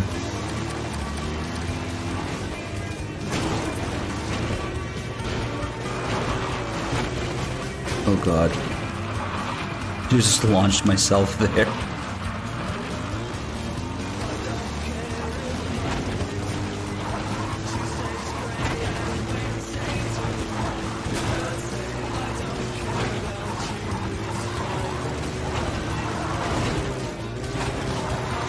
My god, I can't go in a straight line if I wanted to. Holy fuck. Finally.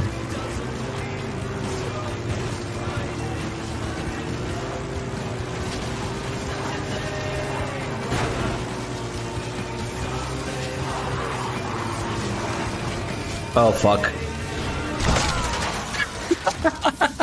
What even happened? The car is despawned. Talk to me! Snake! That's not the usual way that I go. I would say, let's just get the checkpoint. That matters.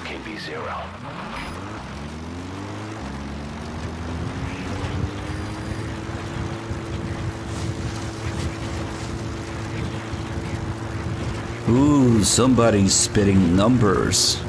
Kiefer only took $500,000. Source, your ass. Ah, well.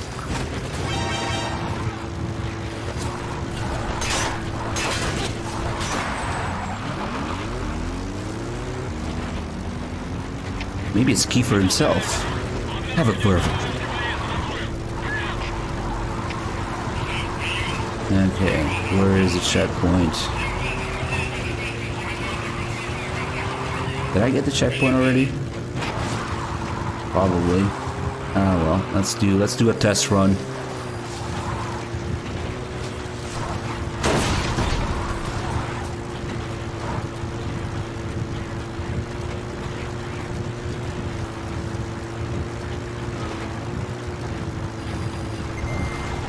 Damn it.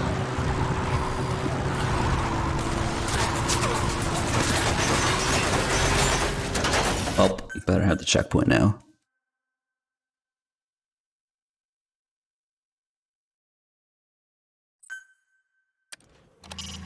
I somehow didn't get the checkpoint. That's weird. Alive. He might be able to tell us about what went on at OKB-0.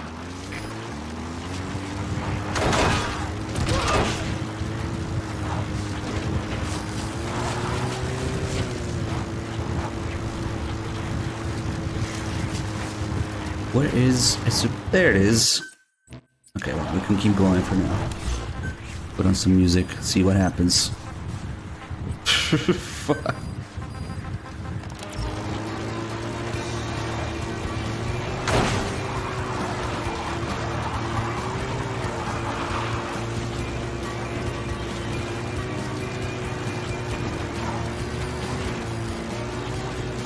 Exploit? What do you mean exploit?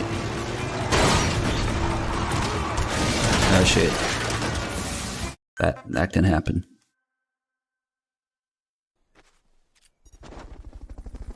Mega Broskis with 11 bonds, thank you. Where are my Malak tapes? Kojima? You need to extract the target alive. He might be able to tell us about what went on at OKB-0. Just give him a gentle tap. Just gentle. Shit. Oh well.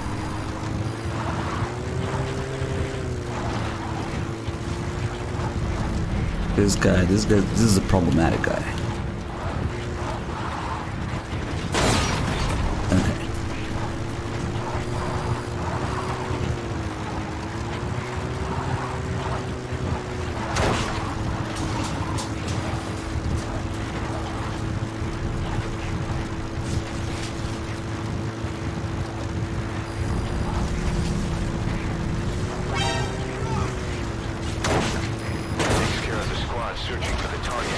Shit.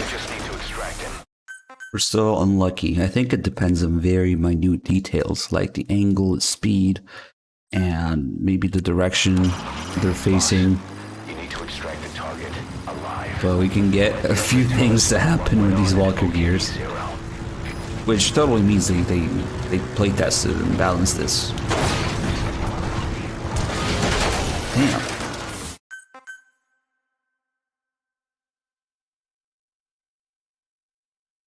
Well, you get a really good run of this checkpoint. Maybe I should just put them down and do what I need to do after they blow up.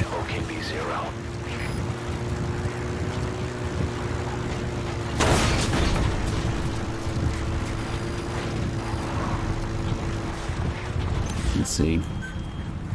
Never tape and drive. Never iPod and drive, kids.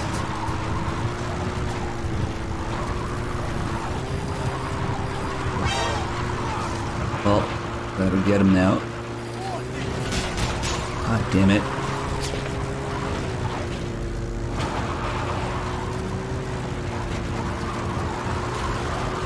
Yeah, since it's basically random, it's a little frustrating to get the good run without blowing up the car.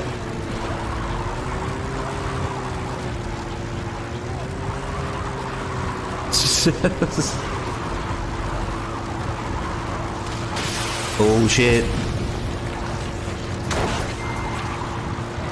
Ah, we got one. There you go. Let's go take a look at this advanced AI.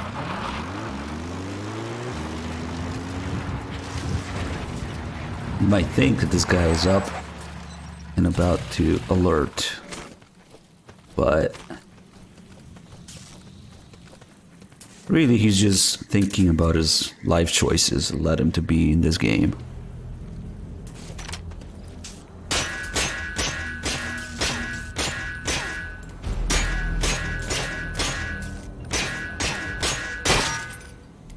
And if I think really hard about it, like, then he'll die.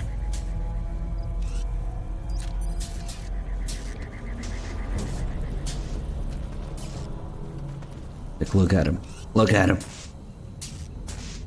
You will die. Shortly. Yes.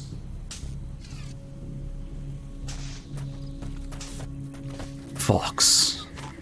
Die. Ah, fuck.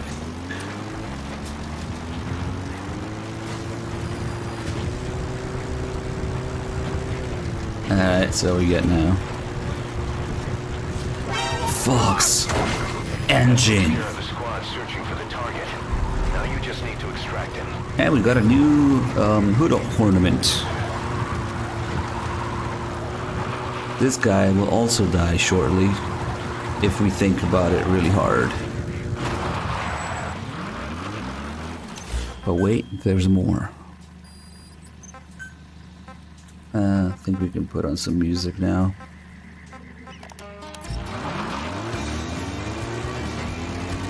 Now we got work to do.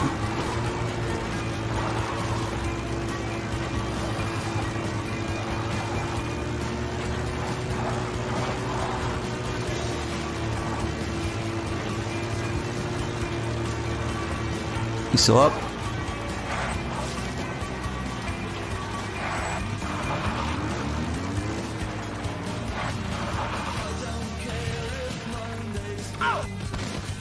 Oh shit, does it wait for me to get off the car? Interesting. Clearly it looks like it does. Unless that was insane timing. Alright. Nice fire effects. But I think we should just move away. It's mine now. Ah, so that's how you become a demon. That would explain everything. But the fire just stays there and you move the Walker gear around. And with a little bit of work.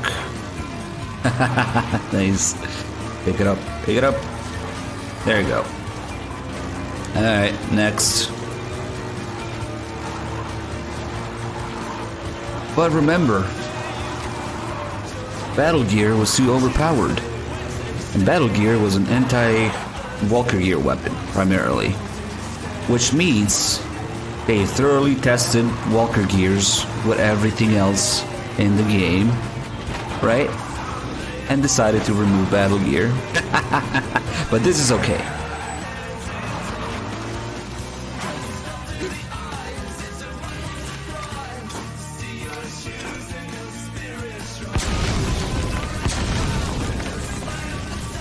And picking up some scraps.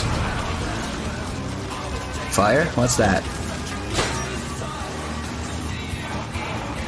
Come on, pick it up. There we go. I am making my own Battle Gear.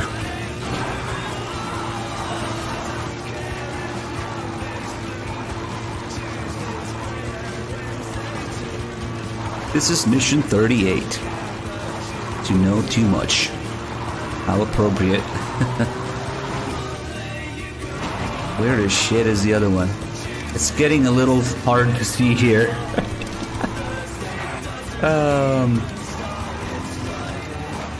There should be like 2 more. No, 1 more.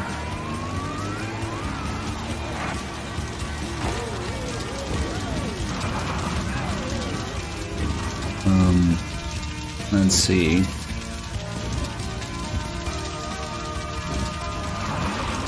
This is fine. I can find the other one. I'm blind.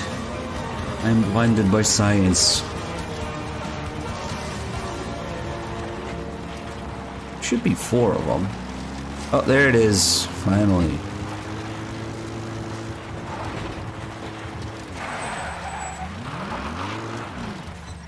Good engine.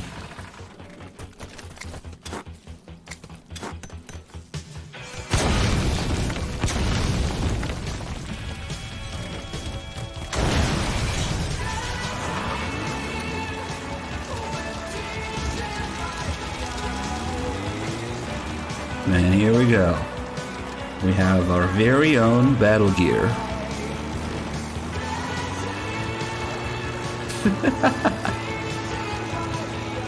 Let me see if I can get on this Walker on top.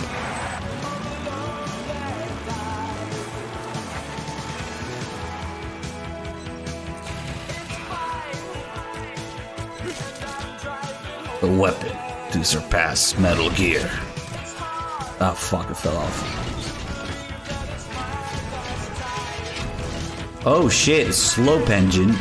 Now, on a Walker Gear. Oh, I never tried that before. Oh god, oh god. Yeah, alright, this is... Ooh, maybe. Can you put it back? If not, we're gonna have to blow it up. Bullshit. Alright, fuck it, we'll blow it up.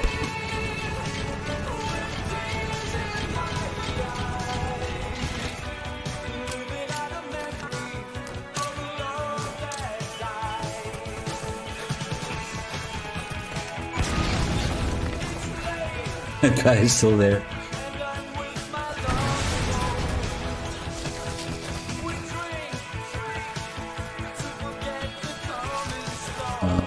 There he is.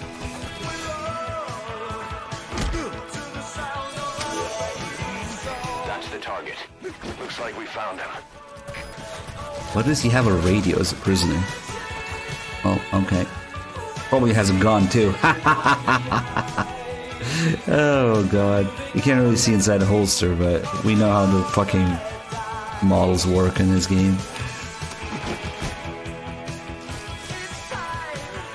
The radio is nothing more than an Night Void model sometimes. Sometimes. Alright, let's see if we can put this one in the back.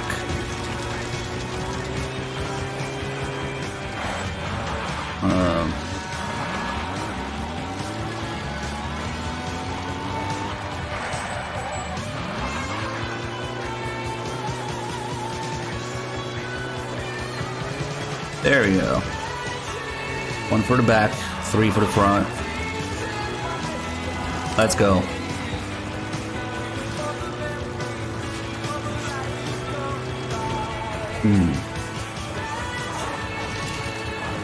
Oh shit, we lost the back one. Ah, fuck it, whatever. If you ever wonder what the inside of Battle Gear looks like, oh shit. It's not very practical. Also, my controller wants nothing to do with this, and I can't blame it. Alright. Shit, fuck.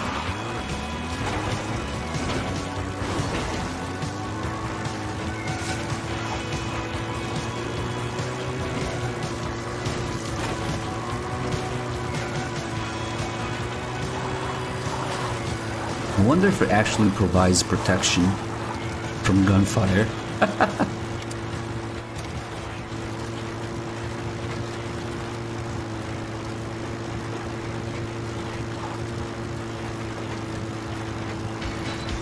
Yeah, I need to stop doing these main missions again because it's very possible that I get stuck for hours and hours because there's so many nonsensical things and so many missions. Let's just do some more side shit. We're close to the end-ish now. We need the Huey trial. And then, out of fucking nowhere, the hospital. Why not? Oh, and then a few minutes for Paz, I guess.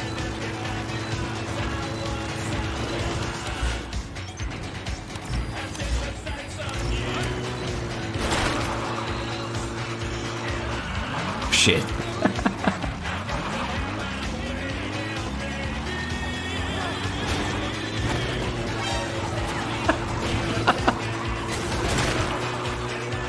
Send help. Oh, fuck.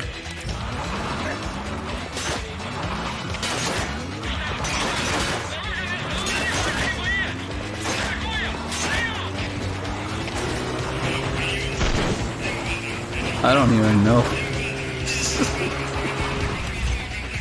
Am I? Oh, God.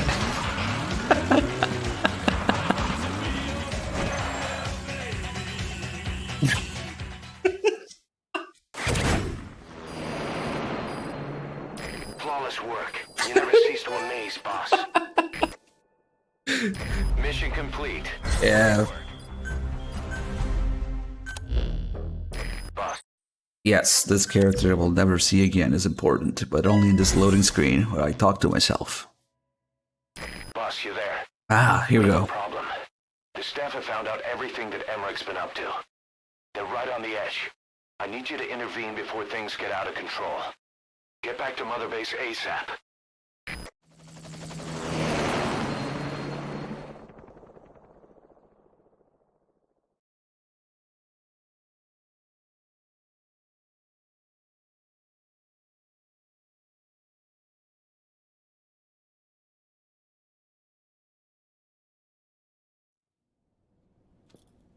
Nine years ago, this man acted as accomplice to the attack on Mother Base. He then provided support to Skullface. Conspiring with Eli, he repaired Sahelanthropus in secret. His research materials caused the leak at the quarantine facility, which in turn caused the Walbachia mutation, letting the parasites off their chains. We lost a lot of good men. He also stands accused of murdering one of his own family, hiding the body. I haven't killed anyone. The rest is all wrong, too. The inspection was supposed to help everyone. I sacrificed myself for my companions just as much as any of you. Why won't you believe me?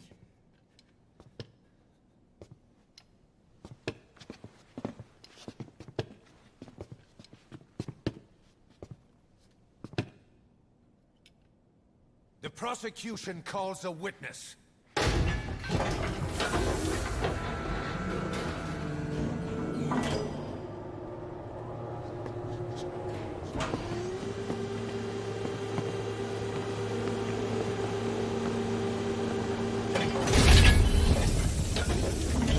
Strangelove's gravestone, haunted by her phantom.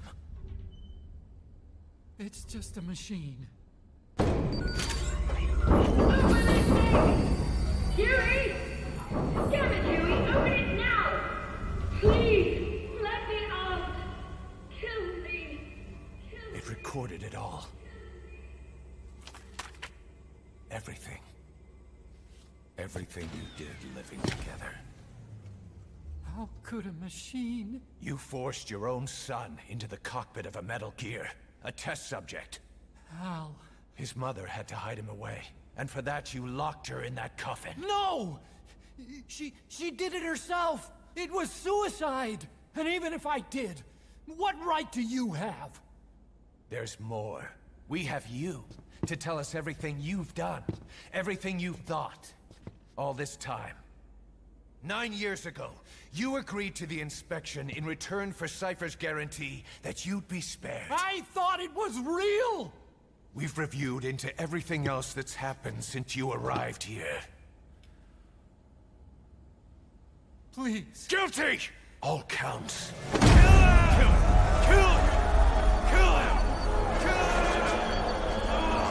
Now, he is guilty. There's enough proof. Also, if you can't tell by the way his interrogations go. But a definitive proof is when they intercept his communications for trying to sell the parasites. So, if there's still somebody who's confused about it.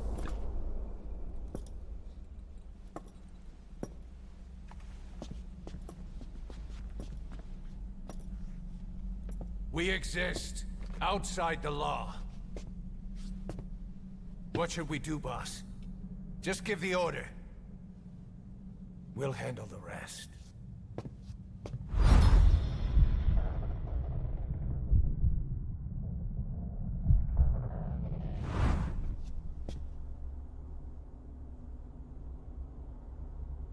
Prepare a life raft. Big enough for one. Food and water, too. Boss, he's leaving. He's responsible for all of this! Think of all the men! He didn't lose a damn thing! This is the enemy! And he's here on his knees! Oz, you are right. He is not one of us. But we are not responsible to judge an enemy. He leaves Mother Base, and that'll be the end of it. I don't know how Huey can stand on his knees, which obviously, like, requires, like, I don't know, his thighs at least, right? I'm not entirely sure. Like, you need your legs to be on your knees and stand up and, like, be propped up. No, he's not wearing the power skeleton legs. You can see them right next to it when he's there. You're the murderers! Snake! You should be in this boat! There'd have been no inspection if it weren't for your precious nuke! I risked my life trying to save you all! How can you do this? Am I the only sane one here?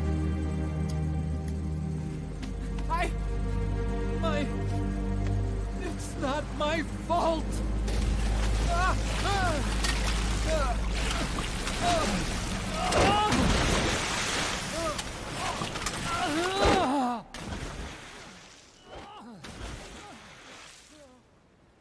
Look, you can't discard your phantoms forever, Doctor. Son of a bitch will make it, you know. I can see it now.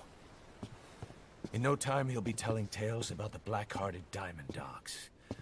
The Shining White Knight, blabbering on about our injustice, hiding behind his fool's idea of morality. And all the other fools will stand around, nodding with every word he says. No. One day he'll see through the lies he's built up, realize what kind of man he really is. What goes around comes around. You can't run from yourself forever.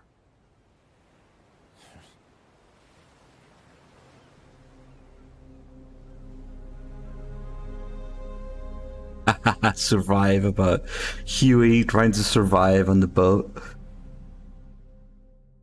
A boating survival game with Huey, Metal Gear Survive. That would have been better use of it.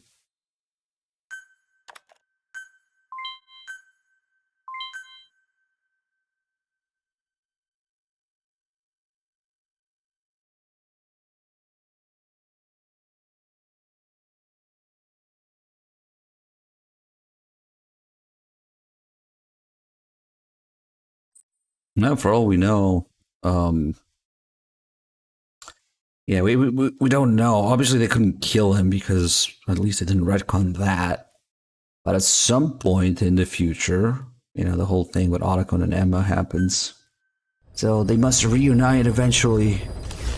Oh god. But it's okay, because Otacon was being protected by the system this whole time, as we'll learn in the retcon tape.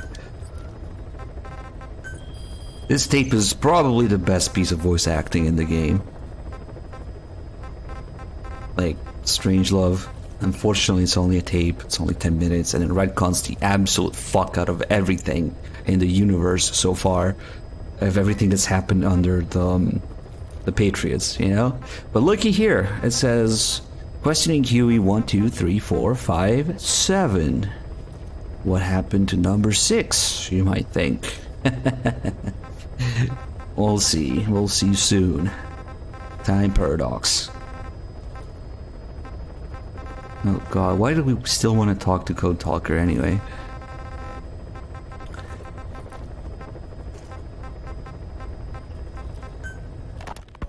The R&D team's going to take over Emmerich's work. He may be gone, but it won't affect us one bit. We'll be able to deliver whatever you need just like before. You can depend on that. One other thing. I'm tracking his whereabouts. Nothing to report at the moment, though. Let it go. He's gone. The guy's gone. I know. I just want to be sure. Not like I'm losing sleep over this son of a bitch. Open this thing! Huey! Damn it, Huey! Open it now! Please! Let me out! Kill me. Kill me!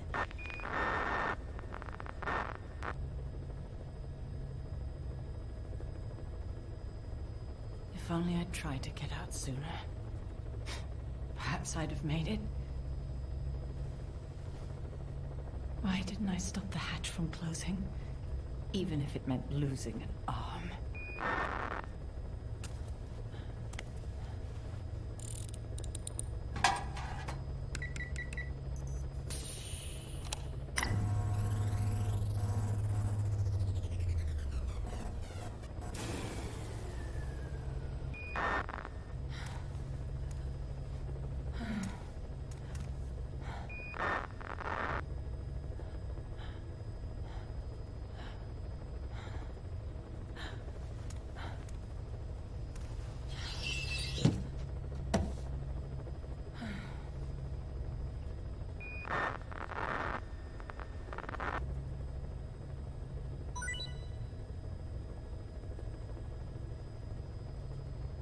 Well, I guess I'll stay a while. My voice is so distant.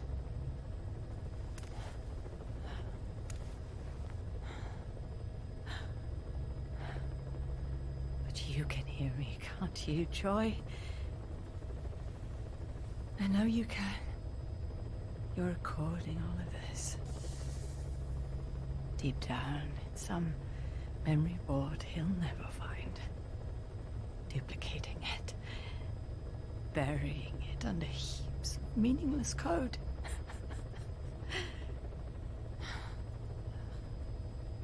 Anyway, I guess I can say what needs to be said.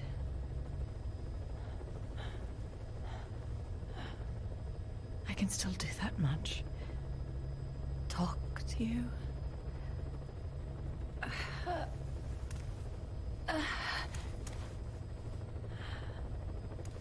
Even if I can't face you. Even if there's a heaven. Even if you're waiting there. I don't deserve to see you again. I don't deserve to love you.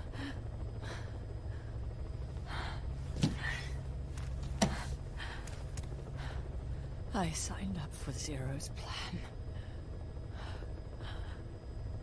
Even now that he's halfway to dead, his plan lives on, leeching away at the world.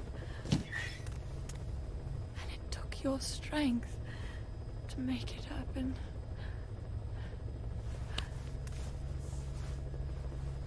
In using you, I put the world in his palm. Once and for all.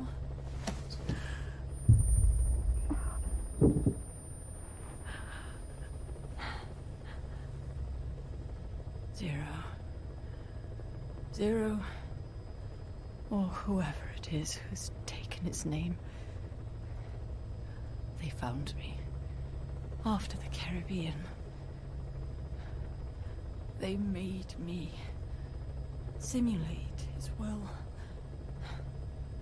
so that even after the body was gone, that will would keep the world turning the way they wanted.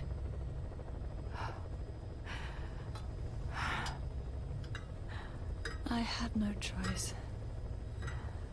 They dredged Lago Cosibolca, pulled up your phantom, forced me to revive and modify you. I thought I could bring you back, but in the end, I sold your will to him.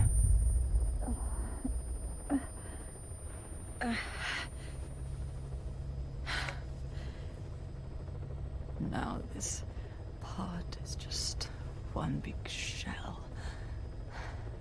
A husk. Your phantom's no longer here. As for me, everything I touch turns to ashes. I could never make anyone happy.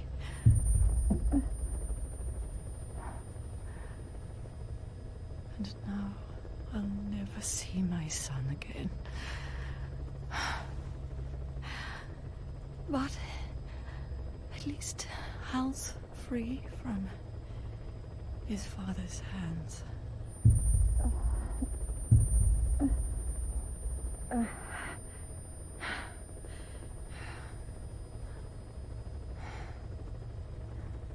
Me, with child. Can you imagine? I wonder how you took the news. Were you jealous? I knew what I was doing. If I could pass your will onto a child I carried, my genes, your meme, a father would be irrelevant. If I did that, that child would be ours.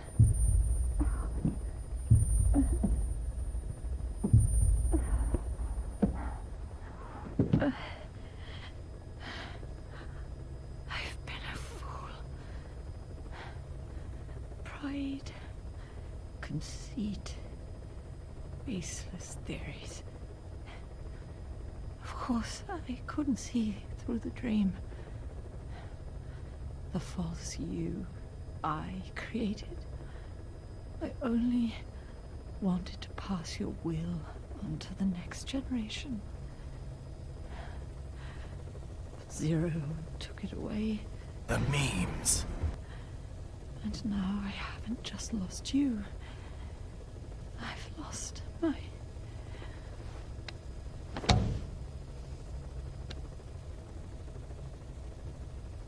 Oh, Hal, can you forgive the mother who couldn't protect you?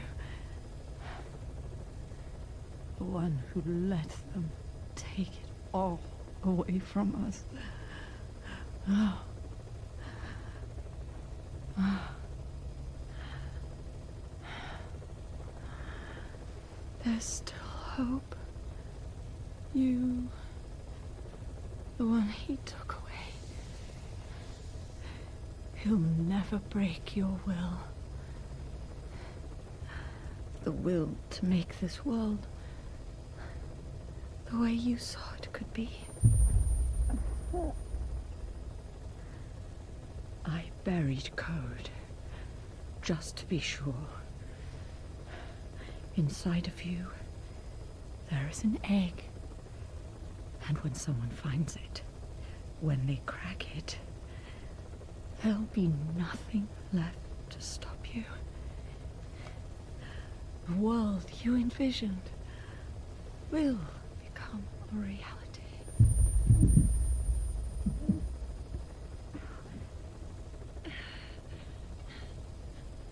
Joy, I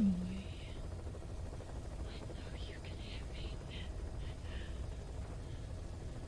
You do remember my voice,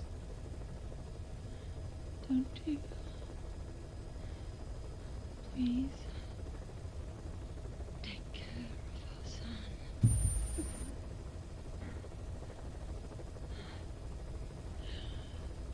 Don't ever be afraid. Whatever happens up there, she'll be watching over you. The system, the framework for your world will protect you. You don't need me. You just need to be strong enough for the both of us.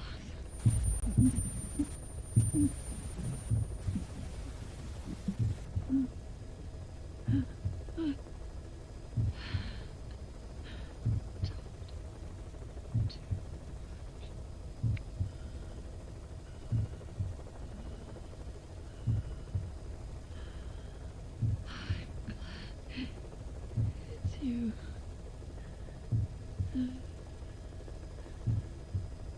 Here at the end, I think I hear your pulse.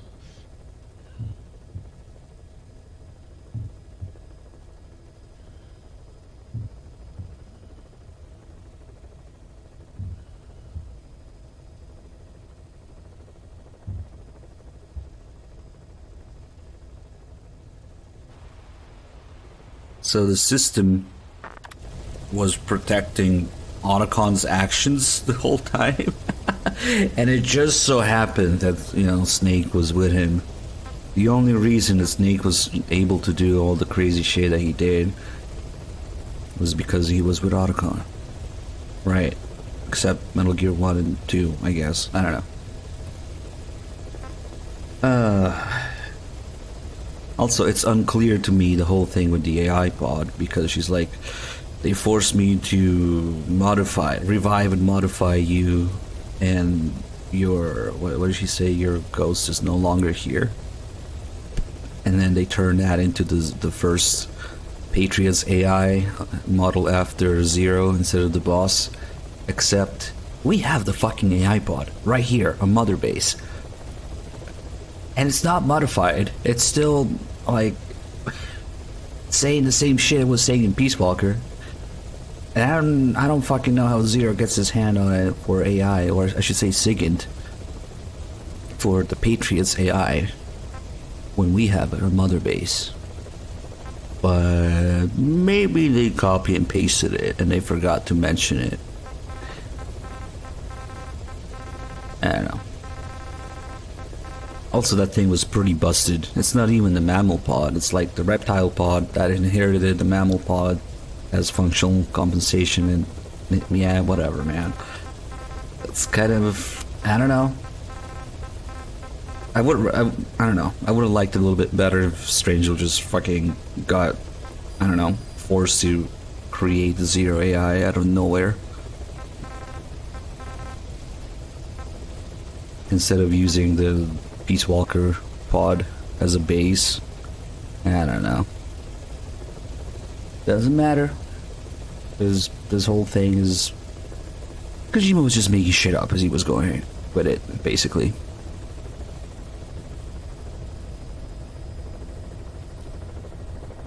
So... The end of MGS2 said the Patriots are long dead. Of course, none of this was being written at a time or considered. MGS2 is self-contained. You should not look at the other games' explanations or follow-ups on MGS2. MGS1 and 2 are their own thing. They're self-contained. Before everything got tainted.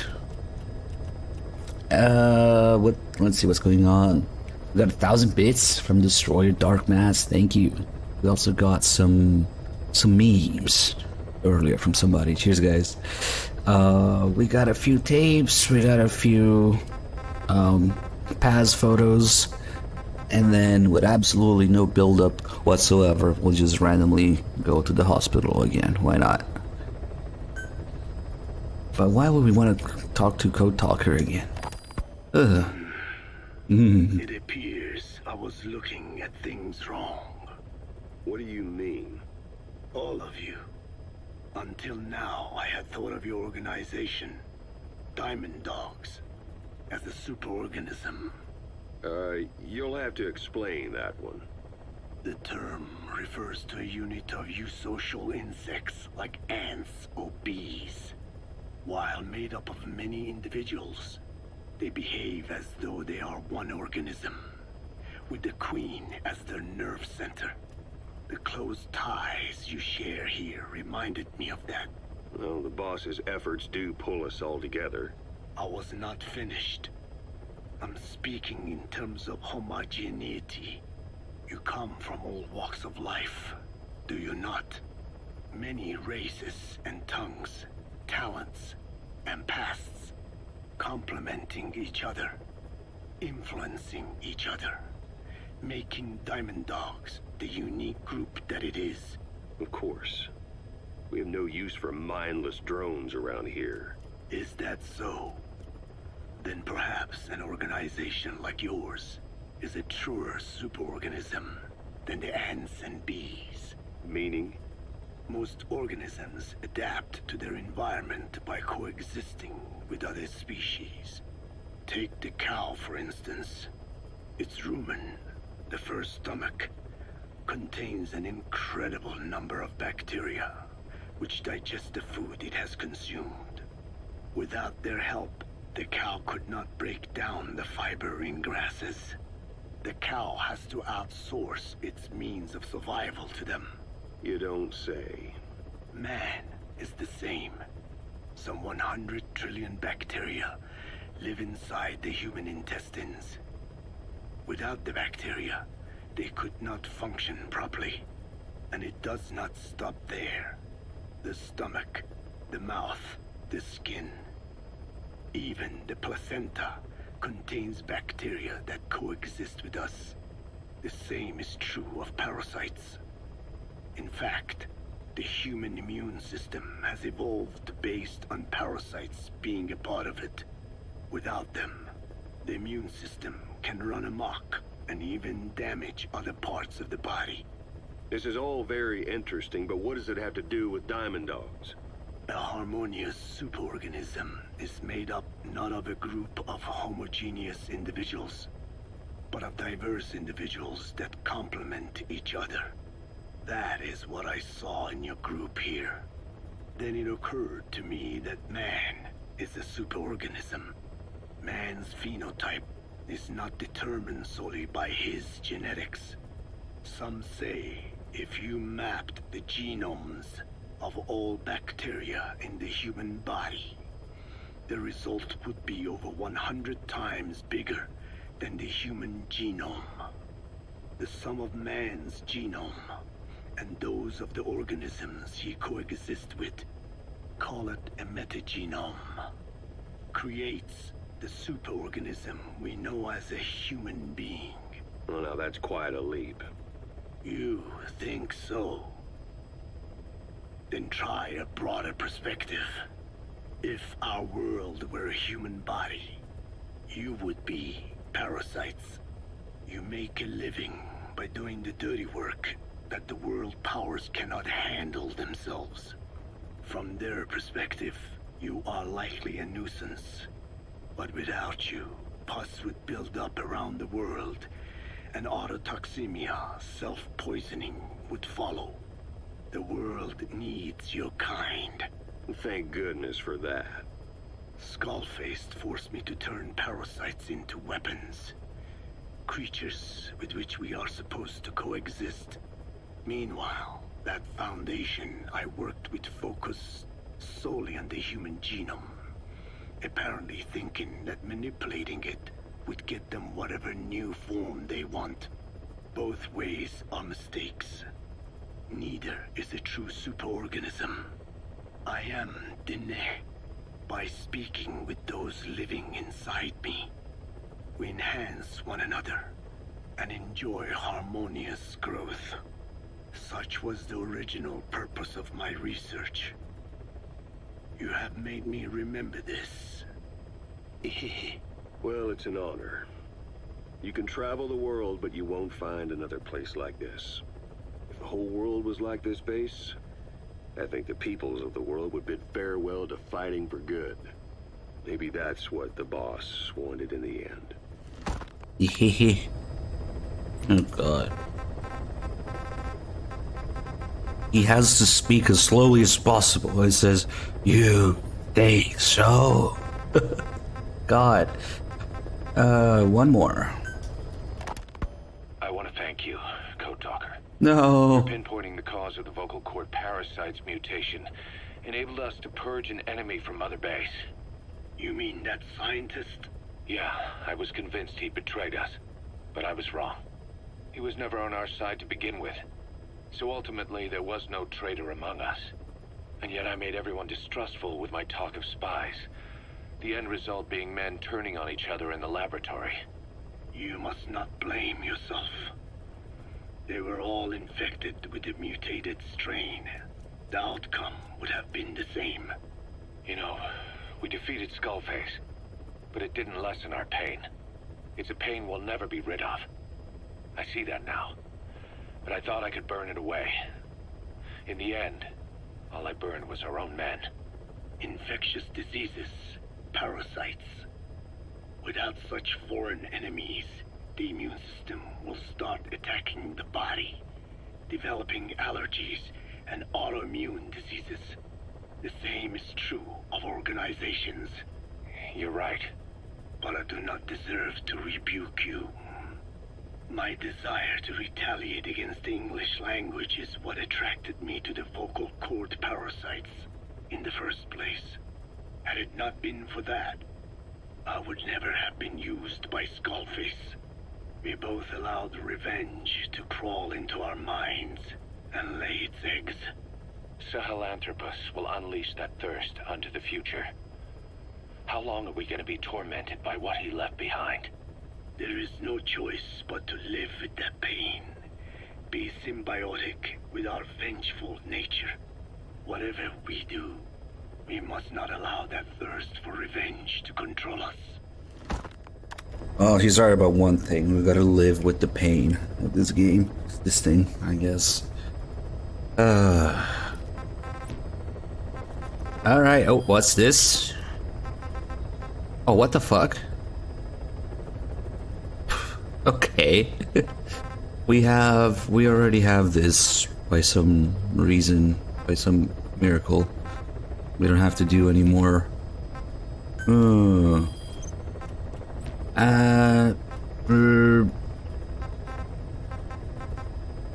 Well, technically we still have the whole paths thing, but... Oh god. Alright. We're just scratching our balls in Mother Base, just minding your own business, and then you randomly check the mission list. And that's when it shows up. Amazing build up to this, I gotta say. Has Three Dog done any pad stuff at all? Yeah, we're not doing Fuck Quiet. She got squished by a tank, and we'll pretend that the game acknowledges that she's dead. It doesn't, but I do. I acknowledge that she said. So.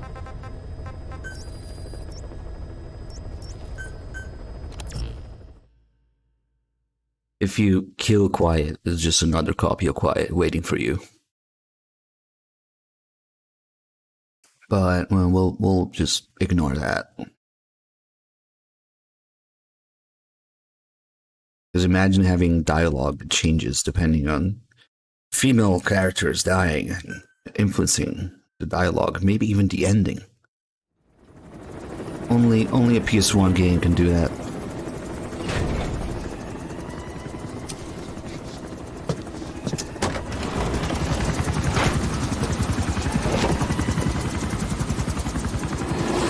Here's another fucking thing that goes nowhere. Eyes of Kazuhira.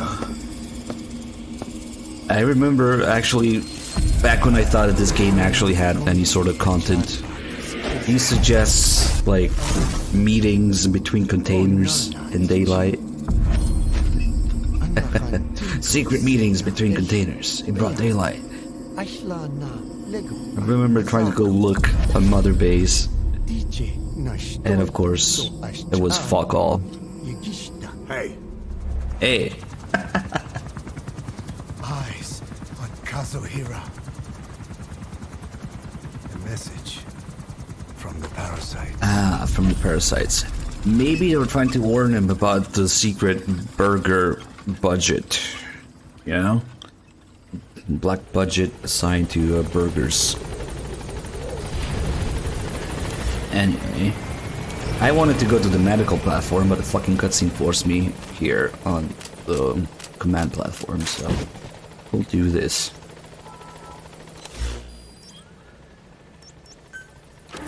Hey, $100,000.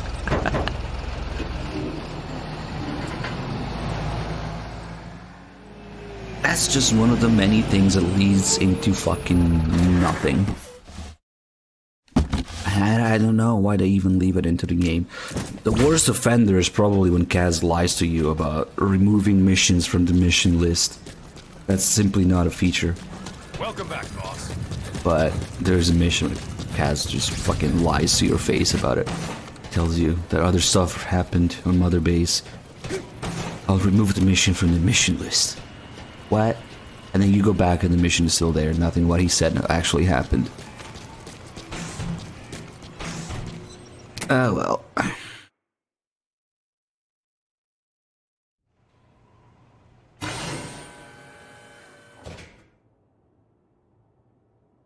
Oh, we haven't been here at all? Like, Three Dog didn't visit Paz at all?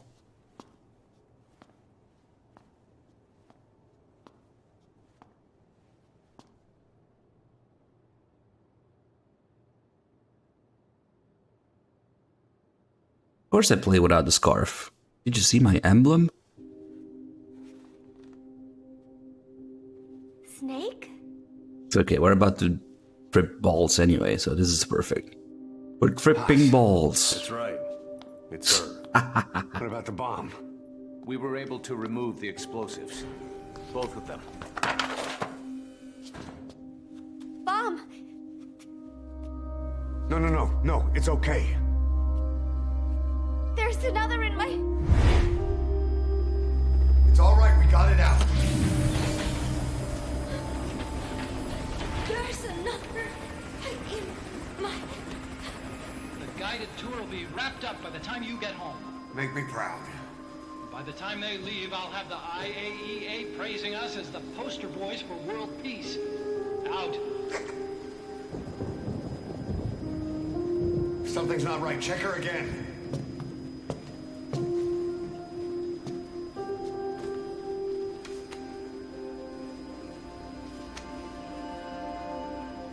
Boss? He has a mask in this scene. Big medic, do it.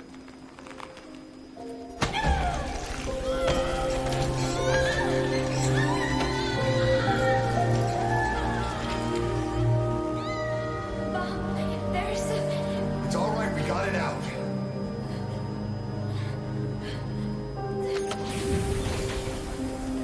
There's another It's okay. Uchiku. We managed it. We need to add Kuchiku as a bitch sound. And then play here.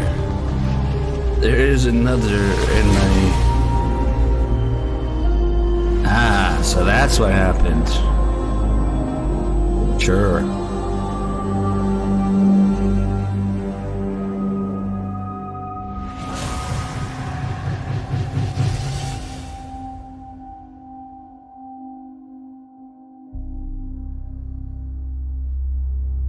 She hit the water hard, but somehow she managed to survive.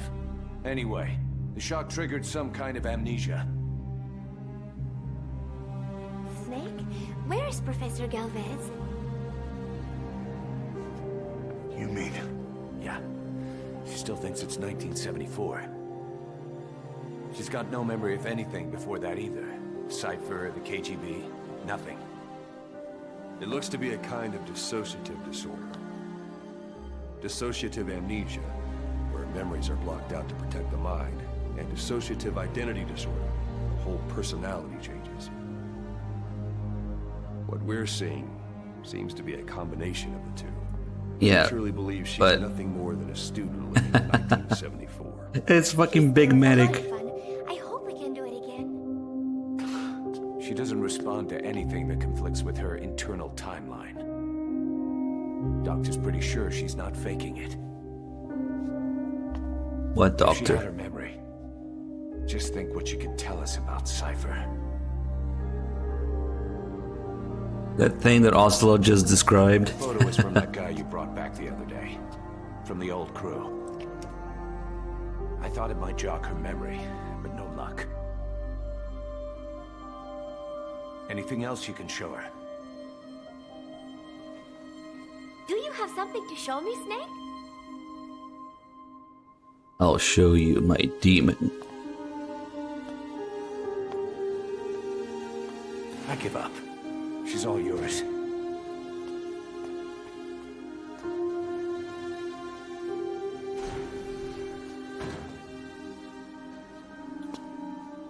Ah, finally, we're on to something, you see?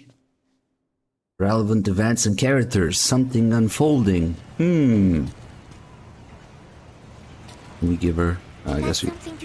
there we go. Certainly this will lead into something interesting. Hey, OKB0. It is from the other day, right? I like it a lot. Why would you name yourself after something in this game, man? Silly, but it's got a peaceful feel to it. Enjoy the gift of sub from Nordy. Everyone cheered at the end, even though I missed a few high notes. We should have more events like that, Snake.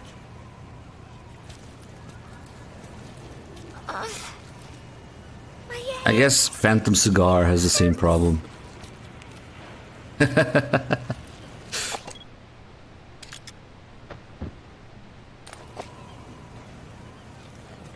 Alright, we'll be back.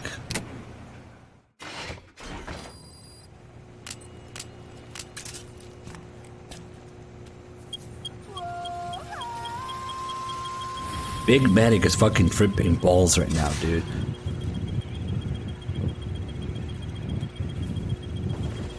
We have all the photos, so let's just sit here and do it. Oh, Snake!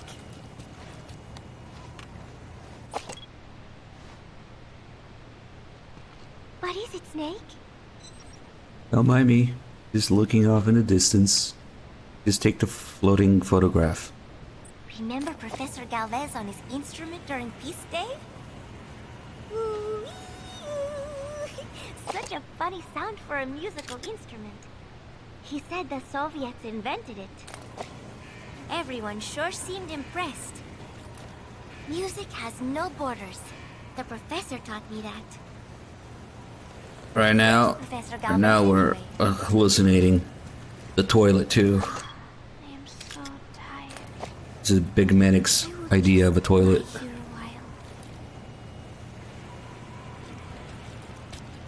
Good thing he doesn't try to use it. Otherwise, people in Mother Base will find random turds floating around. A portable toilet.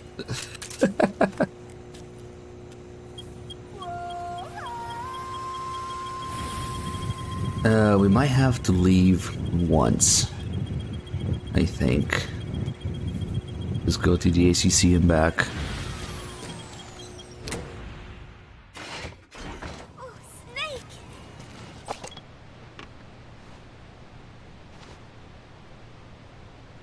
What is it, Snake? Look at the picture. Look at the picture. Who took this? Strangelove? Maybe when she rubbed that sunscreen on me. Oh, I'm trying not to remember it. But you know, despite her quirks, Dr. Strangelove is a good person. I wish she'd come and say hello. I am so tired. I will just lie here a while.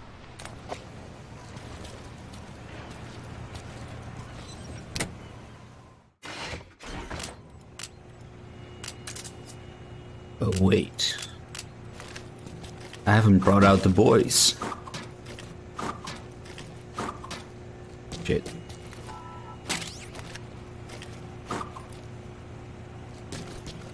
Yeah, close enough.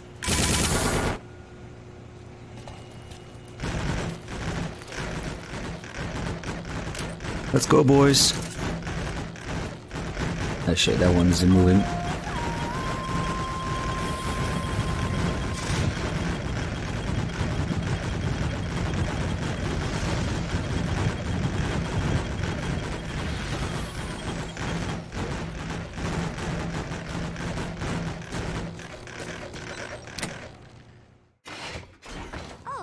He's fast.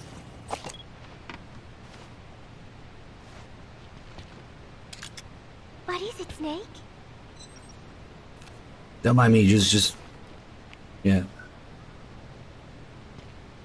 Oh, here's Nuke. He is so cute. I haven't seen him around lately. Where did he get to? He is the official mascot of Mother Base, so he should show his face a little more. Want to know a secret? I saw Miller feeding Nuke when no one was looking. Meow meow. Come here. Come here, kitty kitty. Come here. Nuke? Nuke! My head. It hurts. How can one picture have more personality than the entirety of fucking Mother Base in this game? Yeah, but Staff Soldier's making a sand Mother Base. Well.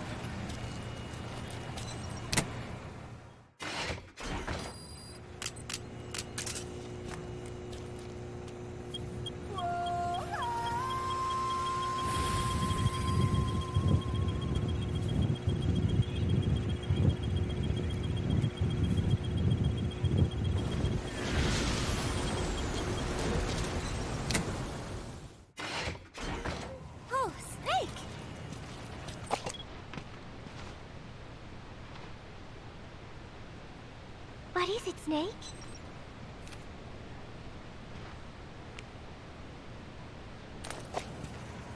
Oh, somebody took this while we were fishing. That day, I figured out that it doesn't really matter if you catch a fish or not. Just waiting for a fish together can be the most fun of all.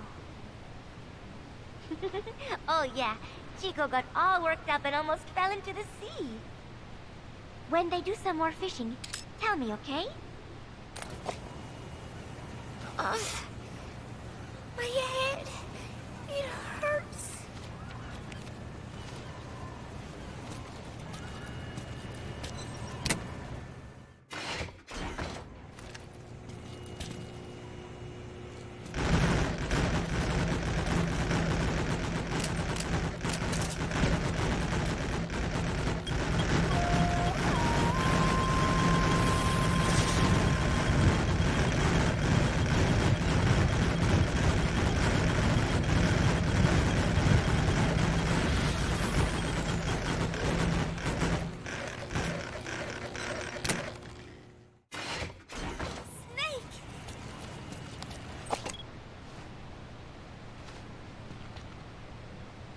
What is it, Snake?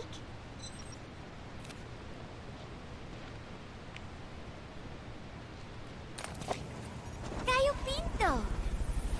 Amanda and I taught Cecile how to make it. She picked it up so fast. I was really surprised. I guess Parisians have cooking in the blood. Are Cecile and Amanda doing okay? I wonder why they haven't visited. I'm sorry, Snake. My head hurts. Could you let me rest?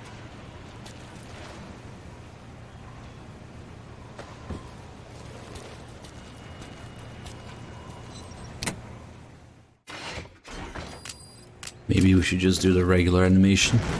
Ever since I found out that the glitch works, you can look in first person and still give her the picture, even if you don't see the prompt. I just do it all the time.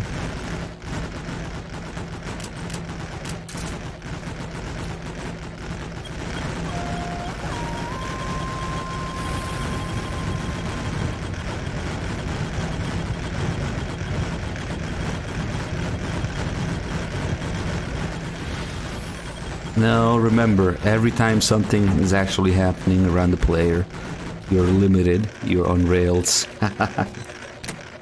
There's no equipping guns in here, or crouching or anything. Although you can crouch if you glitch your way in. I think we have to go back to the ACC after this.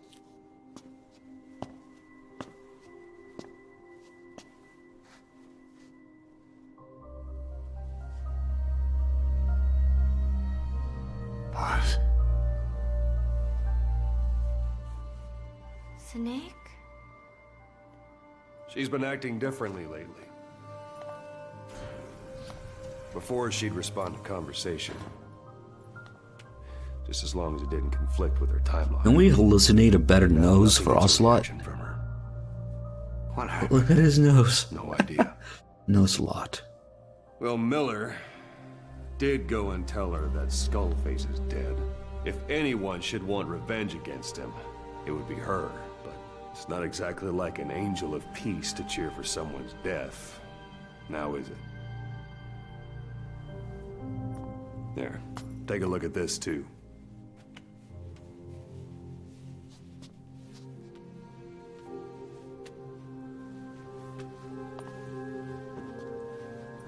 See it? Right there. The wound is open. Yeah. It was all closed up, and then it went back to this. But why? The medic has no idea how it happened. The medic has no idea of anything in this game. He figures it must have been self-inflicted.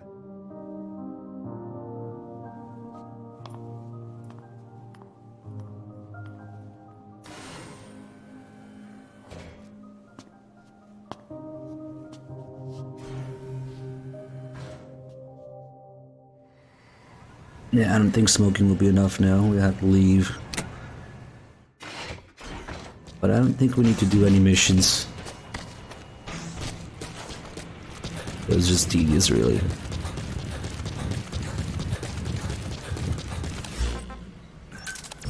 Roger.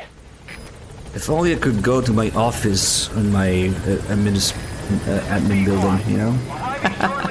On my base with my barracks and my facilities. Oh wait, there's fucking nothing, that's right. Big Medic's office is in the helicopter. This is Pequod, on station at LZ.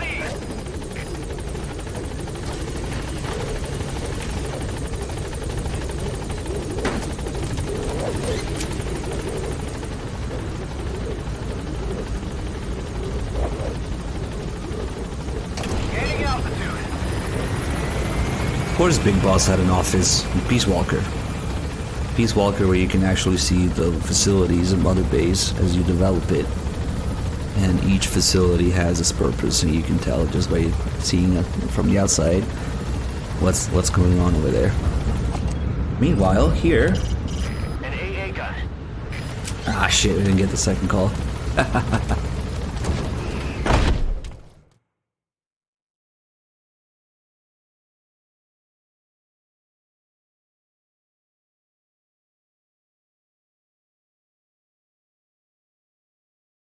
Did you guys think that maybe Kaz sounded kind of cheerful there, talking about that AA gun? Yo, Teppy with the 58 months. Cheers, man. So we don't have anything to do here. Just I guess we can listen to these now, but it doesn't matter.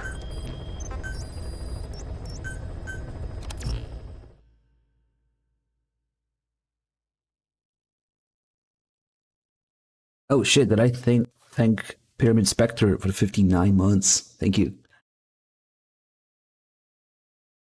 God, we're at the final part of this log, you know, that this game is towards the end.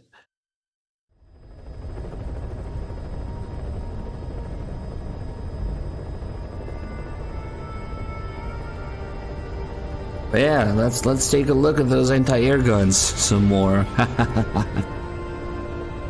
One of the first things that I encountered in this game that let me know that something's a little off in this game.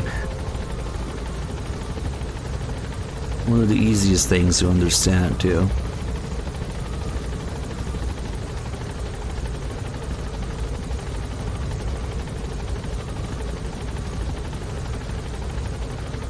Who knows? Some choose to believe that the whole thing is ripping balls, you know?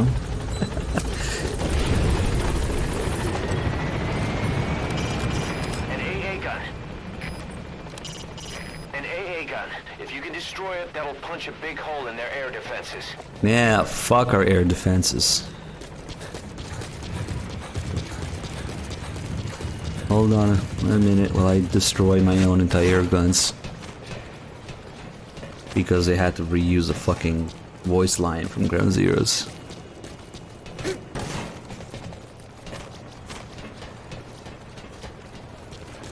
You know what the worst part of it is? If you go back to Ground Zeroes and call Kaz about the anti-air guns there's more lines. There's more than these two, because we only really get 2 calls. The one where he says an AA gun and then destroy it. In Ground Zeroes is like 3, 4, maybe 5. And any other of the other Ground Zeroes calls would have been more appropriate to use here. But of course I don't give a fuck. Same character, same voice actor? Fuck it. What's context? What's time? What's character development? Just reuse the line. Oh, Snake!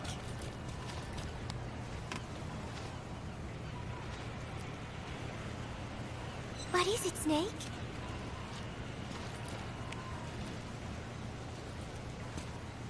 One of the group birthday parties. They are something to look forward to every month. Mueller was so funny at this one. When is the party this month? Last month was... Just as soon as chapter 3 comes out. I cannot remember. It was... And then No, that is not right. But I am an angel of peace. I am a student. I am so tired. I will just lie here a while.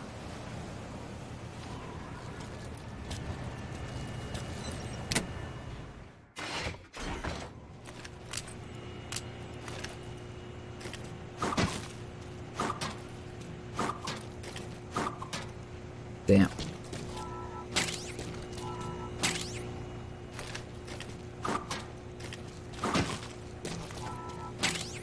Not easy to position your keepers sometimes.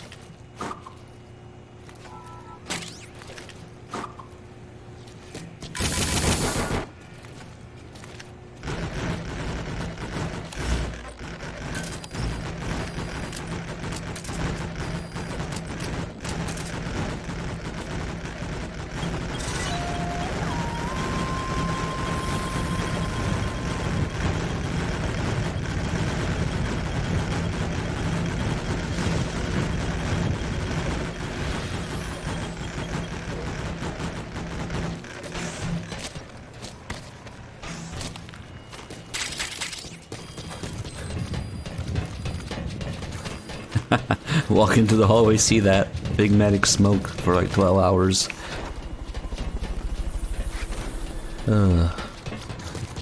Let's see if we can add some Kiefers to this. It's better to do it before they inflate, but might be able to. That's not great.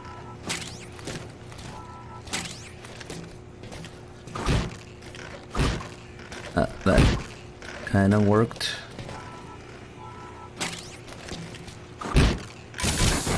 Shit, I Kiefer myself. Alright, let's go, boys.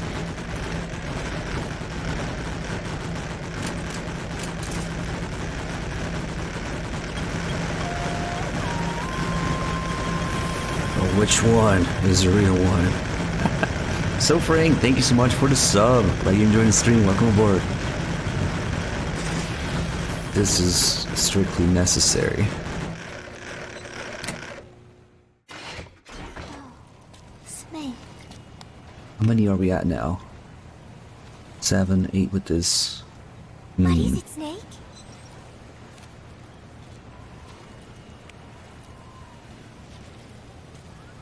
The Costa Rican Sea. It is so beautiful. Costa Rica means rich coast. Please, please, get them out of my country. Them? Huh? Who was I thinking of? It was... And then I...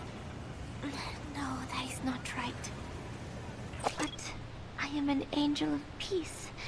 I am a student. I'm sorry, Snake. My head hurts. Could you let me rest? In Peace Walker, they specifically mention that they don't bother with birthday cakes, but whatever. There's this here. Most of these, not all, but most of these pictures are basically from her diary. My stomach. They each depict one of the things she talks about in her diary. So there's some little inconsistencies, but of course, especially with her, you could blame it on the fact that, yeah, we're tripping balls, who cares?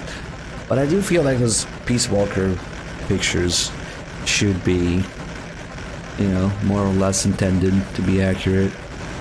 It's her continued diary that has little inconsistencies because she, or, you know, Big Medic,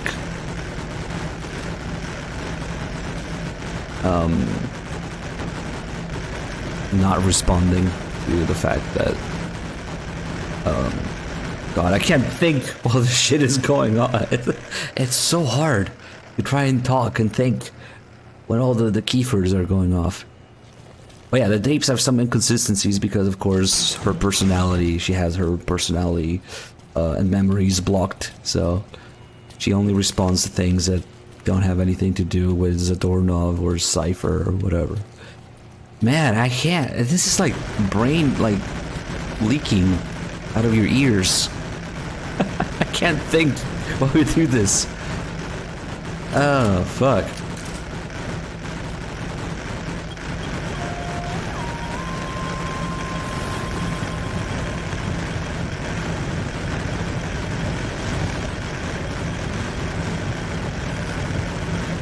There's a doorknob. She only knows him as Galvez, like this right now, so.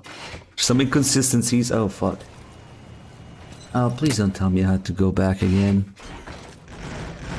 I got my Kiefer collection here.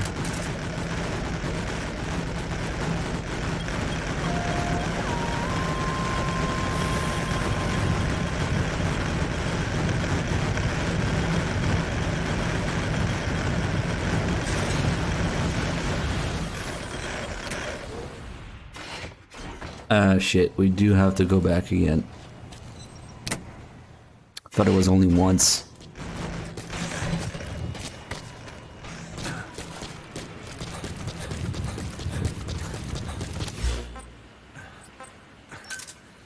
Roger.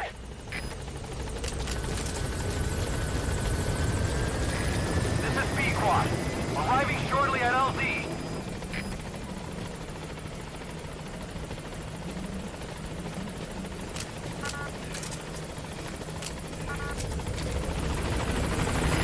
This is Pequod. On station at LZ.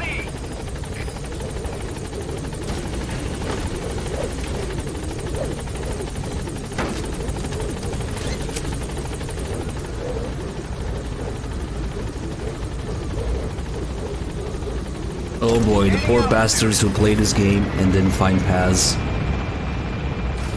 That's like the best thing in this game. Shit. ACC before a mission or Agilent.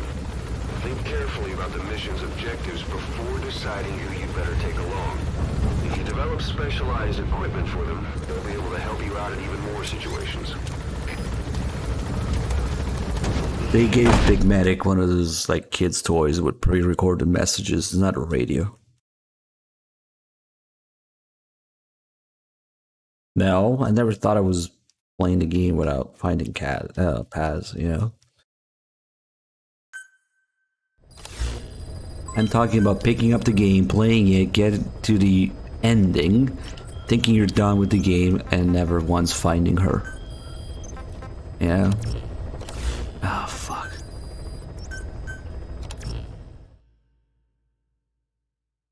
You missed out. That's where all the story is.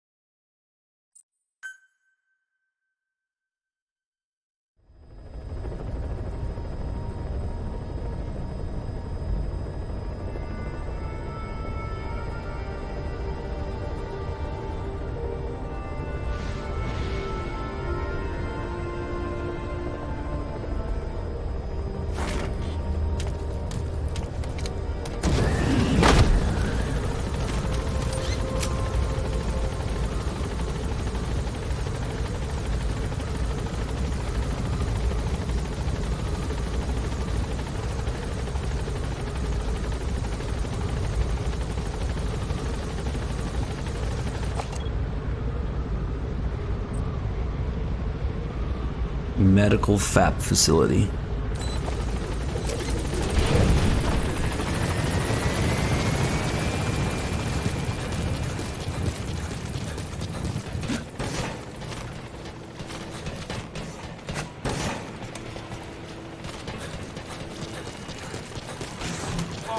Welcome back. Oh, Snake.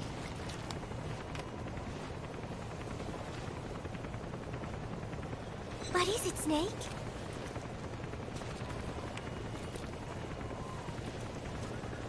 Chico, I wonder what he thinks of me. I have not seen him lately. Maybe he is angry. There is something I am hiding from Chico. Or I thought there was. It was. And then No, that is not right. But I am an angel of peace. I am a student. My head. It hurts. Don't worry, Chico grew some boobs. And then got squished by a tank. So that was 9. One more. 10.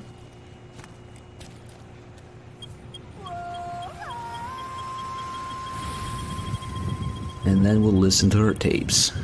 Her tapes.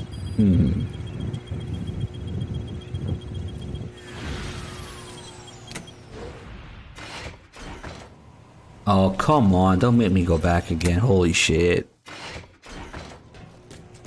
Oh, are you serious? The last few ones? Son of a bitch. Didn't get high enough.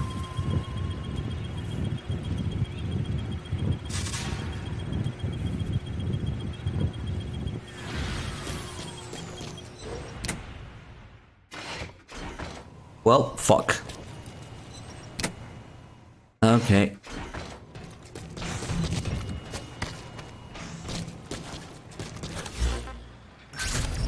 Roger.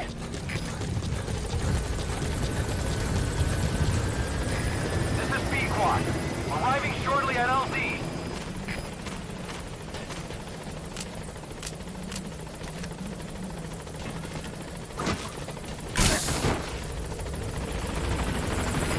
This is Pequod. On station at LZ.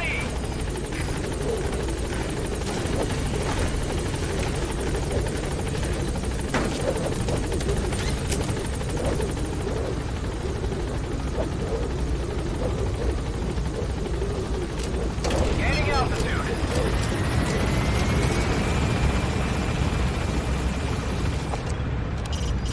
You can deploy a Fuck!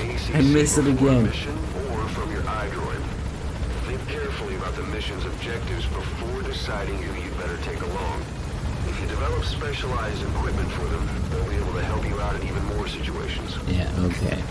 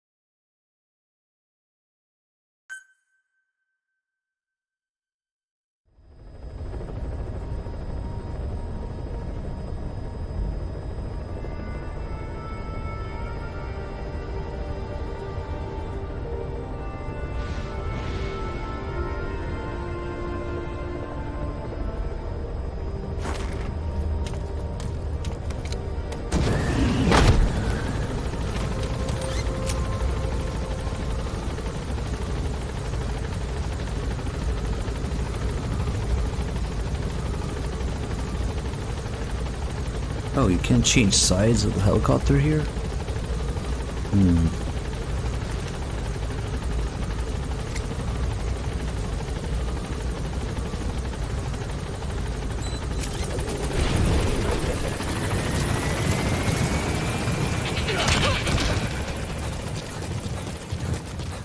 That was absolutely necessary to trigger Chapter 3, Secret Ending.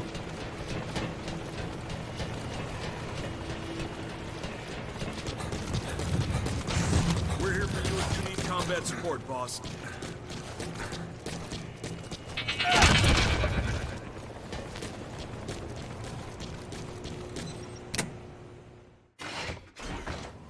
Oh, Snake. I thought about it for a second. What is it, Snake?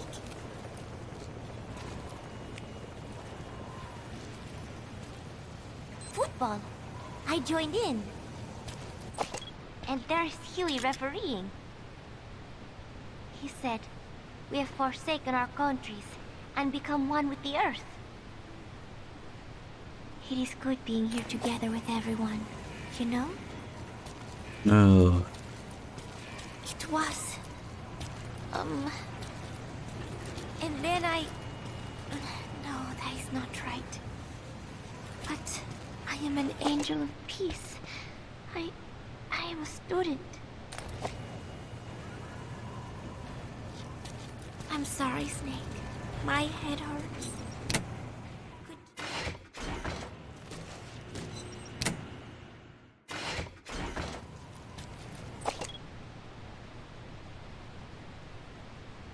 So that's all 10.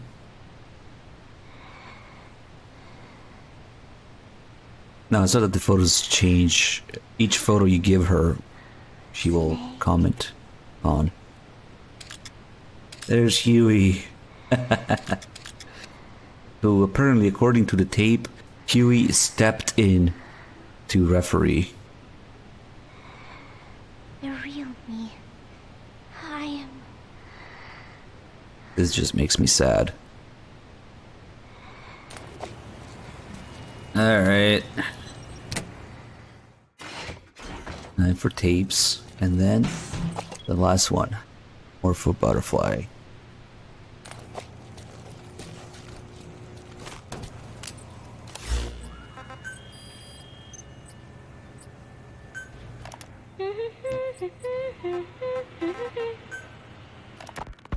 There is going to be a kind of festival held on Mother Base. They are calling it Peace Day.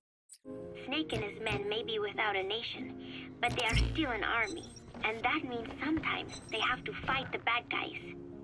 Of course, they should not fight at all. It is obvious to me that any problem can be solved with reasonable discussion. Maybe Snake and the others think so too, because the idea is to set aside war for one day a year and relax in peace.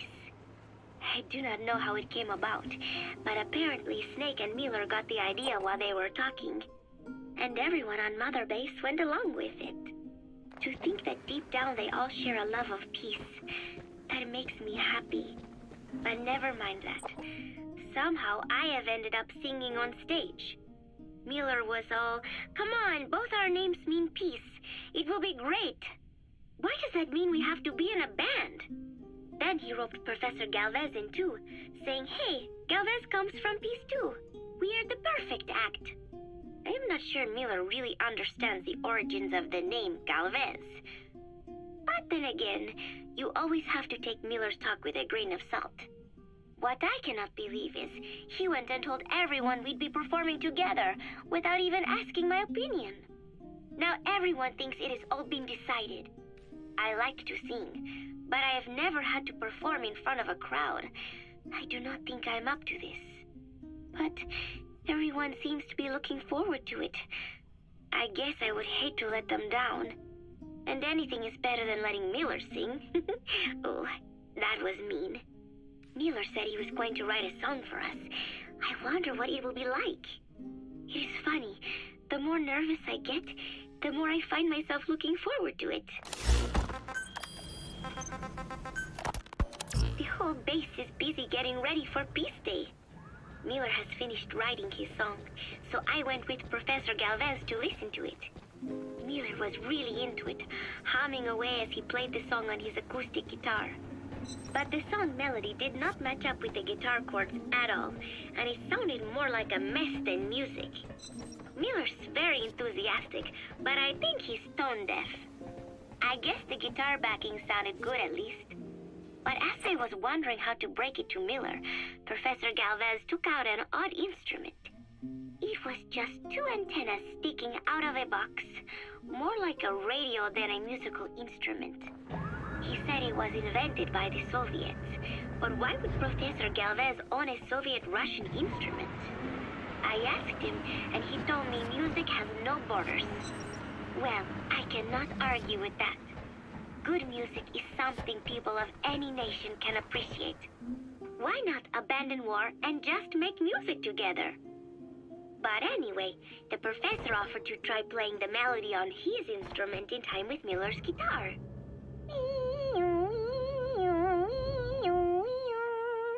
It was like something from another world.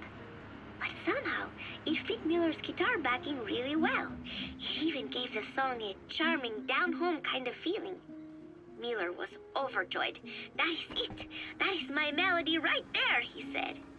It sounded totally different from when he sang it. But hearing the professor's version, I thought I could probably sing it. Then Miller hit me with the next bombshell. "Buzz, you write the lyrics."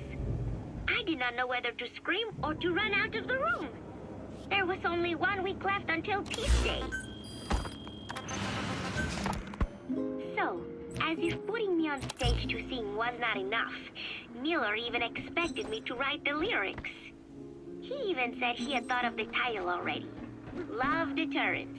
As if he had done the hard part. Deterrence, love, deterrence. Deterrence is when nuclear weapons prevent war, right? I do not see how love fits in. But it was too late to complain, so I just sat and listened to the tape of Miller's backing guitar and the professor's melody over and over again.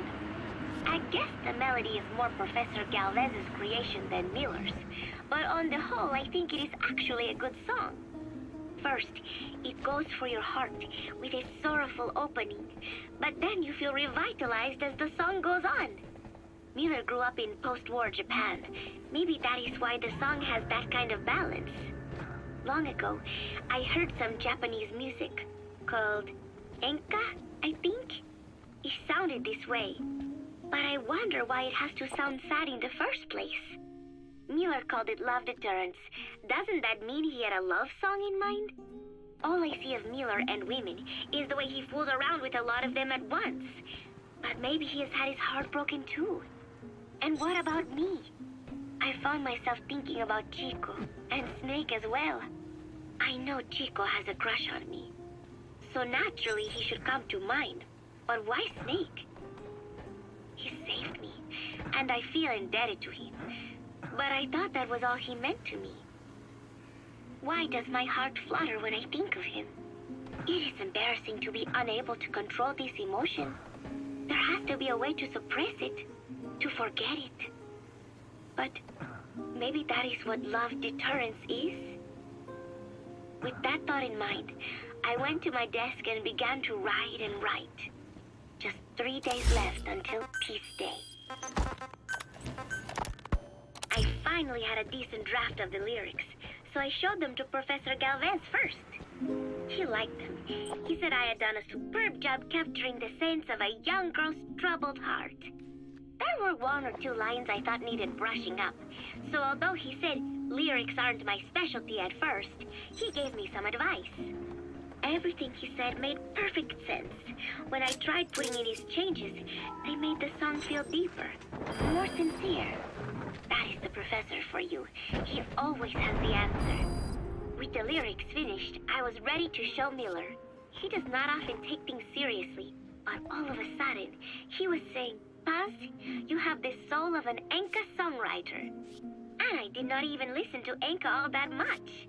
Maybe I am pretty talented after all. But still, it took so much time to write the lyrics that there is hardly any time left to rehearse before Peace Day. The 3 of us rushed into the makeshift practice studio on Mother Base to see how we sounded together. Miller strummed away with a big smile on his face. I sang the main melody, and Professor Galvez improvised a backup melody. I know the professor is smart, but is there anything he cannot do? And Miller's guitar playing sounded a lot better now that he stopped singing. But I can hardly criticize his voice. I thought I had learned the song well enough listening to the tape as I wrote the lyrics, but I had trouble with the pitch and kept missing the rhythm. I have to practice, but there's almost no time left. It is just 3 days until Peace Day. Wait, I thought there were 3 days left before. I went and checked today's date with Miller and the professor. The date has not changed. It is the same day. Something is strange. Am I reliving the same day? Hey, Ice One, thank you so much for the 10 gifted subs. Guys, enjoy this free subs from Ice One. So generous with everyone. Blue, thanks for gifting the sub. What the fuck, do Ice One? He wasn't sub, but he gifted 10 subs. Nice. It is only 3 days until chapter 3 comes out. Don't worry, guys.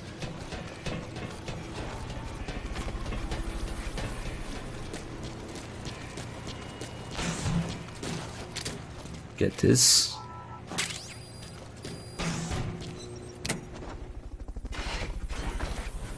Oh fucking hell, that doesn't work, just picking it up. Don't make me go back again, please.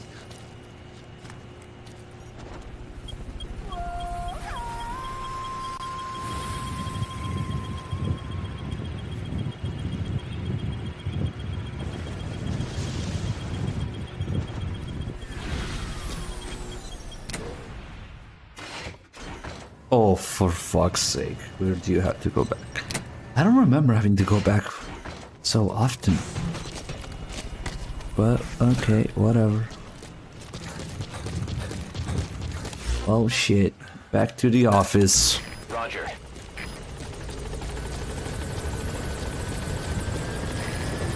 Screen for the MGS1 remake. I mean, it's gonna be a disaster. Is there any doubt? There's fringe shelf where all these things will go. You know, remakes, Metal Gear movie, whatever comes, becomes MGS6 one day, maybe, probably.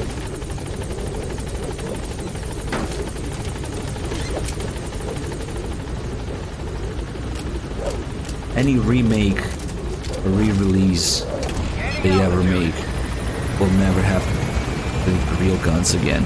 For one thing, it's one reason. Number two, it won't have the voices again.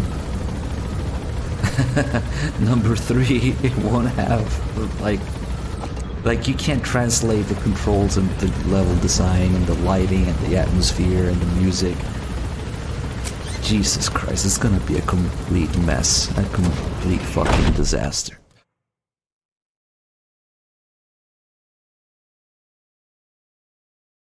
Now, they shouldn't remake anything, simply put.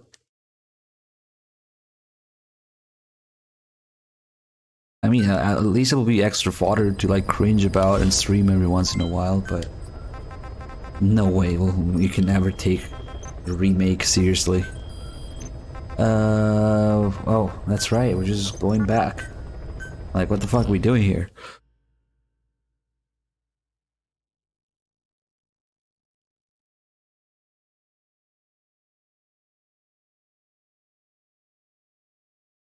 At the very least, it won't be made in the Fox engine. We know that much, because the Fox engine is fucking dead. Fox engine's been dead for nearly 10 years now. So there's that. At least they won't fucking use a Fox engine.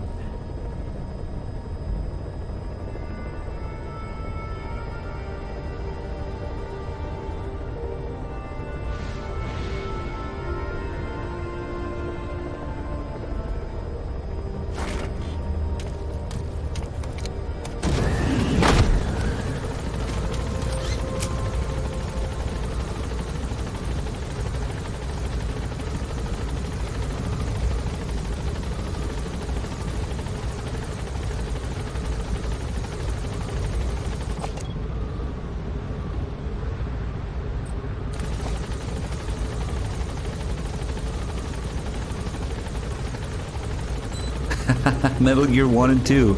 You know, the Game Boy Metal Gear games. Sorry, that's just funny. An AA gun. Tell me more. An AA gun. If you can destroy it, that'll punch a big hole in their air defenses.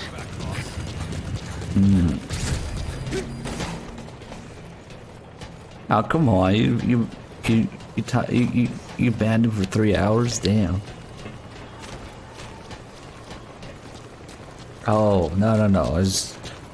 We're just remaking his posting privileges. It's gonna take 3 hours to re-release it.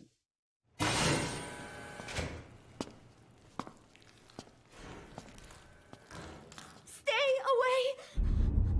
Pass!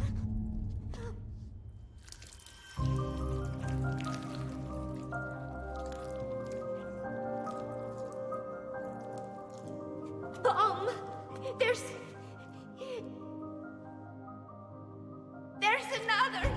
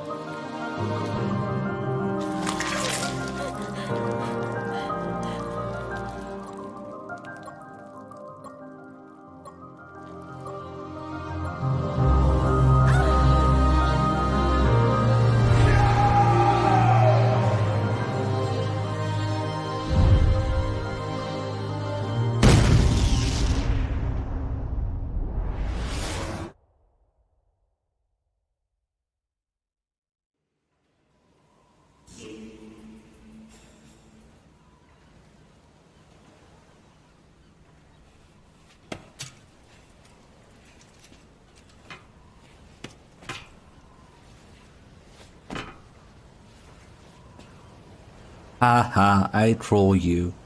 It was all a dream. That room never existed. Paz has been dead for 9 years. And you're just a big potato. And I troll you.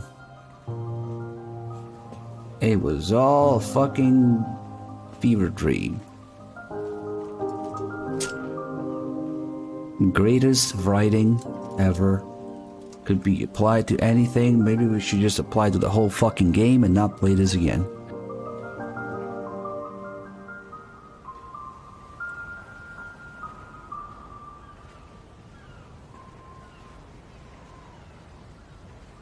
That's the room we were in. It was just big medic dripping balls, hallucinating toilets and beds and Paz. Good job, Kojimbo. Let's listen to the last tape. Peace Day never came. Every morning I wake up expecting it to come. But it is always 3 days away. That cannot be it. I have not woken up at all. It is just a dream. It is all a dream. I am in it. And you are in it too. I am the dreamer. But you are having my dream. Do you get it now? You do, don't you? Peace Day never came. With 3 days left, I followed my orders from Cypher and launched the operation. I hijacked Zeke. I fought Snake. I lost and was thrown into the ocean. I survived, but I was captured by Cypher. How happy I would have been if they had let me die then and there. But wishes do not come true. We just cling on to our dreams, our phantoms, mine and yours. But I think this one is coming to an end. After all, you have figured it out now. You can kill Skullface, murder Huey, slaughter Zero, burn the whole world down, and it still won't bring me back. Me, or any of the dead. And that was our business. Damn it. Dim already got him. I had to pause for that guy. We bought our daily bread with money paid to us for killing. Maybe us getting killed was just balancing the scales. You know, Mother Base was never the heaven we wanted it to be. But I was still happy to have lived with everyone there. It was such a short time, such a hypocritical peace. But while I was on Mother Base, I was happy. So, I hope I am not the only one who looks back on those days with happiness. There is more to remember than hatred and rage. But of course, this is you thinking that I should think that. It is no mystery now. I am just a phantom, a fragment of the mind you have lost. The real me died a long time ago. But even so, more so, I can tell what you are really feeling. The real emotion that is locked away at the bottom of your heart. Let it fly out. Let it guide you. Live. I think it is my job to tell you that. That is why I exist. Damn it, suicide attempt failed. So this tape is the last one. Once you are done listening to it, I am one phantom limb that will be gone for good. My flesh, my bones, joining the silt on the ocean floor. But do not forget, as long as you remember me, I will always live within you. Not a phantom limb or a phantom anything. As part of your heart. I will always be your angel of peace. So, I know exactly how to finish. Hello, Cuervo. Say peace. Fuck.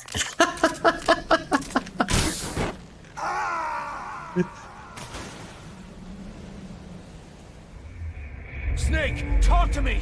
Snake! Snake!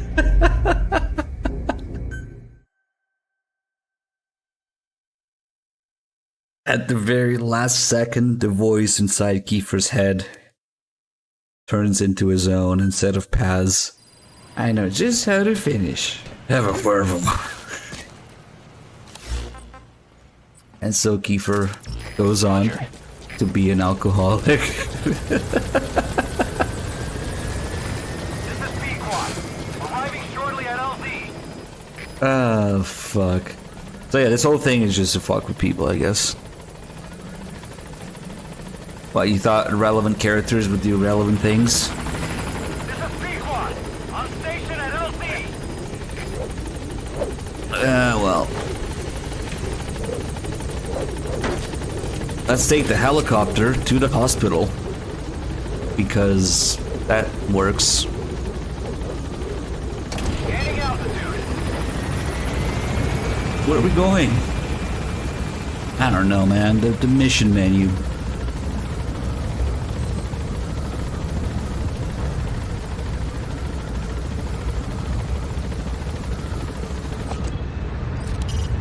An AA gun. An AA gun. If you can destroy it, that'll punch a big hole in their air defenses. Bye-bye, Mother Base.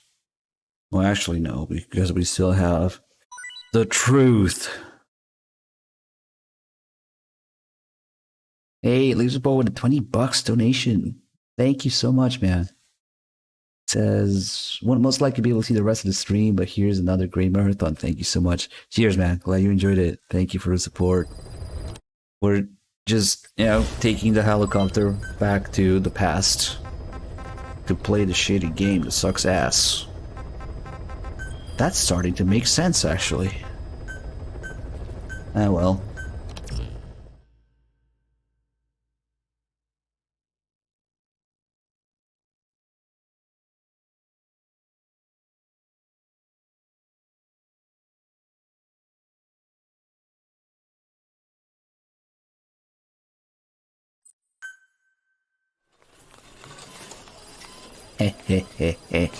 I troll you again. Mastermind, Kojima. Cardiac arrest, he's in BFib.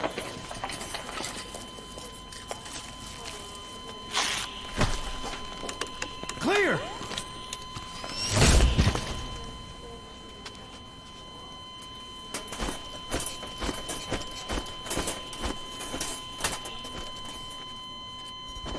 No response.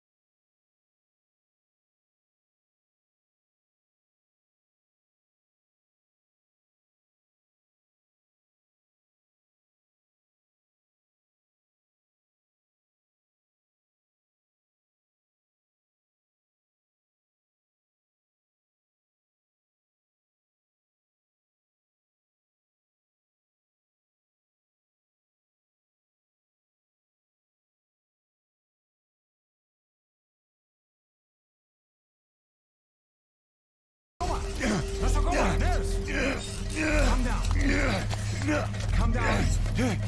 Try not to panic. Try not to panic. Now. You'll be all right. Hello, Cuervo. He'll be alright. Have a Cuervo. Just give me a Cuervo, dog.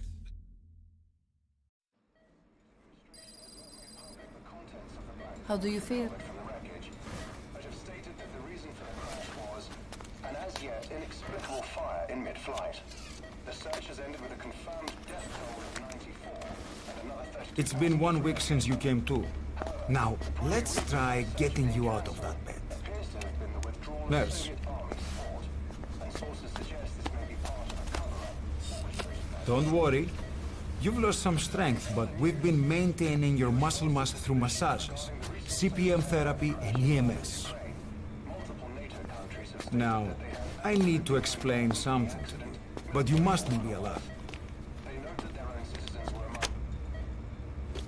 9 years ago, you were injured in an explosion. Upon examination, we discovered 108 foreign bodies embedded within you. In addition to shrapnel, we also found fragments of human bone and human teeth. Most of it was removed, but some of the fragments still remain. They are located near your heart and in your skull.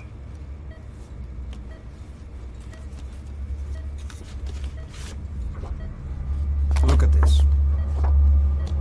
The fragments are lodged deep within your cerebral cortex. We couldn't give you an MRI, the metal, you see. But even if we were to extract it, you would most likely suffer a brain hemorrhage. Sounds like a better alternative in this game. I'll Mental take it. and physical impairment are unavoidable. However, your current status is not life-threatening. One more thing. This X-ray is of your upper body. You better look now. Best to understand your situation sooner than later. I know it's difficult, but please look down. It's best to see it with your own eyes. Be brave.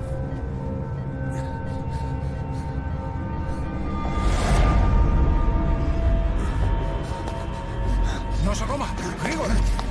Try to calm down! Calm down! Please! Calm down! It's gonna be okay! Yes, yes! Calm down! Yes. Yes.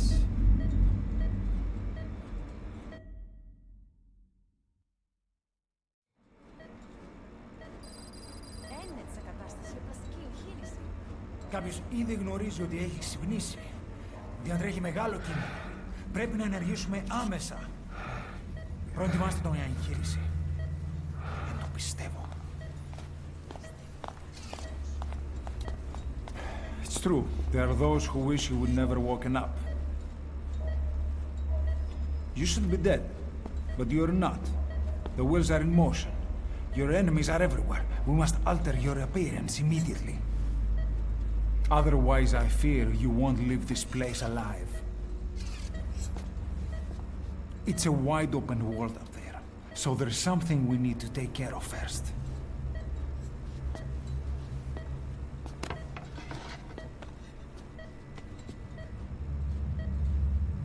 This is you, as you've lived until this day.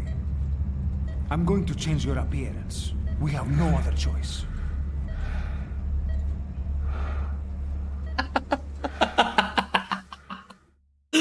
Fuck.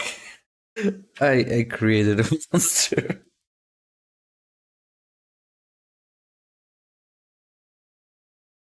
Wow, that's your hero, Big Boss.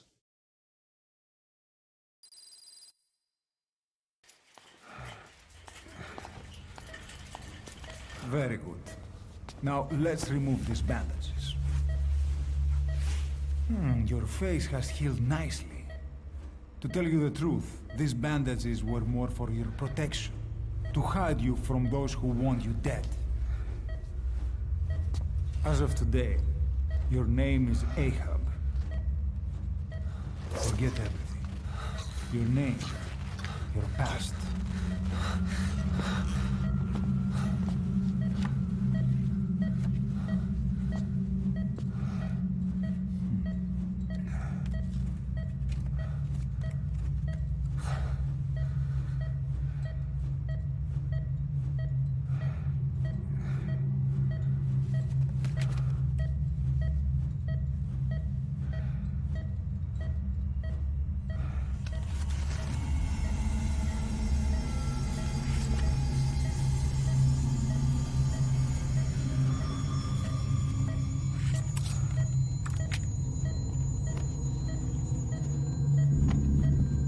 That would explain everything.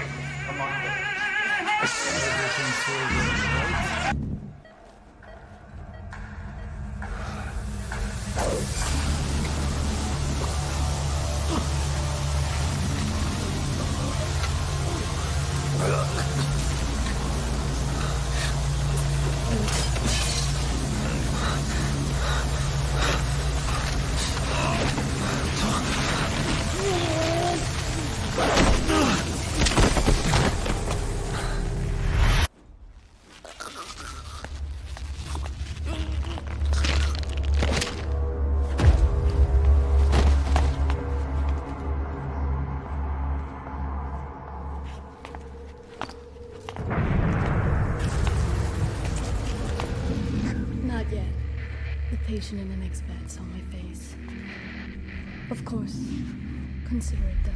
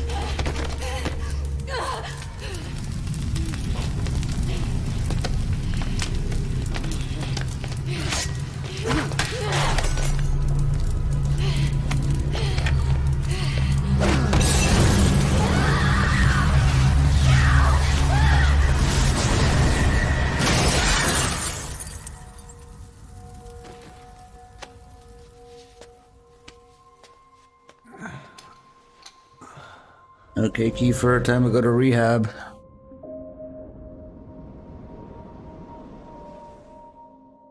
Okay, have time to go. What happened to the woman? The woman? We gave her a light. She took the short way down. Who are you? Who am I? You're talking to yourself. Been watching over you for 9 years. You can call me Ishmael. What the hell is going on? Well, the good news is, you're in the land of the living. Bad news? The whole world wants you dead. On your feet, soldier. The whole place is coming down.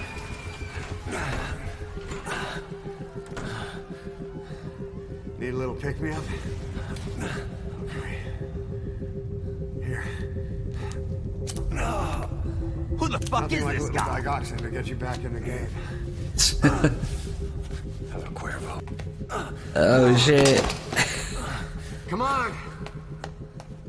Damn it, Kiefer, just give me some tequila. I don't know. Guys, I have an idea. I have a genius idea. Listen, you're gonna love this. We're gonna make a decoy snake because the real snake is in danger, right? So we're gonna make a decoy, and then, get this, we're gonna put him right next to the real big boss, exposing them to the exact same dangers. How does that sound? Move it.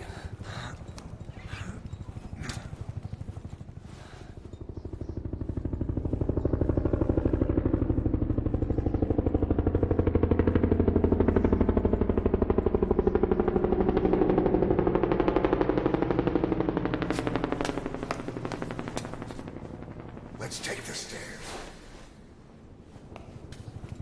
Oh god, man. Literally drag my ass through this shit again.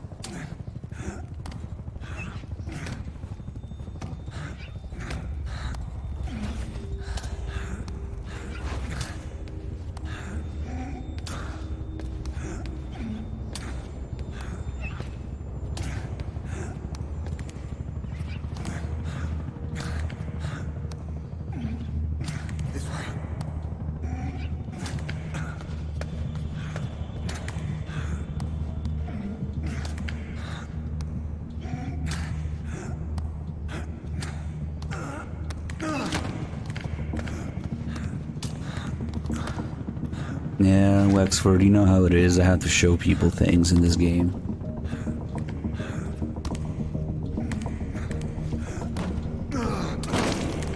This isn't gonna work. We better take the elevator. There's a perfectly good wheelchair.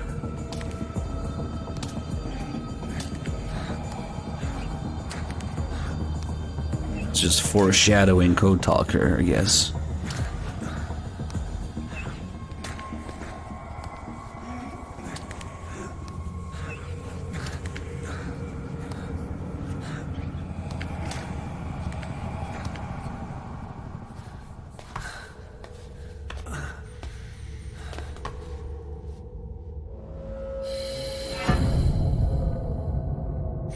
What the hell is that?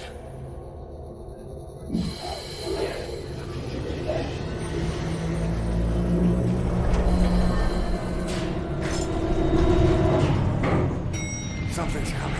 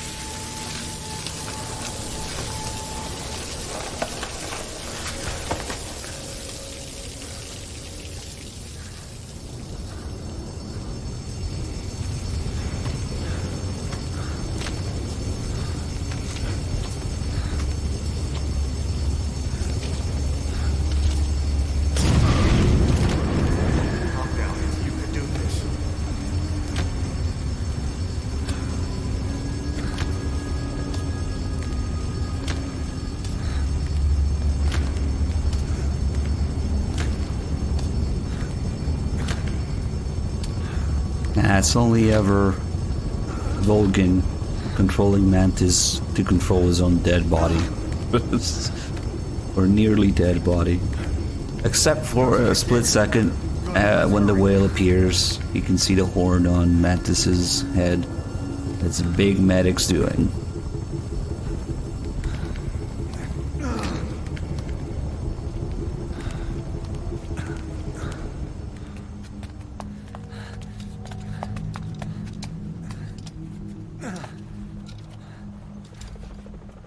Next time, do it yourself. Remember enemy.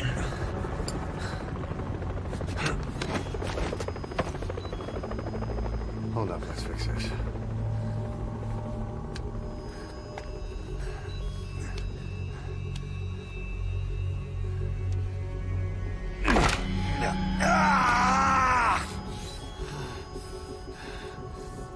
Next time, do it yourself.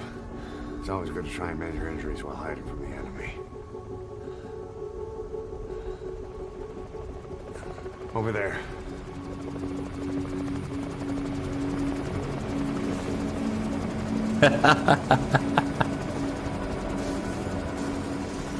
Considering that he has 4 minutes of dialogue, Kiefer's involvement with this game is probably a drunken afternoon on his way back from the casino or something. Just made a quick stop to record some slurred lines.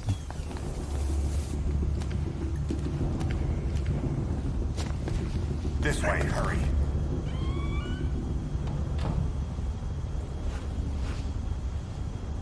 Keep low and quiet.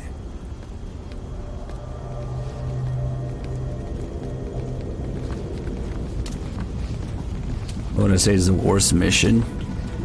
I mean, this game caps the worst missions because they're all fucking filler. They're all fucking equally terrible and useless.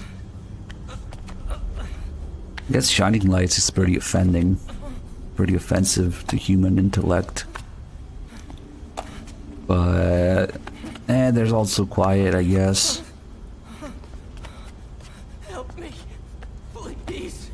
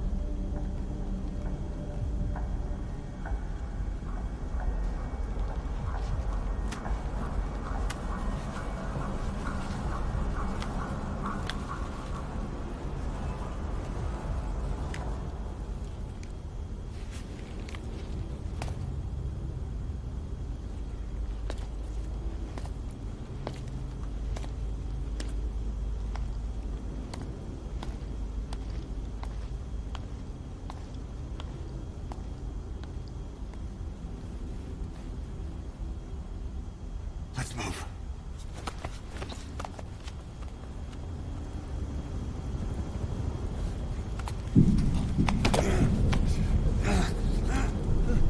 Help me. I don't want to die.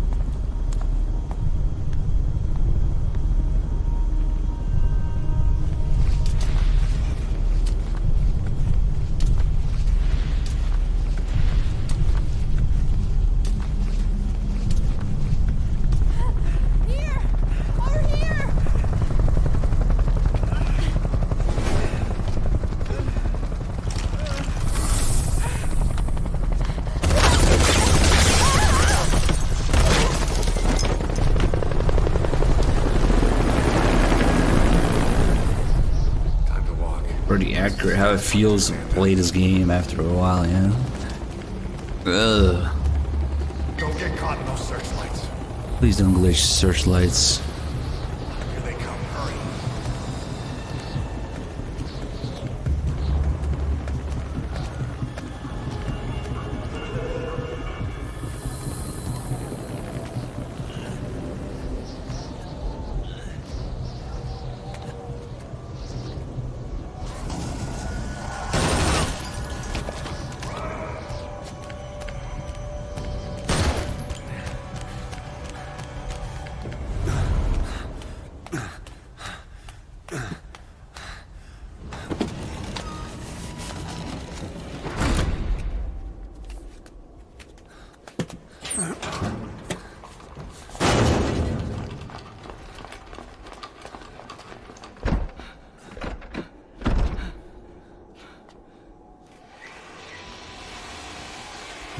What the fuck is it, Dim? What do you want to see? That they're fucking blind you when they're shining their searchlights at you? Is that what you're referring to?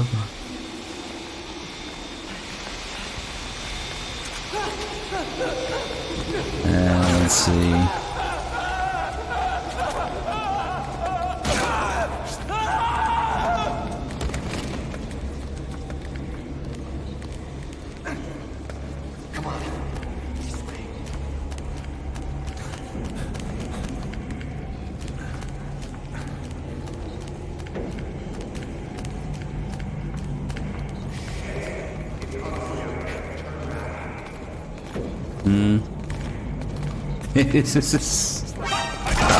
You gotta be this close for them to see. I see. Don't you die on me, Ahab.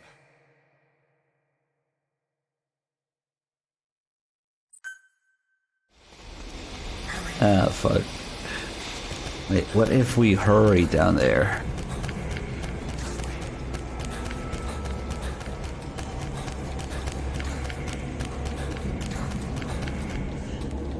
What's up?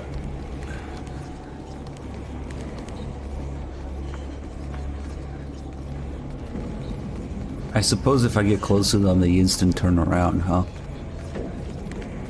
Maybe.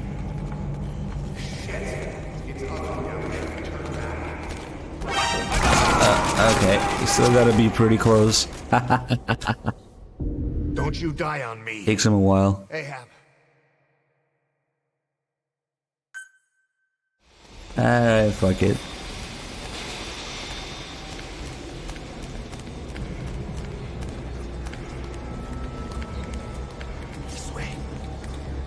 Nah, just don't what if. They're just gonna turn around. I already fucked with this enough back in the day.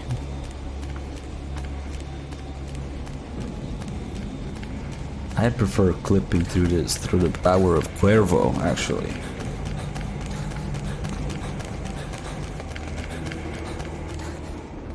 Shit! It's ugly down there. Turn back.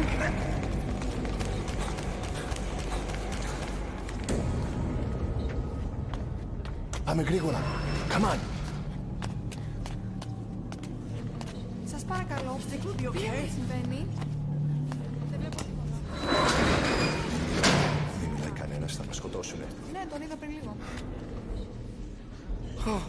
What's happening out there? Ass crack. It's all right, we'll be okay. Ass crack is happening. Do you hear that? What's going on out there? Hey! Metal Gear fans in line to buy the Phantom Pain. Hey! Hey! Hey! I can't see what's happening. What is that? What's happening out there? Does anybody know? Hey! Do you hear them coming?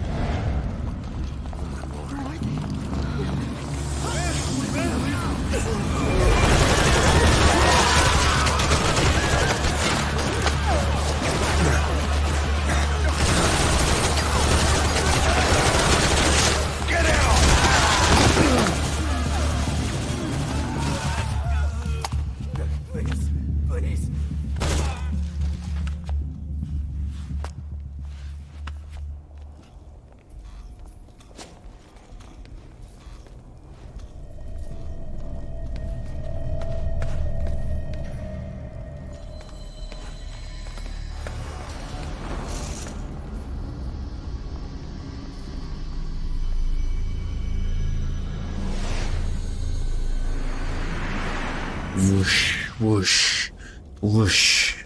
Camera sounds. Whoosh, whoosh. Okay.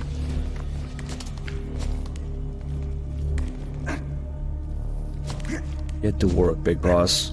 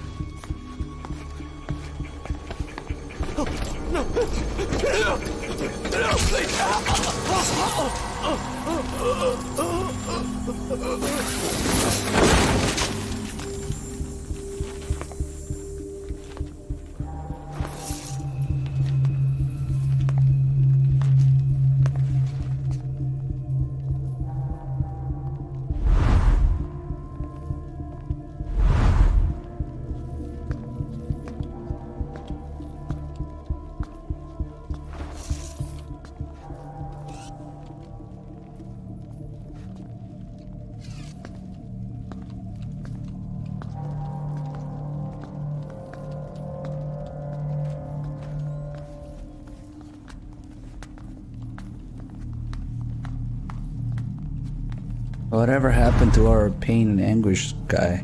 Anything? Negative. He came in here. Keep looking.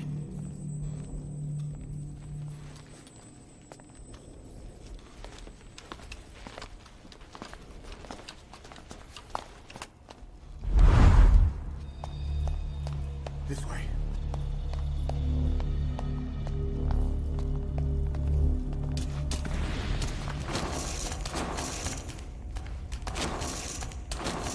Fuck.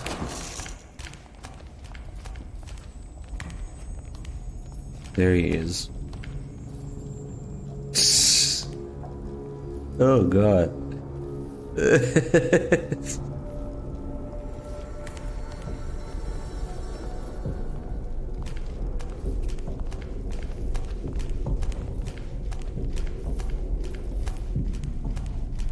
We're sitting ducks. Blend in with the Please don't bodies. fart. Get down on your stomach and crawl.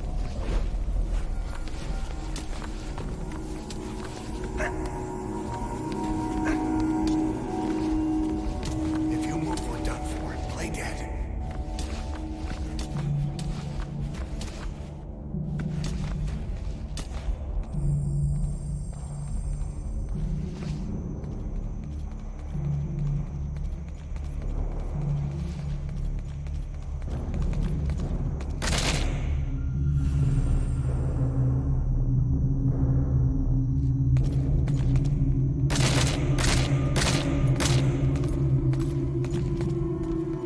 How does this game not have a play dead animation like MGS4? Whatever. Don't worry about it.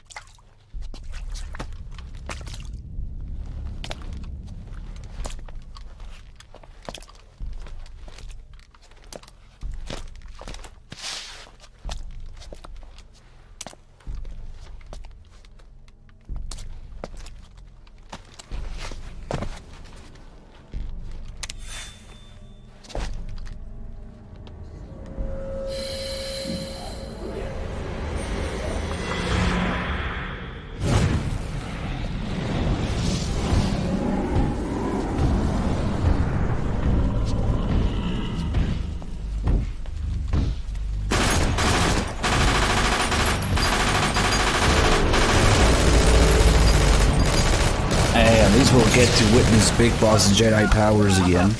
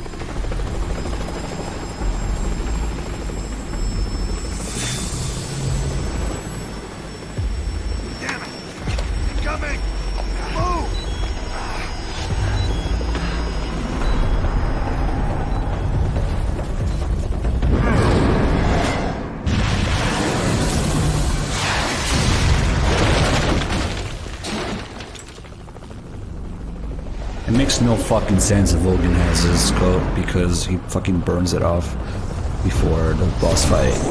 But I guess in order to make him more recognizable or something, I don't fucking know. At least it's gone now.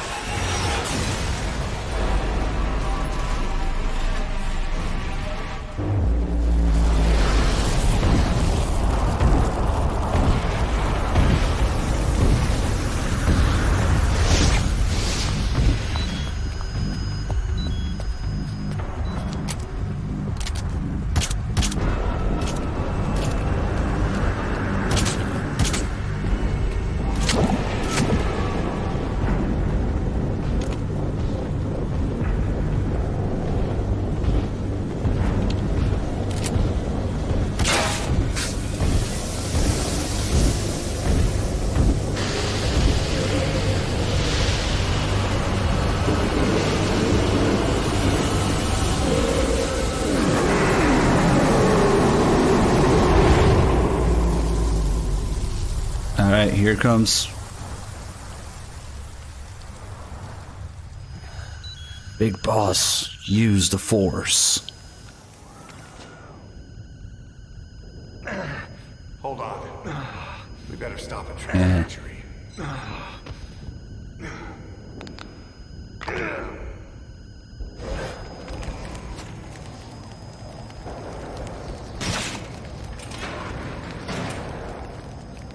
What is this game?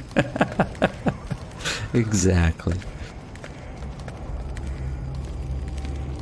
We'll have to take the stairs down.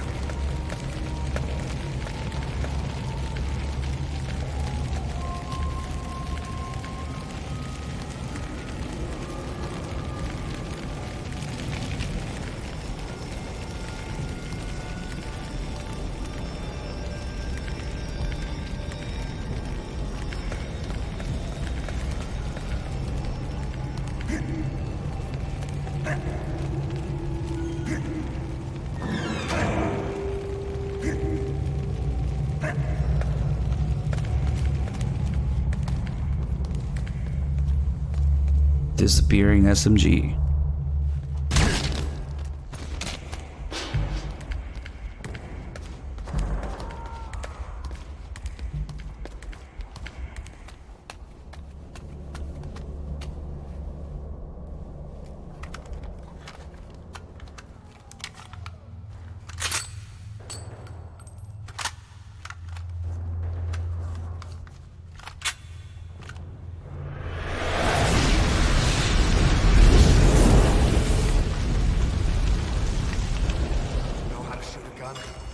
Hold down the aim button to aim. Then press the attack button to fire. Destroy it. Just please, let's move on. Hold up. I'll take the right. You take the left. Pretty good. Nice work. Let's go.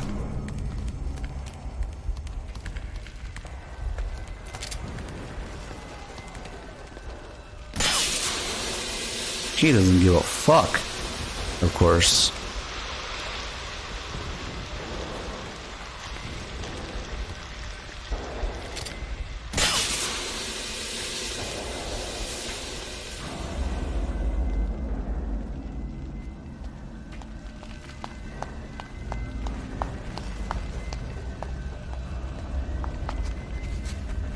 What the fuck? Playing MGS4 when I'm playing 1 and 2. Oh yeah, why not?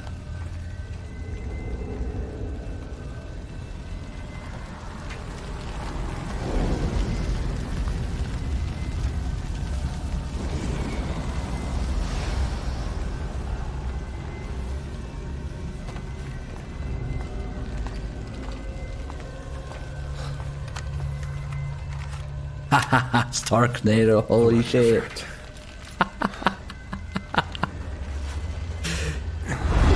Oh, fuck.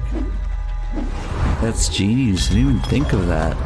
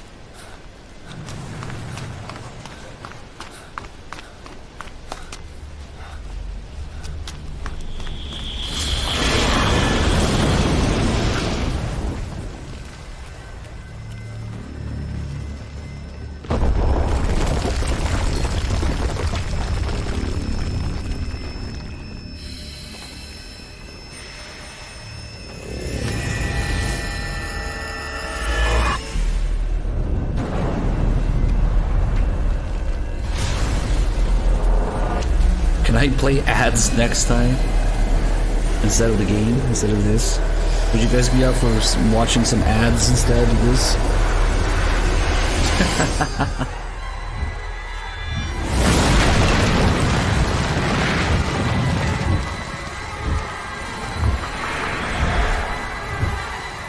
I don't even have the thing to run ads. I don't keep it open.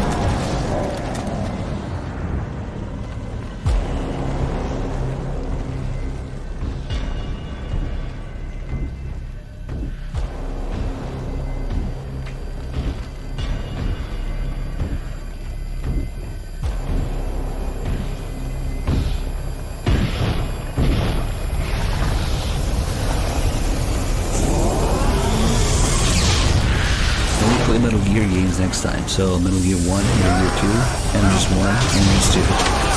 That's it. I should do a purist marathon. I think I've done it before actually.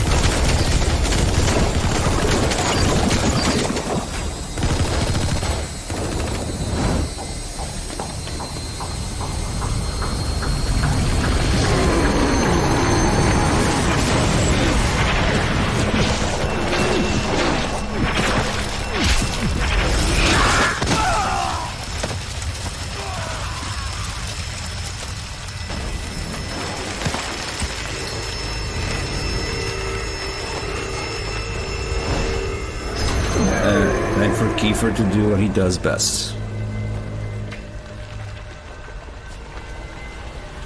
Alright. Here it comes.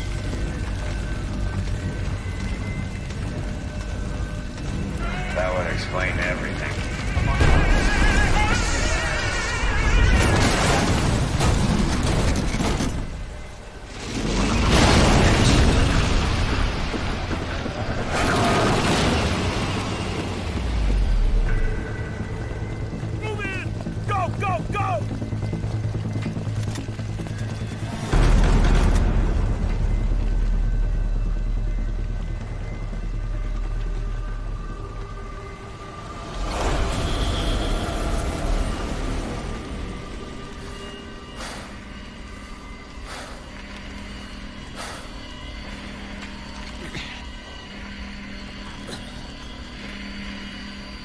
Whoa, holy shit, you don't even have to bring up the Japanese thing, Tim.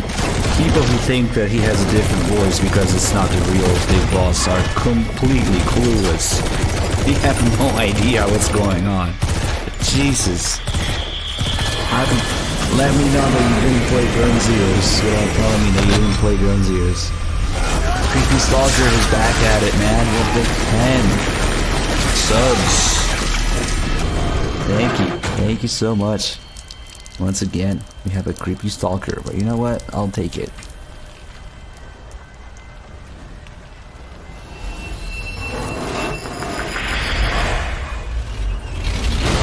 God, am I people have... That's so sad. People haven't played Ground Zeroes.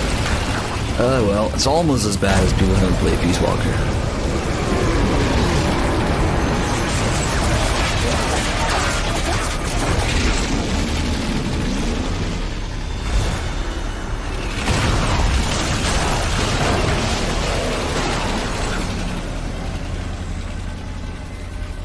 Please, let's get the fuck out of here and into the Ocelot time paradox.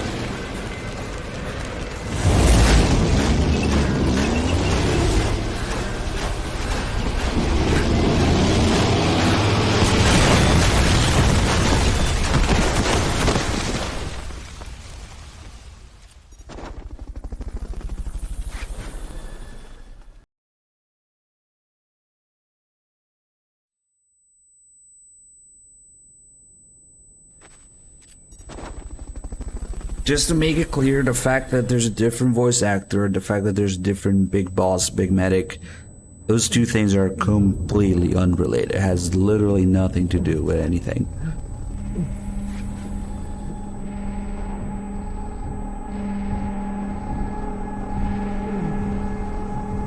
It's not that, oh, new character, so new voice actor, no. Hey, Rifles with the Prime sub, thank you. Welcome aboard, glad you enjoyed the stream. Oh god, at least it's almost done. We only have about 45 minutes of tapes after this. You know?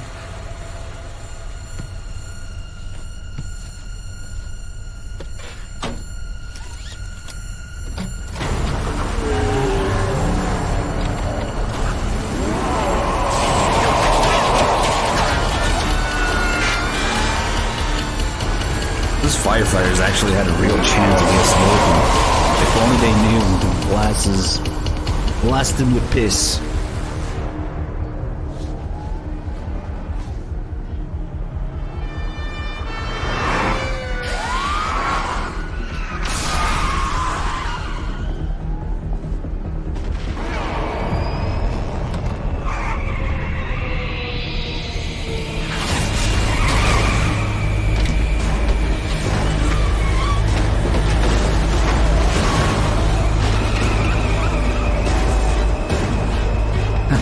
Firefighters are just hospital patients. Nice, of course. Just the kind of thing I would expect from this game.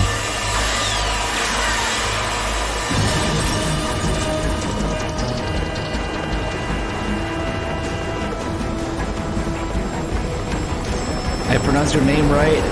Fuck yeah, that's always nice to hear. I don't even know how else you would pronounce that name. I don't know.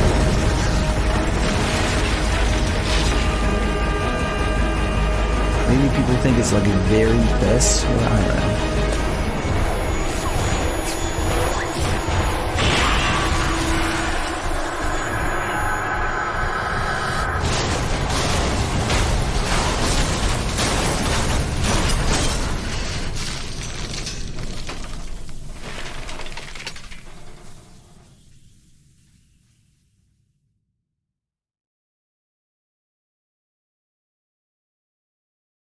Alright, so at around 3 a.m., Big Medic and Big Ocelot, Big Medic and Ocelot leave to the whaling ship.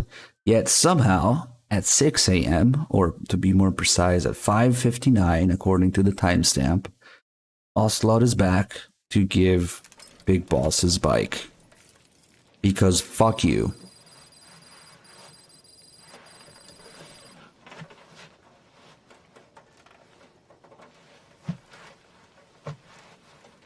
Between now and 6, Ocelot gets Big Boss out, gets Big Medic to the whaling ship, This way, boss. Hurry. and then comes back for Big Boss, even though he's not supposed to know about him. But okay, whatever, man. There are no facts, only time-traveling ventriloquist ocelots.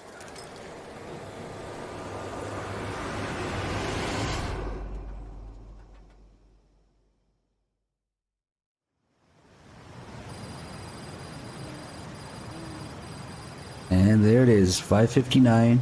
Big Medic is in the whaling ship, and Ocelot somehow is back here. Use that bike. It's tuned up and ready to go.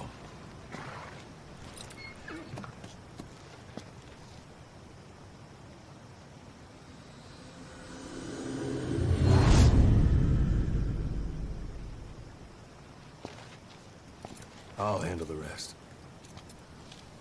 Here. That's your name as of today. You best change your face, too. Now this one, he'll take your place. From here on, he's Snake.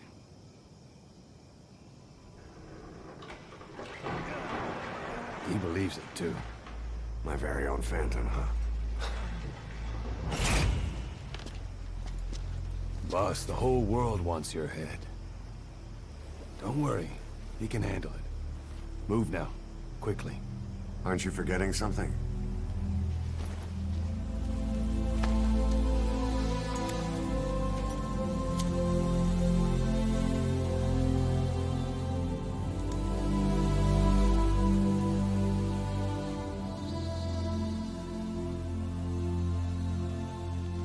We'll meet again. Right. Who the fuck is this guy?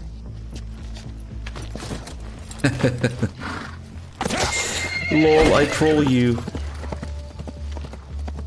Big Boss gets up, leaves the hospital, gets on a bike, and off he goes. End the story.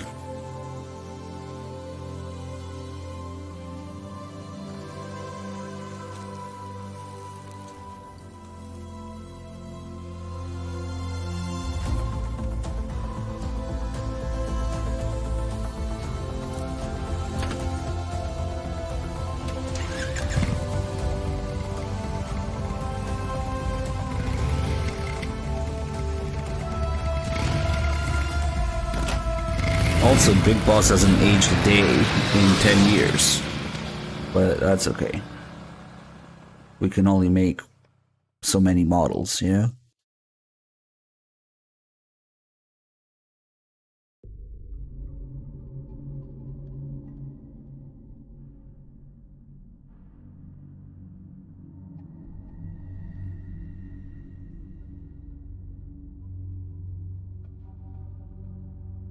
Anyway, credits, cringe, and then tapes.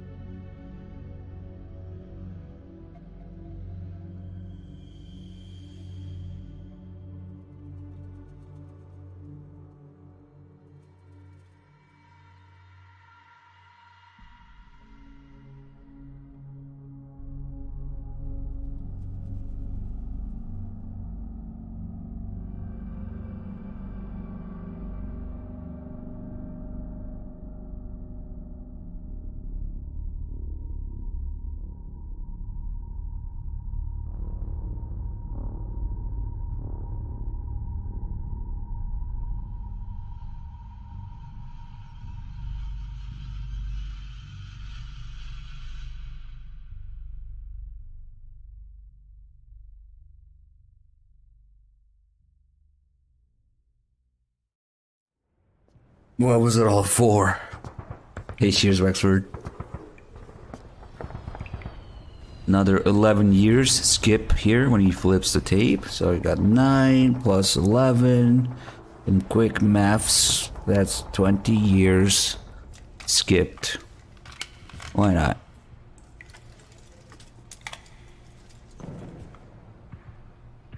Yeah. Hey, you, player, you want to be Big Boss? There you go. You're Big Boss now. But I'm out of here. Bye.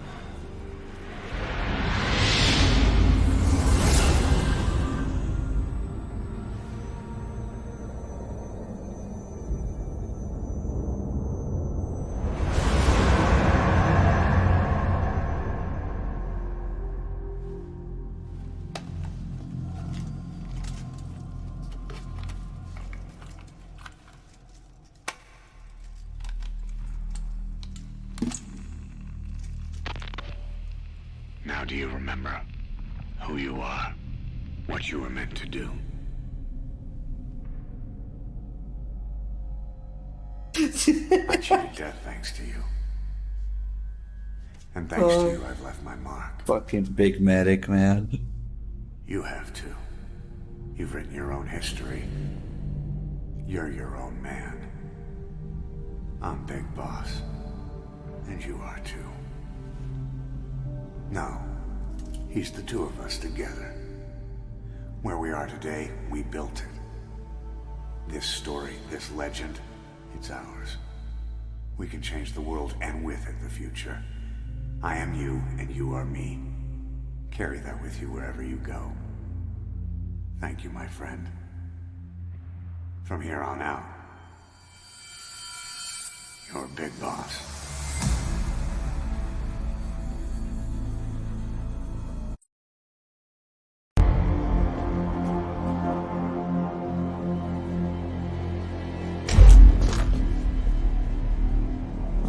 Now do you remember who you are? What you were meant to do? I cheated death thanks to you. And thanks to you, I've left my mark.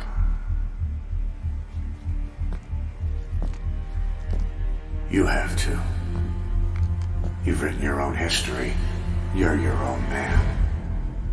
I'm Big Boss. And you are too. No, he's the two of us together. I am you, and you are me. Carry that with you wherever you go. From here on out, I'm Big Boss.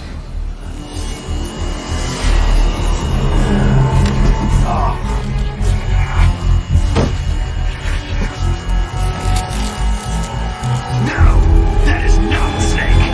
Stop it.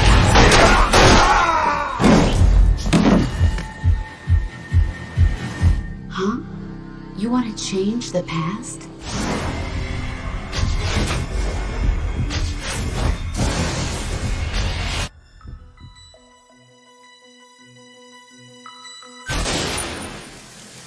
Kept you waiting, huh?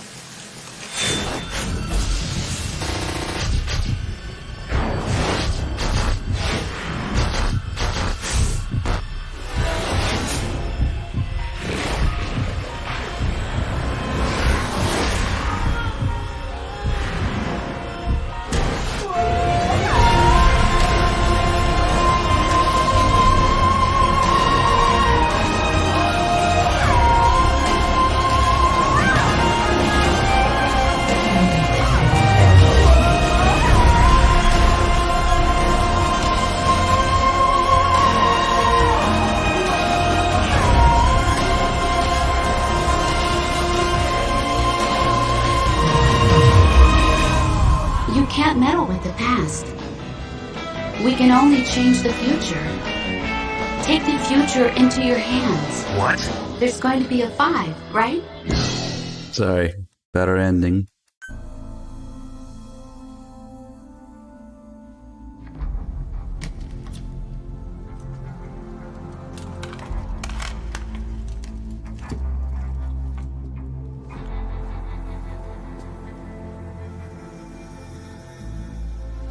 There it is.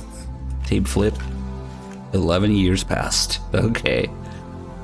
Stick that in the MSX when it's time for Metal Gear 1.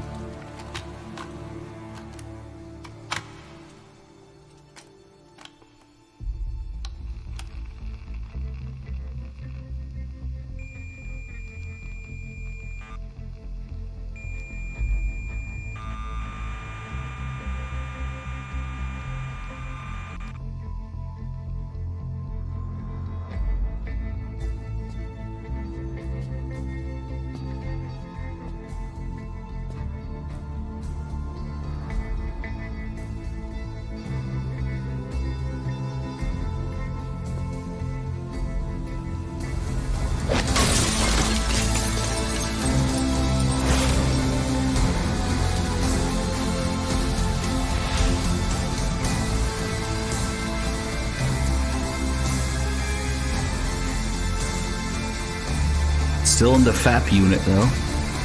Now part of Outer Heaven, I guess. Oh, fuck. What was it all for? Fuck the credits, man. What was it all for? If the boss has some plan, what is it? The real big boss is working separately from us to create his new nation. New nation? A military nation above and apart from all. The true outer heaven. Something created to maintain world balance. Independent of the struggles for supremacy, for personal profit, the cycles of revenge between countries.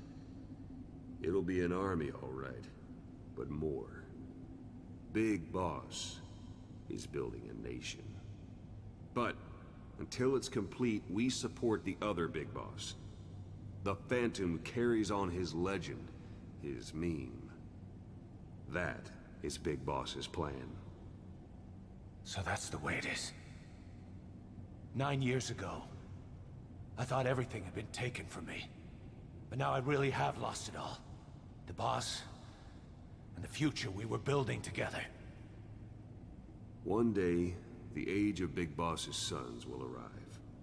They'll likely want to settle the score with him. We have to shape that age. We'll each have roles to play. Building the foundation for a revolution led by both Big Bosses, the True One and the Phantom. No. Big Boss can go to hell. I'll make the Phantom and his son stronger to send him there. For that, I'll keep playing my role. You know, sooner or later, there will be only one boss. There's only room for one boss. His sons are fated to face each other someday, too. If the day ever comes that you go back to Cypher, I'll aid the other son. And then you and I will be enemies, too. One of us will have to kill the other. Fine by me. I'll be ready for the new age. Until then, we'd better get used to coexisting. Perhaps the best quote in this game. Most relatable. What was it all for? And then Ocelot proceeds to let Kaz know that the real Big Boss is creating the true Outer Heaven. So what was it all for? Fuck you, that's what. Truth Records. Somehow we got these truth tapes. Fuck, man.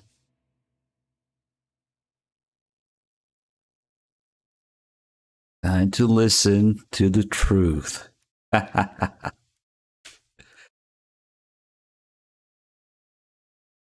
Razir has the brilliant idea to create a decoy and put it right next to the real target.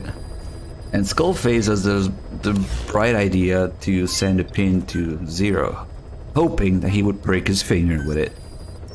And what do you know? He actually does. That and more truth tapes, amazing story points coming up.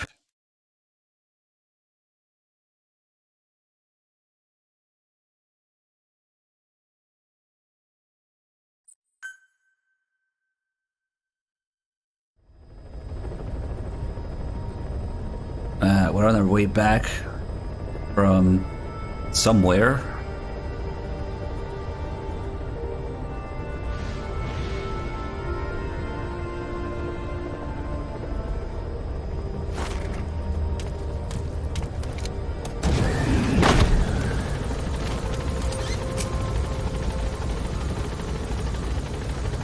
Oh, I would definitely rather it not exist.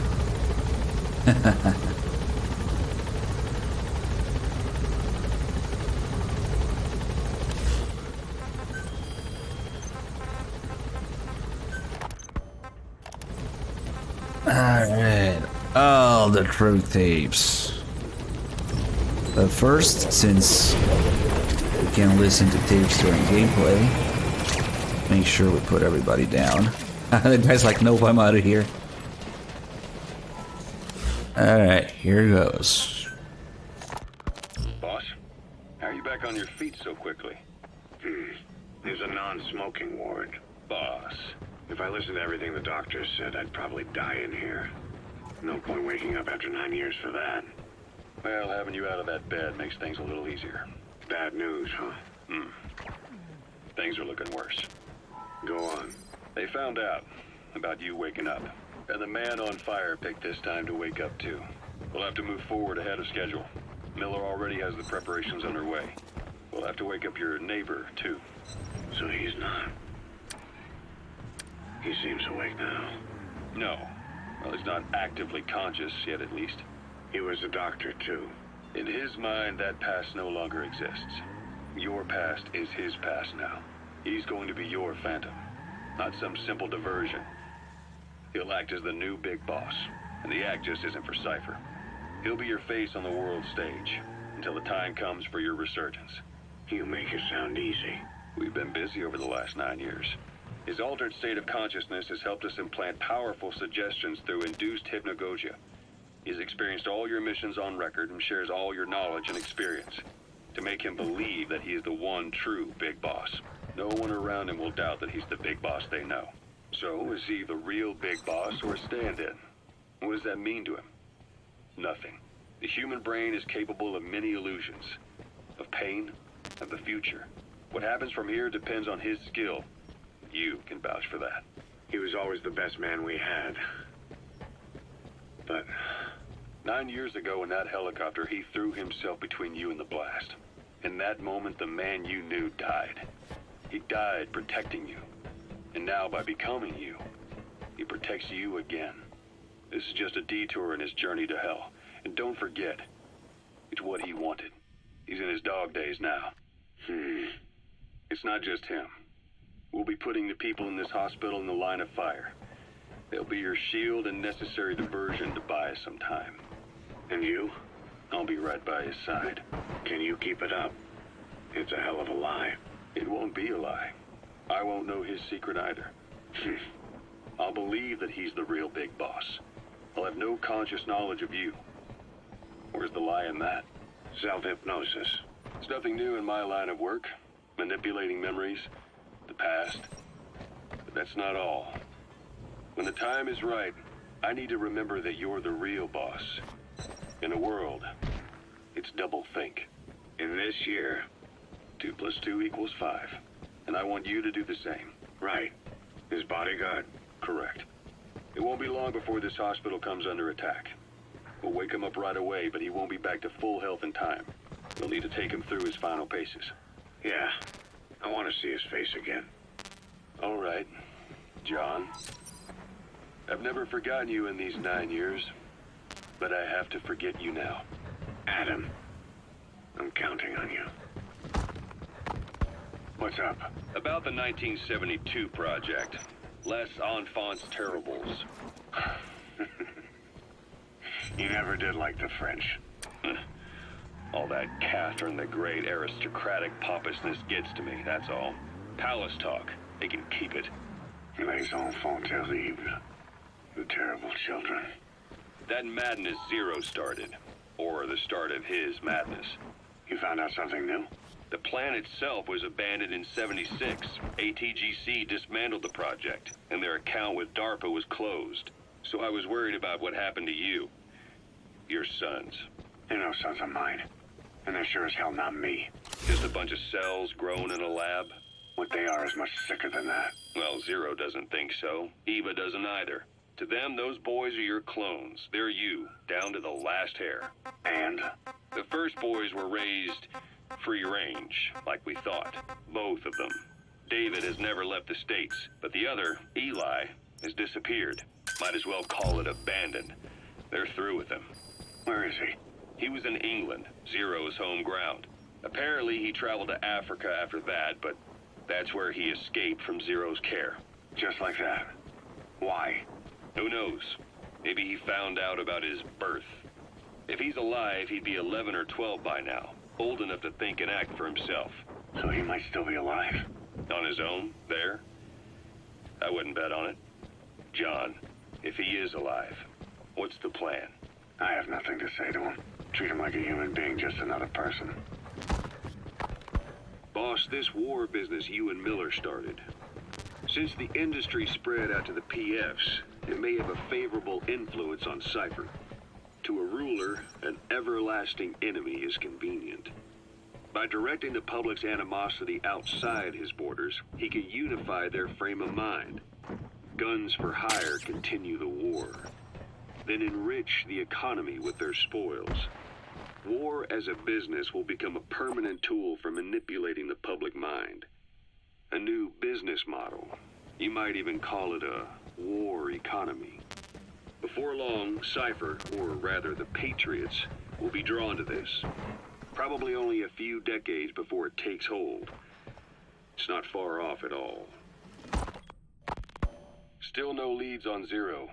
We don't even know whether he's still alive. But the protocol he put in motion's making steady progress. Every day, SIGINT's web covers a little bit more of the globe. Total information control. Big Brother Zero. And it'll happen before anyone even realizes. I don't like it. You're the big brother of the battlefield. You've earned a firm grip on the world's military power. But soon, Zero will have nations in his. He'll erase the Cold War, all war, from people's minds, and with it the world's borders. Zero's will, his influence, will be unleashed, with nothing to stem the tide. When that happens, opposition will no longer match the lines on the map. And boss, with no borders left, what difference can we make? War will have lost any true meaning to the world. Just one more gear keeping the wheels of economy turning. Another product bearing down the capitalist conveyor belt. The future your friend Miller wanted. That's all there is in store. Perhaps it's already too late. But human will should only be handed down and nurtured by human hands. It can't be entrusted to the system. Especially not that soulless phantom that Zero's left in his wake. No matter what happens, we'll have to fight someday to reclaim our truth. Until next time, Big Boss. Someone has successfully struck at Zero. Since Zero's using a private network, we get information, but we have no way to trace his location. That means the details are still fuzzy at this point, but apparently some new bioweapon was used. As soon as he noticed the dip in his vital signs, he had his stomach pumped and even underwent blood dialysis.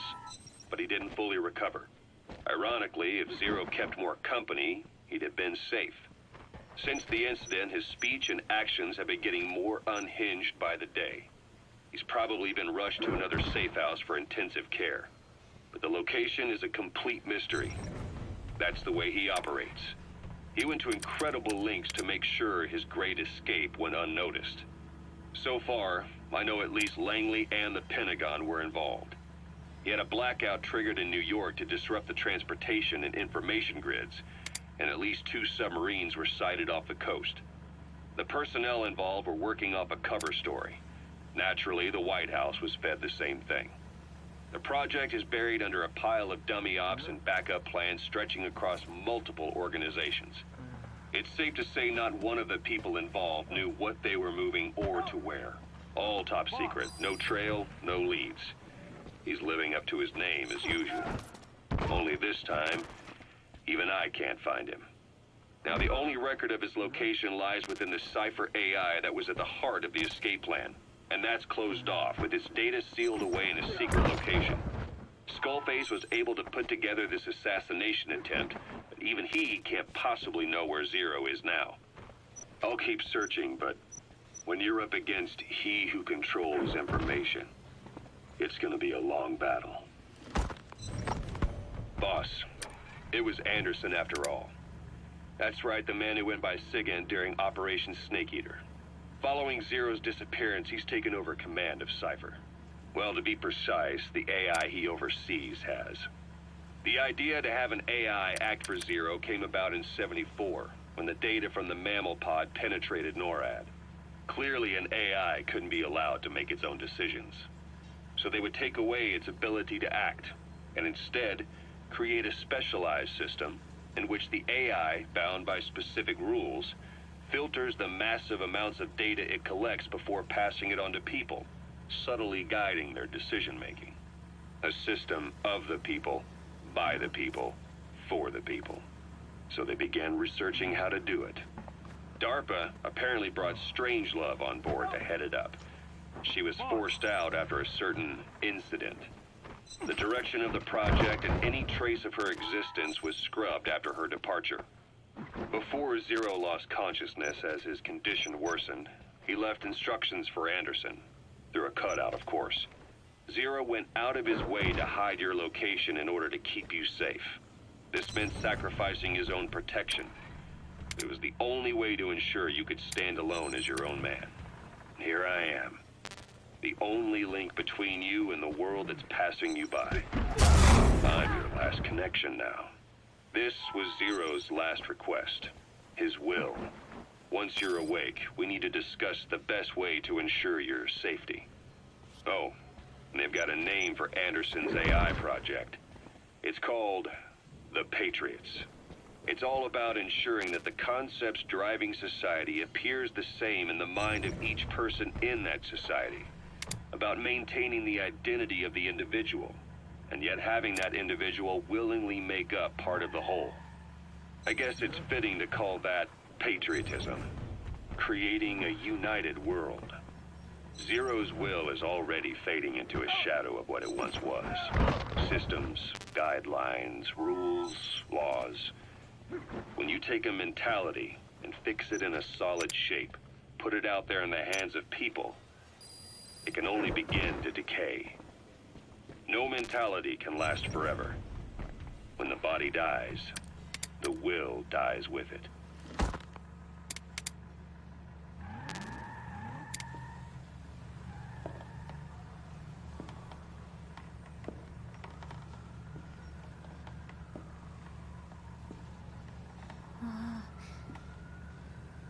Huh?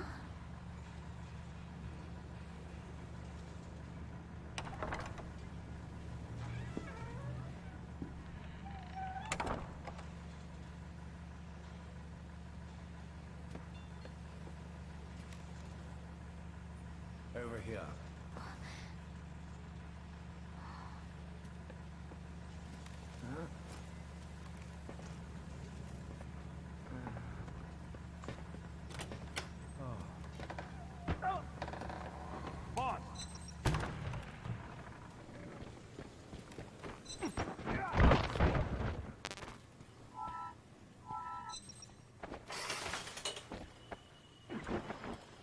Hello?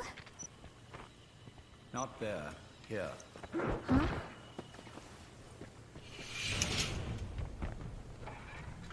Thank you for coming. Please. You're... Is it that odd? I suppose the cuffs have gotten a bit loose. Although, truth be told, I have been spending more time in pajamas as of late. No, nothing. The tie, perhaps. Not the most fashionable pattern, I admit. No, it's very nice. How sweet. Will you take a little brandy? You're hardly underage, after all. No, thank you. Please, sit.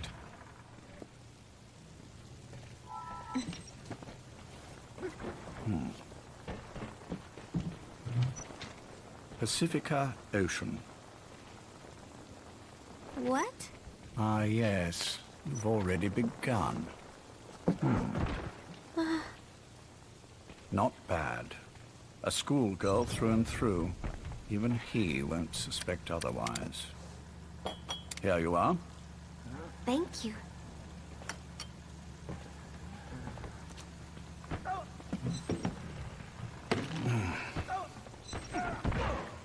I heard you were sick? Poppycock. I just like to take a little time off work. You? You must feel that way sometimes. Well... Anyway, I could hardly greet my first guest from that damned bed. I, missed my chance to catch you snoring. Now I'm twice as glad I got ready in time. Drink before it gets cold. English breakfast tea. All I have, I'm afraid.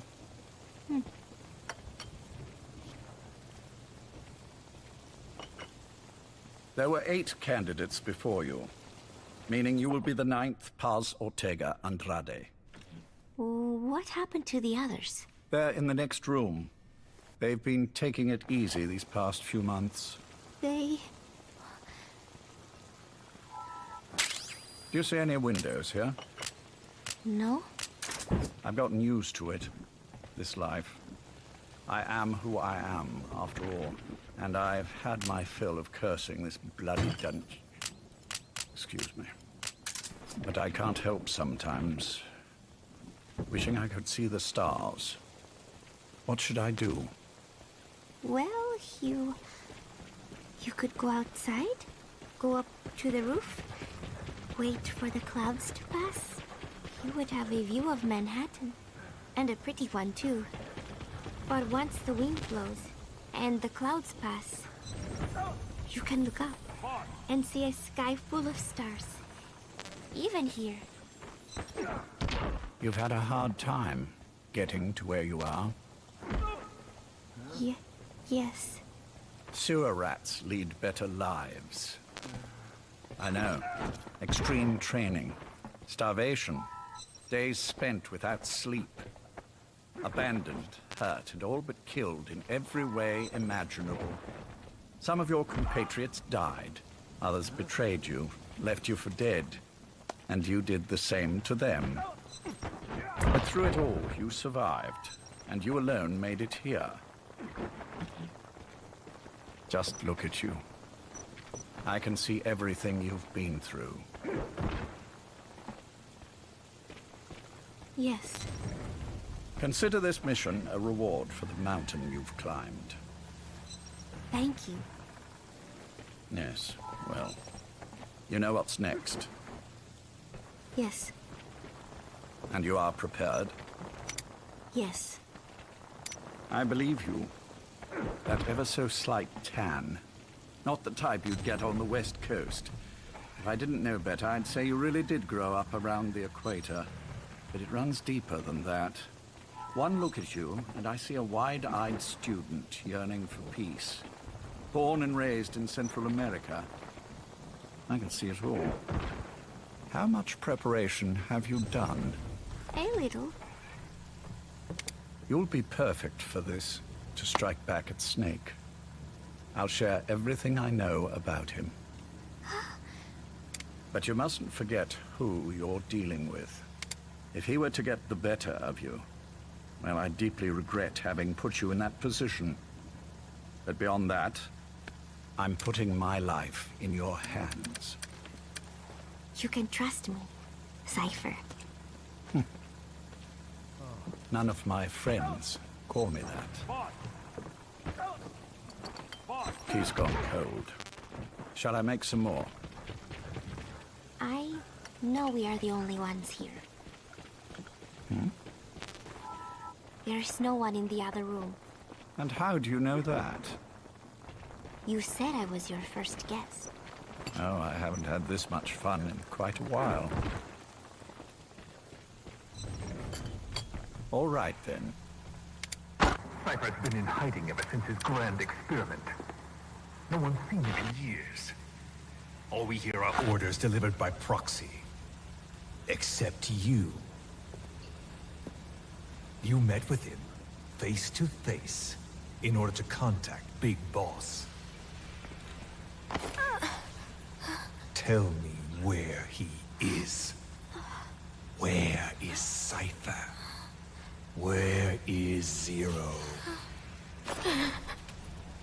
I've never known choice. Where I was born, the language I speak, I've never had the freedom to choose for myself. But you, right now, are free. Do as you will. This will save Big Boss. It may. Will you really kill Zero for me? Not for you.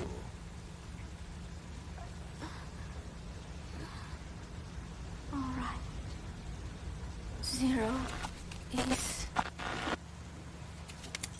Hell's Kitchen, 10th Avenue. He is undergoing treatment there. Not exactly Hyde Park. His medical needs keep him from moving around. That is why he summoned me there. The other residents are of varying race and ages, but in reality, all 40 units are Cypher personnel. It took him 10 years to replace the original occupants. He's got places like this all over the world. No better place to hide a needle than a stack of needles.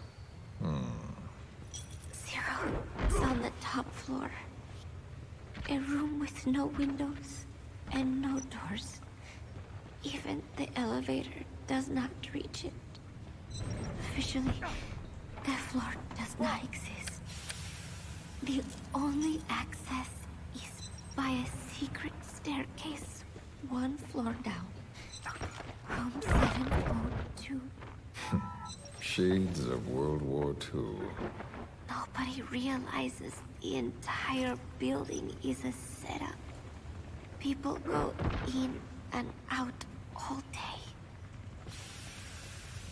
But they're all Cypher. The building blends right in with the rest of the city. They disseminate rumors that a gang operates out of the building that keeps most outsiders away. And most of them are there as security in case of an emergency. But even they don't know what they're really protecting. Foot traffic, goods coming in and out, phone lines, water and sewage. It is all monitored remotely by satellite and cameras inside and out. Should he need it, there's a sealed-off water conduit that can be used to escape to the Hudson River, and from there to the sea. But from the outside, it is just another building. A perfect disguise.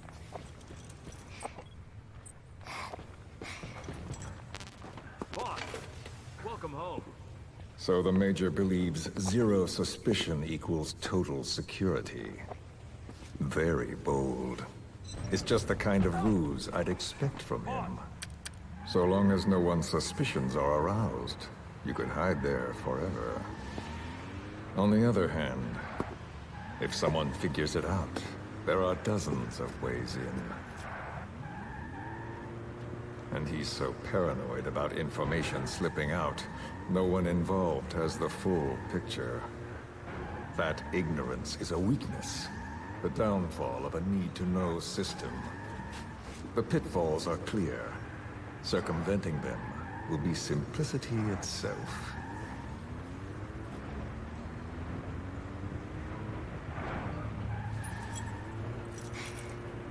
You hate him, don't you? Hate? He never left me to die. I owe him my life. I'm bound to repay the favor. Any way I can. But that's not what you really want to know. What you want to know is, do I hate Big Boss?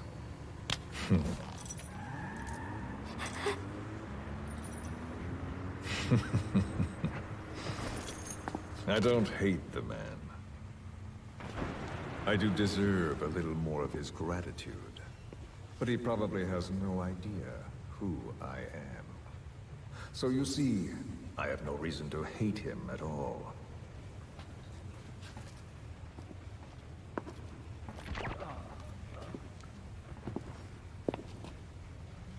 I mean to have my revenge against Zero. It's not petty hatred or resentment. Nothing so personal. Even the hottest lava eventually cools, becoming a mountain. And that mountain becomes the land. Scalding steam comes back down as rain, forming rivers, draining into the sea. It's then that nature's order sets in. Now I'm merely a part of that cycle. Just like Zero. And you.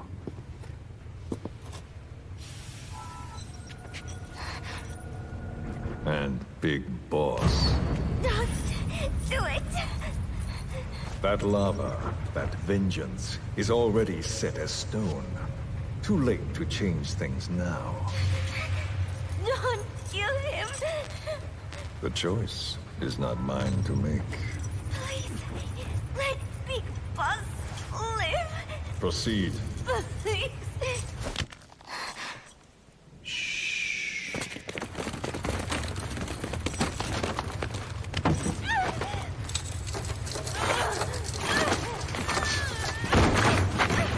Give her the shot already! Hold her still. It's me. Ocelot. It's been quite a while. Yeah, I'll say. Took a lot longer for you to surface than I expected, Major. I wasn't planning on coming back at all, but I had no choice. Well, after the Caribbean. My hunch was proven right. You wouldn't believe who was behind it. Oh, I have an idea. How did you respond? Immediate disinformation campaign. Most bought into the story, but not everyone. It was quite an incident, after all. I couldn't cover everything, but I did hide the fact that Snake survived. And that should buy us some time. Where is he? En route to an old foxhole of mine. A base in the British sovereign area of Cyprus. The military hospital at Dikelia? Ava's leading the operation. Ava? Following your orders? Funny, isn't it? That we should all reunite like this. This is an emergency. Otherwise, I sure as hell would... Yes, I don't expect you to bury the hatchet between us. Something simply won't ever happen. Even I can appreciate that. You two can only bear to speak with me from time to time. That's fine. But I don't want Snake to die. Surely we can come together on that. There are so few men I can turn to. And you're number one, Ocelot. Keep him hidden. Keep him safe. But I'll stay where I am. And leave the rest to you. That's how he'd want it too. Isn't it better for you to be there to supervise? Where I am, where he goes, it makes no difference. All that matters is getting him the very best treatment and security. The latter being where you come in. Will he wake up? And if so, when? I have absolutely no idea. But as long as his heart is beating, he will keep fighting. So please, watch over him. This location, it's safe? No one will find him. And if they try, I will deal with them. The information must be suppressed. Which is what you do best. Guess you're still at the top of your game, huh? Anything but. I'm sick, Ocelot. Donald's taken over a great deal. He'll be handling this situation from here on as well. Though I wish it weren't so. This will probably be the last time you and I speak. So, you won't say no, will you? I have no choice. Thank you. Save your thanks. One more thing. A proposition. Yes. I've prepared a ruse of sorts. One I imagine you'll quite like. What is it? You could say I've made another Snake. Major? I'm not talking about the children. A mental copy. His phantom, if you like. I don't understand. You will when you get to Cyprus. I've set the ball in motion, but the rest is in your hands. You're good at this kind of thing. The best. I need you on this. if it's in his best interests. I assure you, it is. Look after Snake. He's the toughest son of a bitch I've ever known. Yes, it's me. You weren't in hospital long. I had trouble finding you. Where is he? Safe. But in the same state as when you last saw him. We've had our misunderstandings, you and I. But as you've made clear, our relationship is strictly business. Therefore, I will limit this conversation to the business at hand. Please understand that I don't dislike you. Not inherently. Where is Snake? Now. Settle down, or I'll have to hang up. And then you never hear from me again. Do you understand?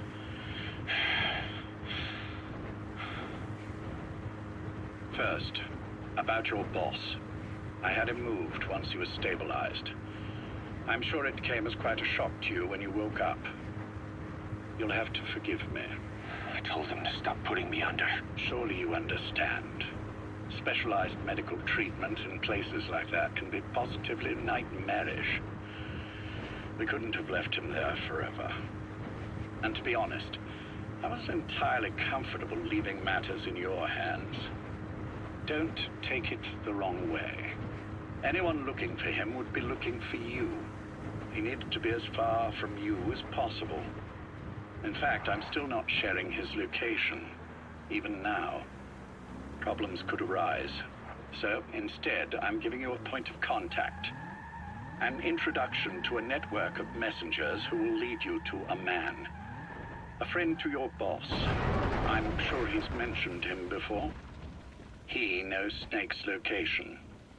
More than any man alive, I trust him with this sort of thing. Keeping secrets, or men in the dark. He's known Snake quite a while. 10 years longer than you. Kazuhira, I don't care if you don't trust me, but I require your absolute trust in him on this. Snake will be brought back into this world, however long it takes. Understood? The only reason we're having this conversation is because you still have a role to play. Which brings me to the next issue. What happens after he regains consciousness? When Snake wakes up, and he will, he'll need your help again. So when he does, I promise you'll be the first to know. The code phrase will be, V has come to. I'll then mobilize all the necessary parties. Think of it as an overture to a prologue. Until then, do what you like. Just be ready when the time comes. But you don't need me to tell you that, do you? I know it's been hard on you too. But I can't imagine you're willing to just walk away. What are you talking about? If what you're saying is true, then this is like wrapping a rope around your own neck and throwing it over a branch. What's your play in all this? This is for Snake. So that he survives after he wakes up. Nothing more. After that, I don't care what you do. Then tell me something. Go on. I only joined you after I found out what you were after. To make the world what? You need Snake for that. And he's already done a hell of a lot for you. He has. So on some level at least, I think you're being straight with me. Then why'd you do that to him? I get what you were trying with Paz. You wanted to get Snake any way you could. But after that, what you did, how could you do that to him? After that wasn't me. You may not believe this, but I never intended for any of this to happen. My organization has many arms. It's just going to take a little longer before we're all on the same page.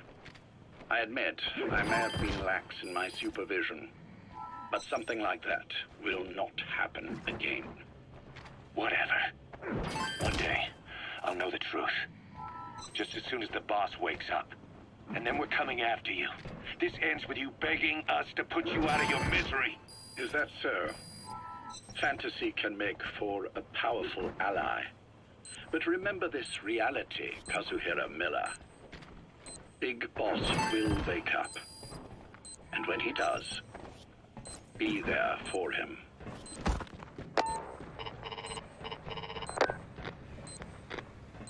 Major, I wondered whether you'd really call. Exo, I presume this was your doing? Do you like my gift? I've been searching a long time for this. It is what you were looking for, yes. The winged dagger of a comrade lost to the sands of Egypt. He served under the boss back in Rayforce. I delivered this pin to her after his death. We were both so very young. From that moment on, she never let it leave her side. She was still carrying it in Selinoyarsk. How about the back?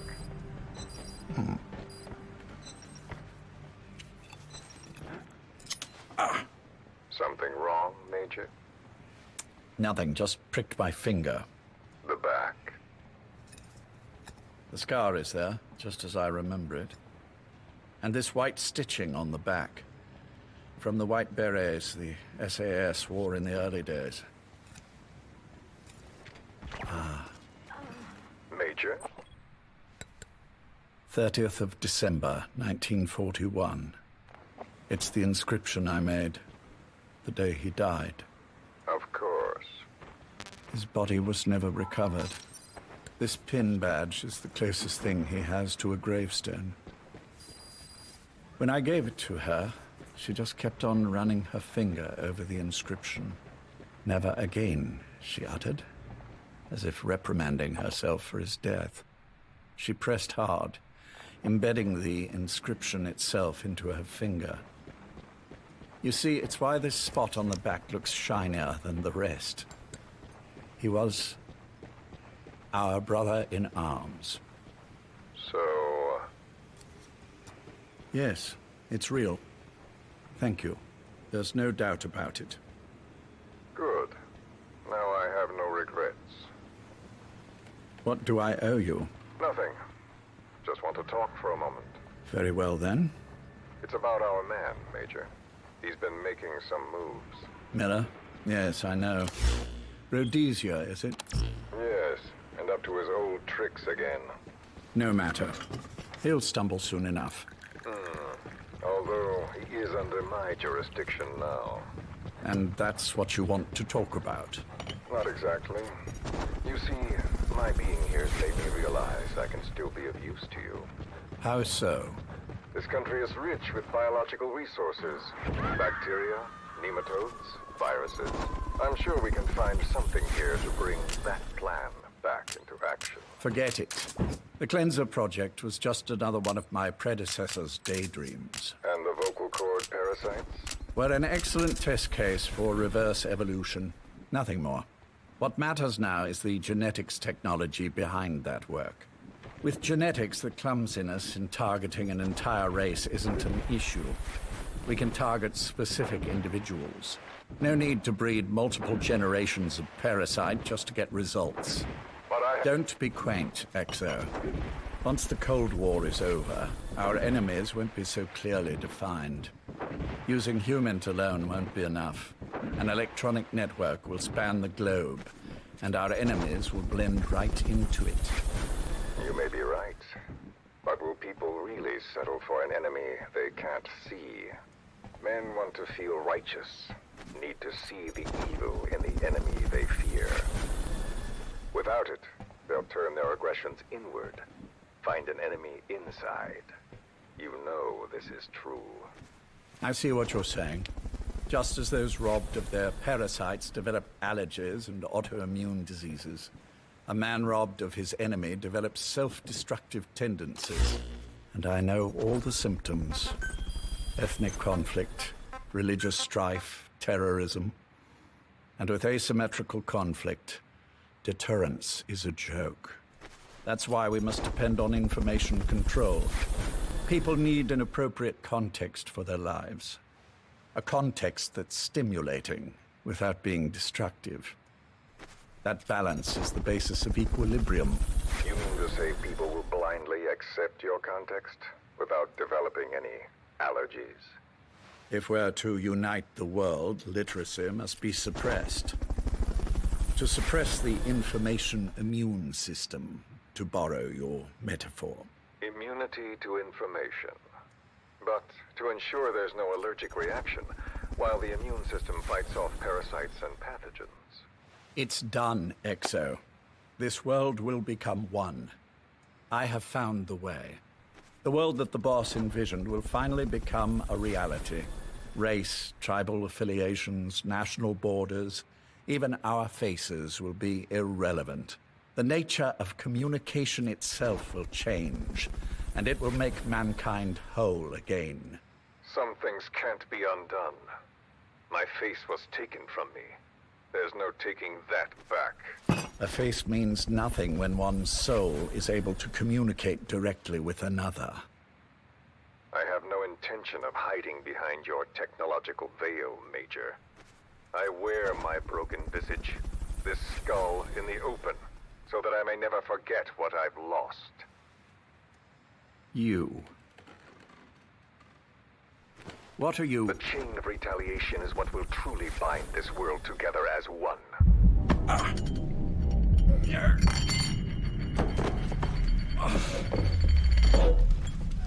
Major. You son. The pin. You... Yes, the pin.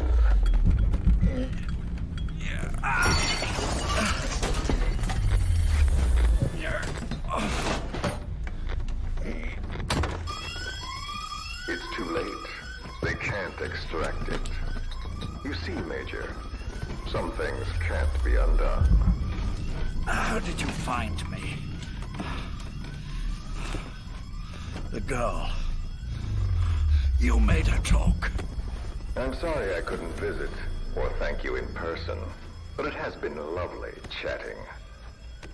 And now that I know you're no longer interested in the garden, it's time for you to step aside. You're a busy man, lots to do, so I've left you a little time. Go to hell! How dare you? You planned this all along. Had your own agenda. All these years. Now you see, the world can never truly become one. But the boss... You've been wrong.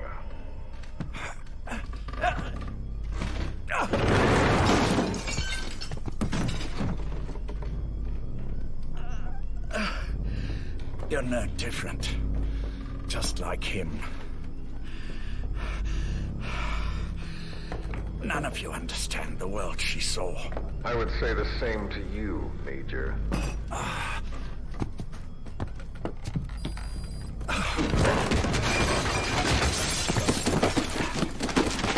You steal it all away. Everything. The boss said the same thing. Only I understood what she meant. Major, I'll handle the rest. Oh, and one more thing. That pin badge, it was a fake. I held on to the real one. I'll take good care of it. And continue the boss's work.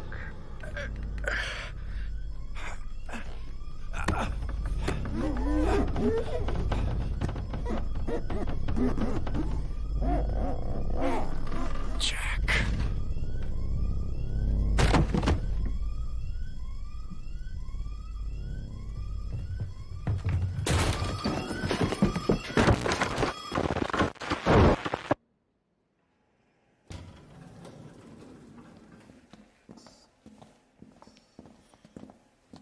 Whatever.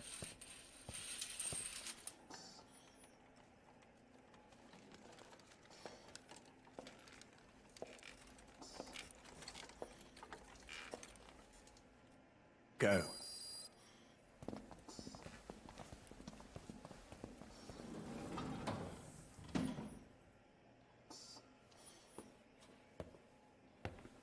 almost thought you wouldn't come. Well, you're supposed to visit hospital before you die. But how did you get here? My friends at the SAS know how to keep a secret. The trip to the airport was a little dramatic, but the rest was easy. Still, I've had smoother rides. Oh, look. Scalded myself with my tea. I won't be staying long. I understand.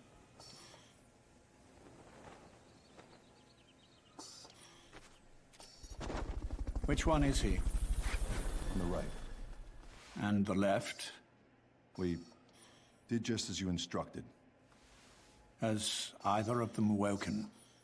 Neither of them, no. Not once? Not in 2 years. Their weekly EEGs show stable activity levels. There's been practically no change.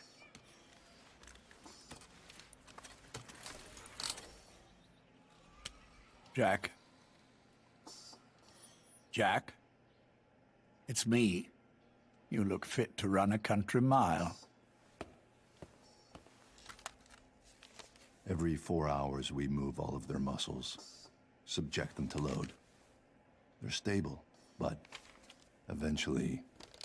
Yes, of course.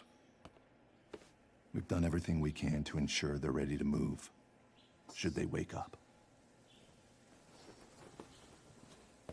Still, it's been a pretty long time.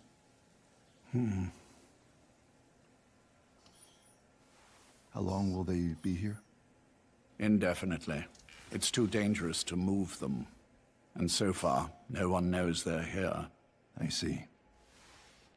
I am most grateful to you. And I need you to keep it up. We'll do everything we can. Can you give us a moment? Of course.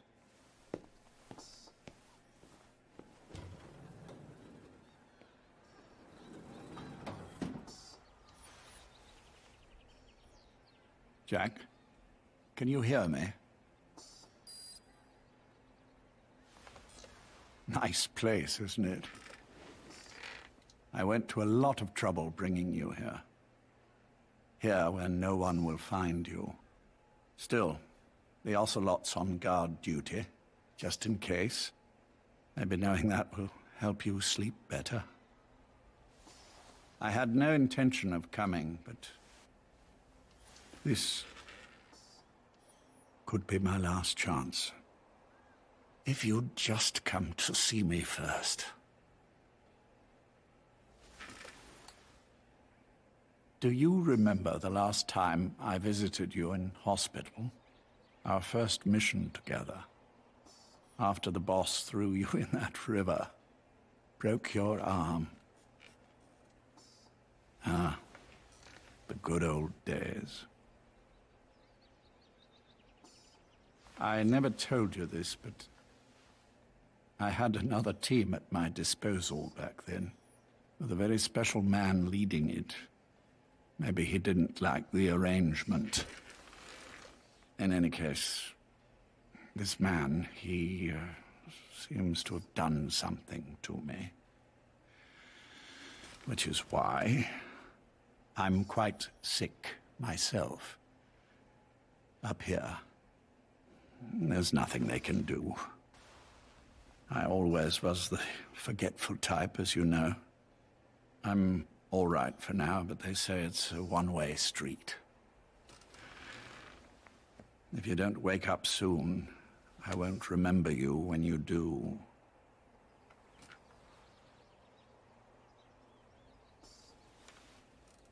I don't mind about myself, but what he did to you, I can never forgive.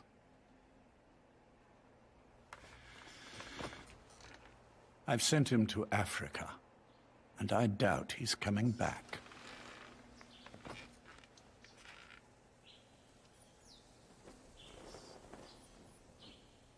Jack, once your little holiday here is over, well, who knows when that will be?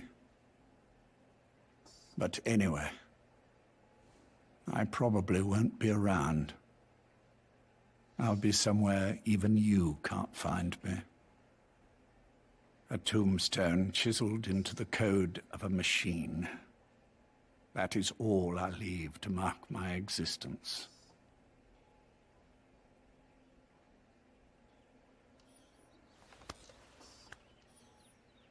Wake up soon, old friend. Time is running short.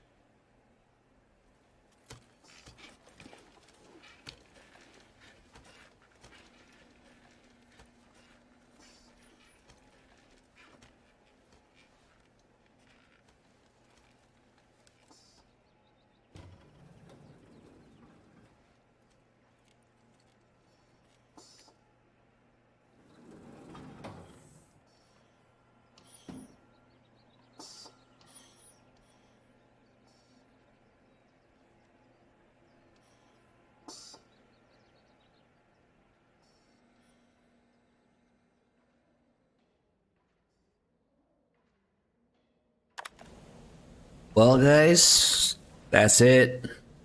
Kind of a lame way to finish it, but that's what we get in this game. Apes. That would explain everything. Exactly. Kiefer seals it. And one more Christmas tree tackle.